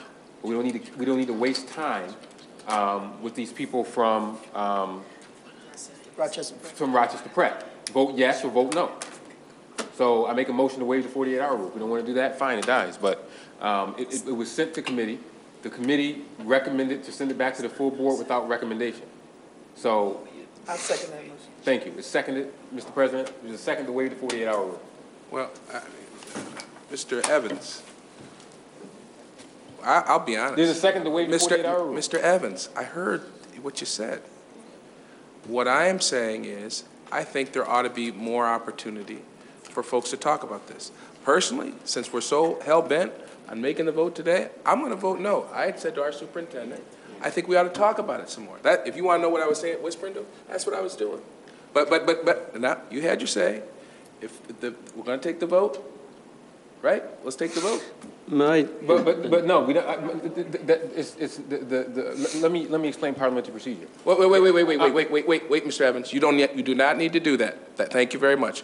Are we going to vote? We haven't voted on the 48-hour waiving the 48. Okay, let's vote. You do not, Mr. Evans. So the discussion is on the 48-hour rule. Mr. Evans, you do not need to educate anybody on this dais about the parliamentary procedures. We have Ed. That's his job, right? So let's vote on the waiving the 48-hour rule. All those in favor of waiving the 48-hour rule, say aye. Point of order, Mr. President. Discussion on the 48-hour rule. I made a motion, it was seconded. Now the discussion is on the 48. Call the question. Call the question. Mr. President, you're the chair. You cannot say that you want to call the question. I certainly can. All those in favor of waiving the 48-hour rule, say aye.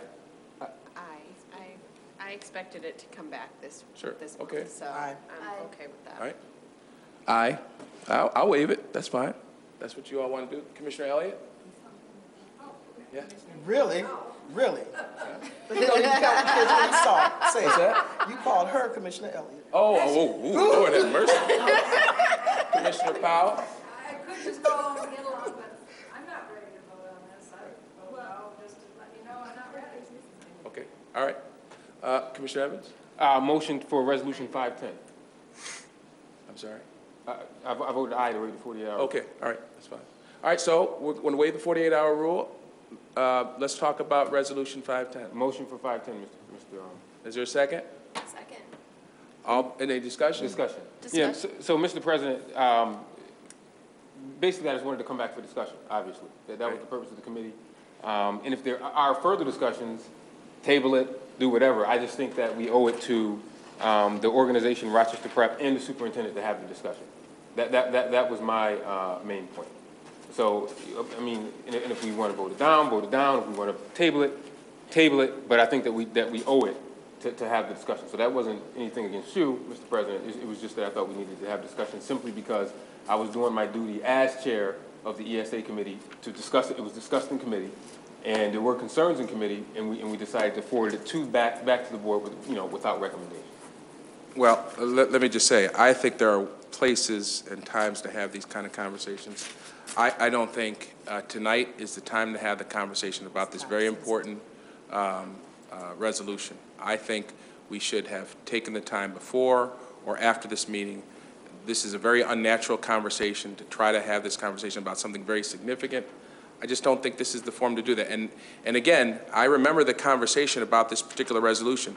It was very clear. I even said, should we table it? And the conversation was clear. No, Mr. President, you just go ahead and refer it back to committee. You can do that, right? And that's exactly what I did. If we had tabled it, parliamentary procedure would be automatically, it would come back today. I thought it was clear. We didn't want to do that. But we're here now. I'm not voting in favor of it because I have not because I find it difficult, because I whispered to the superintendent, I think we ought to have more time to talk about this in a setting where we can really understand what our concerns are. But that's my position. Well, Anybody else? Then why wouldn't you table it then? What's that? Why wouldn't you table it if you still have concerns about it? Why wouldn't I table it? I mean, why wouldn't you ask that one of us table it if you have more, if you well, think that I thought I had the solution all along. It would have been the same thing. It didn't. I referred it to committee. It didn't have to be discussed today. It's not on the agenda. But you wanted to waive the 48-hour rule to put it back on here. It wouldn't have been on here had you not waived the 48-hour rule. Mr. President, I just want to remind this board that when we have partner, it's okay. It's your prerogative to vote the way you desire and wish, and I respect that, and I will follow what the desire of the board is. But we have been discussing this for quite some time, And it was, last time, as you recall, there was a representative from of the True North Charter School here, and they talk about the deadline that we have because we're constantly being asked to communicate better. People make summer plan, and this is a professional development, no cost to the district. And as was said before, I just want to remind people that the deadline was a question last time when you asked, and again, I will ask that to members of the board to remember that conversation. Actually, I do think that we have representatives that have traveled all the way from Auburn and now 3 times that I hear just to take any question. And they kindly have made themselves available now 3 consecutive times. Last time, as you recall, they were here. The individual that was here, Mrs. Hall, was asked to come back. She came back. She went to the committee. She participated in the discussion. So I just want to express my concern in terms of, and you constantly hold me to high standards in terms of partnership, and I just want to voice that. And again, I think this is good for the district, it's good for our students, doesn't cost a single dollar to us in terms of innovation. We can learn a lot from charter school. One of the things that I cited for our district is, for example, we had a situation where we didn't open the door early for parents who needed to drop their kid off and they were to work. And I cited practices, good practice in charter school, for example, that they allow students to come early and there's someone who is there to receive them. And we, once again, this is voluntarily. No one would be forced to. And we are prepared to answer any question that this board has right now. So my concern is not with the availability of the staff from the charter school to answer our questions, but with the lack of availability for good answers from our own academic leaders. And so at the Excellence in Student Achievement Committee meeting, we didn't have an opportunity to discuss this with district personnel. I did submit questions and got answers, but these answers are not adequate. I mean, these are regarding what would cause us to, in general, seek outside assistance to improve teaching and learning going on in our classrooms. So again, this issue of what are the criteria, what prompted us to seek assistance from educators from another institution, not sharing, like the Teacher Incentive Fund is meant to promote sharing of best practices from within our district, model classrooms, experienced teachers helping each other, but to seek outside assistance from educators that are actually using, I was able to get some good questions answered by the staff from Uncommon Schools regarding curriculum and so on. So 2 things. One is this focuses entirely on in-classroom instruction, not on, because I was raising concerns about exclusionary disciplinary practices, which are well known to characterize Uncommon Schools, and it's the absolute opposite direction from which our district and board has committed in terms of moving away from punitive zero tolerance toward much more inclusive discipline practices. So that was clearly, there was a clear statement that is completely not part of this sharing or replication of practices from Uncommon Schools. So I have concerns about making I think it's an artificial distinction to try to separate school culture, disciplinary practices from teaching, curriculum, and learning. I don't think you can completely separate those. But even if you take that assumption and you look at just in instruction in the classroom, curriculum, and pedagogy, Uncommon Schools only partially uses Core Knowledge Incorporated, which we are committed to using for now within our district as part of the core instructional program. And they do not use at all the grade 3 and up EL-based, expeditionary learning-based curriculum and pedagogy that Engage New York uses. So it's a really artificial mismatch, in my view, academically, to seek outside help from educators who are not even using the same thing. So they're going to get in rooms with our teachers and say, oh, well, this is a great idea. But our teachers' hands, even if it's the greatest thing in the world, our teachers might feel that their hands are tied because they're actually not free to use the same materials, pedagogy, and approaches that these other teachers may be using. So that's one thing. It's an artificial mismatch. So that drove me to pose the question, what were our instructional leaders' criteria when they sought assistance from outside educators? And the answer that I got was prerequisite criteria to select a consultant is based on the consultant's ability to evidence of research development, applicable content will be shared, the proposed design of delivery, and applicable sustainability plan if required. That's verbatim. Let me read that again. Prerequisite criteria to select a consultant is based on the consultant's ability of evidence of research/development, applicable content will be shared, the proposed design of delivery, and applicable sustainability plan if required. That does not mean anything to me, I'm sorry. What are the criteria? What are our rigorous, meaningful academic criteria? And then my other question was, did our teaching and learning leaders seek to find educators outside of our CSD to develop curriculum content and pedagogical approaches in certain elementary schools? So in other words, do we have a need? Are there certain elementary schools, Mr. Gimartino, you're, Chief of Transformation, clearly we do. You have a deep understanding of certain specific challenges that are existing in certain of our elementary schools. That should drive seeking particular academic intervention and assistance. So what is that? Describe that to us in advance. What I think this is I think that somebody wanted to be, you can call it partnerships, that's fine, but there was a year ago, in March of 2013, our superintendent signed a letter of support for this organization that wanted to seek the state grant to provide PD to us. It's backwards. We should have a clearly defined need and then go out and seek those who are best able to meet that need, and it should be well matched, both in terms of specific schools and in terms of pedagogy and in terms of content.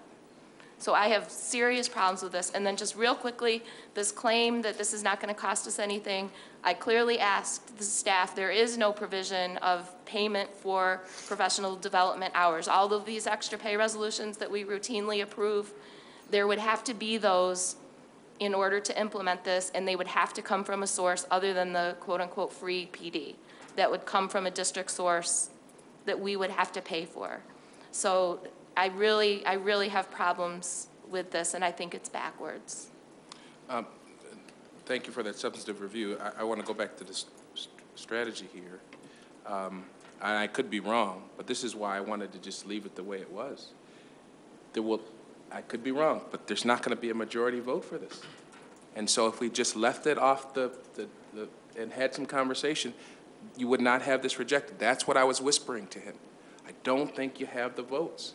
So unless there's any further discussion. I would be curious to the superintendent's response to those types of things, because quite frankly, Mary brings up a good point, or Commissioner Adams brings up a good point, in the sense that it should be, here's the objective, and then seeking out a provider. And if there is a mismatch in terms of what our teachers are using versus the charters, then what's the value? And are the teachers, so you're saying it is voluntary, are they going to have that, we're not going to be paying them any stipends at all? And I will answer that in a minute, but let me answer the lawyer question in here. There's no question that our teachers are telling us that there's a serious need here for classroom management. Part of the objective of this PD is to accomplish that. And if that's not a criteria for selecting, and there's also a need for us to continue to work in providing the capacity in the implementation of the Common Core. It was flatly denied that classroom management was the purpose of this because I was expressing those concerns about exclusionary disciplinary policies in particular. And I think other members of the Excellence in Student Achievement Committee meeting can recall that they explicitly said this is not about discipline, this is not about classroom management, because they are aware of the concerns. That it's well known that uncommon schools have exclusionary disciplinary practices. And I acknowledge, in the more extensive discussion, that some parents do appreciate that and they choose that for their children. And so it's not, it's not a blanket judgment. I would not choose that for my children. But there are parents who would. But to disseminate it haphazardly throughout our district to all comers is wrong. And so that prompted the discussion that this is about curriculum, pedagogy, styles of questioning, that kind of thing, and not about discipline, not about classroom management. Any other comments or doubts? No, the only other comment I'll make, Mr. President, is I think that there was ample discussion on this. I just don't want folks to think that there was a lot of discussion at the last board meeting. If you remember, you ended up referring it because I think the discussion got exhausting after a while. I mean, it was almost a half an hour of discussion or more that we had on this. And then at the ESA committee, it took, there was a lot of questions and back and forth with the representative from True North, Rochester Prep. And she made even the offer to have folks come visit the educational institution. The other point I'll make is that I think that sometimes when we talk about charters and kids in charters, I think it's important for all of us to remember that they are kids whose parents that we represent. So we're not talking about kids that are in some far-off land. We're talking about kids whose parents sign our petitions, live in our neighborhoods, and choose to send their kids to charter school. So the kids that are at this school are kids that we know, just like kids that go to parochial schools or private schools that live in the city. So these kids that go here live in the city, and they're our kids too. They just happen to choose to attend a charter school. And me knowing Rochester Prep, it's one of the schools that I'm familiar with because I visited when I first joined the board. I visited the school several times, and I'm familiar with some of the administrators that were there that have since moved on out of state. There are things that they do that are very effective that we could learn from. So, I mean, the board can decide to vote yes or no, but I think that it's unfair to just to keep, dragging it on. And I know we don't have. And I appreciate what the president was saying to the superintendent, but I just think that yes, no, let's not drag these people on any longer with playing. It looks like we're playing games. Let's just vote yes or no. Even if it doesn't pass, it doesn't pass. But no sense to keep kicking the can down the road on this grant. The one thing. Commissioner Powell. Oh, I'm sorry. Go ahead. I would like to respond to Commissioner Evans that yes, the kids in charter schools, all flavors of charter schools are our kids too, but so are the kids that they send back. So are the kids that they kick out or deselect by means of, that Mary, so you have a turn of phrase for it that it's quite eloquent, but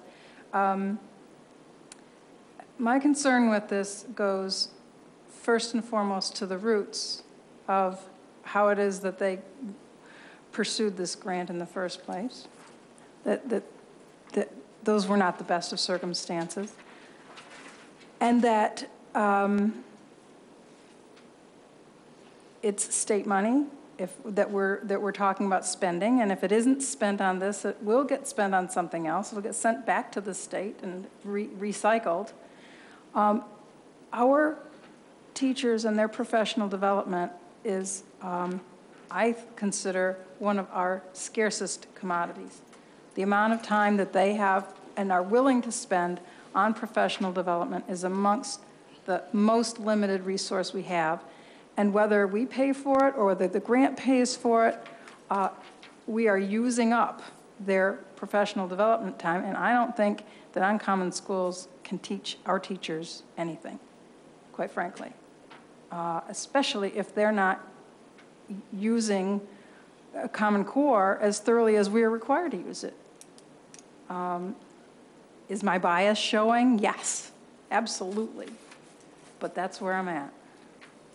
And I just want to say real quickly, speaking of biases showing, of course I have a bias pro-public education and tend to be critical of charters. But as I said in the Excellence in Student Achievement Committee meeting, this isn't about that in this argument. This is about quality of education criteria for importing. I mean, you know, Commissioner Evans took it there as far as this being, you know, all of our children, including children who attend charter schools. Let it be known, members of my family attend charter schools. Let it be known that I purchase fundraising things from the Rochester Prep child on my street when he comes to the door. So this isn't about, you know, being exclusionary toward our neighbors and family who attend charters. This is about taking our responsibility seriously and applying important criteria to what goes on in our classrooms and what helps our teachers improve. Commissioner Campbell? I just want to say, because I'm really grappling with this because quite frankly, when I read the responses to Mary's question in terms of Uncommon Schools, you know, I couldn't make the ESA meeting. They were watered down. They didn't even mean anything to me. You know, you said it didn't mean anything to you. So I was looking for, okay, let me get some information that is meaningful so that I can make a decision. And really, they were a joke and laughable. So what I would ask from your administration is, if you really want something, you've got to sell us on it and show us. You know, it's wonderful that the representative from Uncommon Schools has been here, and she's obviously showing commitment. Our own administration has to show commitment for this as well.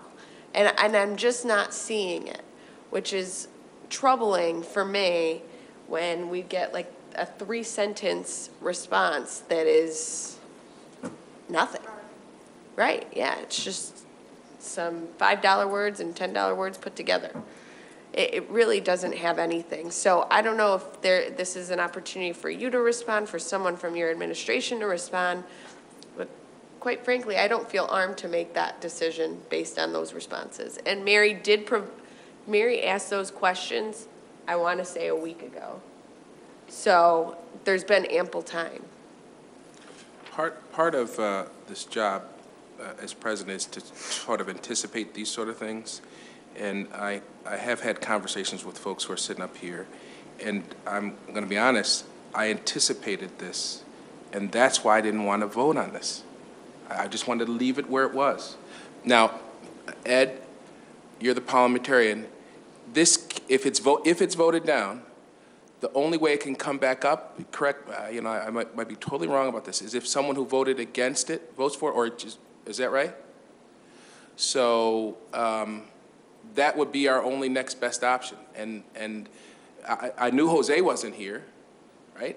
So if it happens that this gets voted down, you have our sincere apologies for coming back here. We probably should have told you, we're not there yet.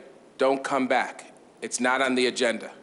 But I'm sure if this is something that you really want, and I will tell you, and I will tell our superintendent, that I'd be open to having more discussions. And it sounds to me like Melissa would be open to hearing some concrete answers, some substantive answers.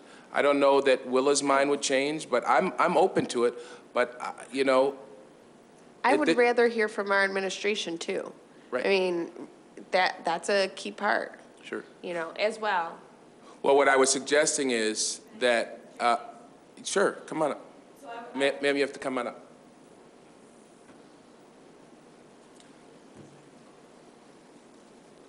Thank you all for your consideration, truly. And so the only two things I would say is that, number one, if this is voted down tonight, that is your prerogative. Our next step will be to go back to SED and, to Ms. Powell's point, essentially return the funds to them.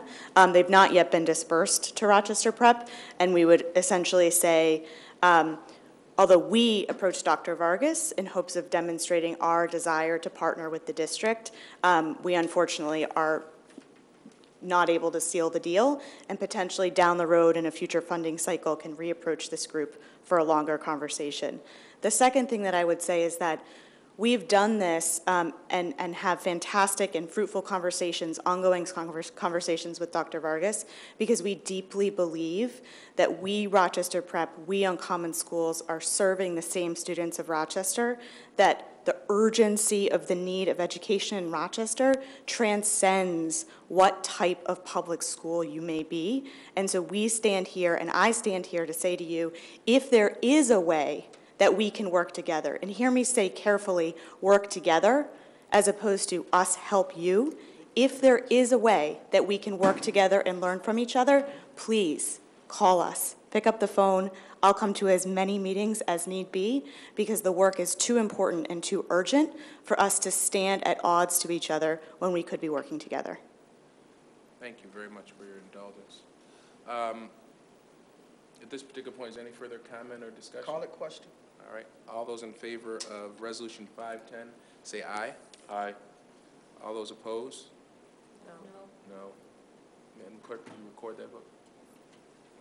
All right, so that leaves new business. The proposed revisions of visitors to school policy number, what is that, 1240? It's an information item, and then revisions of school-based planning number 2265. It's a discussion item. Any discussion on that? All right, let's move on to announcements of next meetings. Before we do that, please indulge me. Again, the address is nyl.thankyoucontest.com. Now, the reason why I'm telling you that is, listen to the vote. It's tight. We're actually a little bit better than I thought we were. First place is Union Springs Central Schools. They have 22,000 votes. We'll never catch them. We are actually in second place. We have Soda has 9,852. Frederick Douglass, I don't know where that is. That's not our Frederick Douglass. It's 8,982. And then there's a PS, the Clarion School. They only have 1,986. If we maintain our position in second place, we will get $5,000. All right. So again, NYLThankYouContest.com. Announcement of our next meetings. Public budget hearing is April 3rd. The public hearing for East High School is April the 10th at 6:30. The public budget hearing is April the 20th. Second public budget hearing is April 22nd at 6 p.m. The business meeting is April 24th at 6:30. If you want to know about any additional meetings like committee meetings, go to www.rcsdk12.org. Can I get a motion to go into executive session? Is there a second? Second. All those in favor say aye. We will be adjourning from downstairs. Thank you. Good night.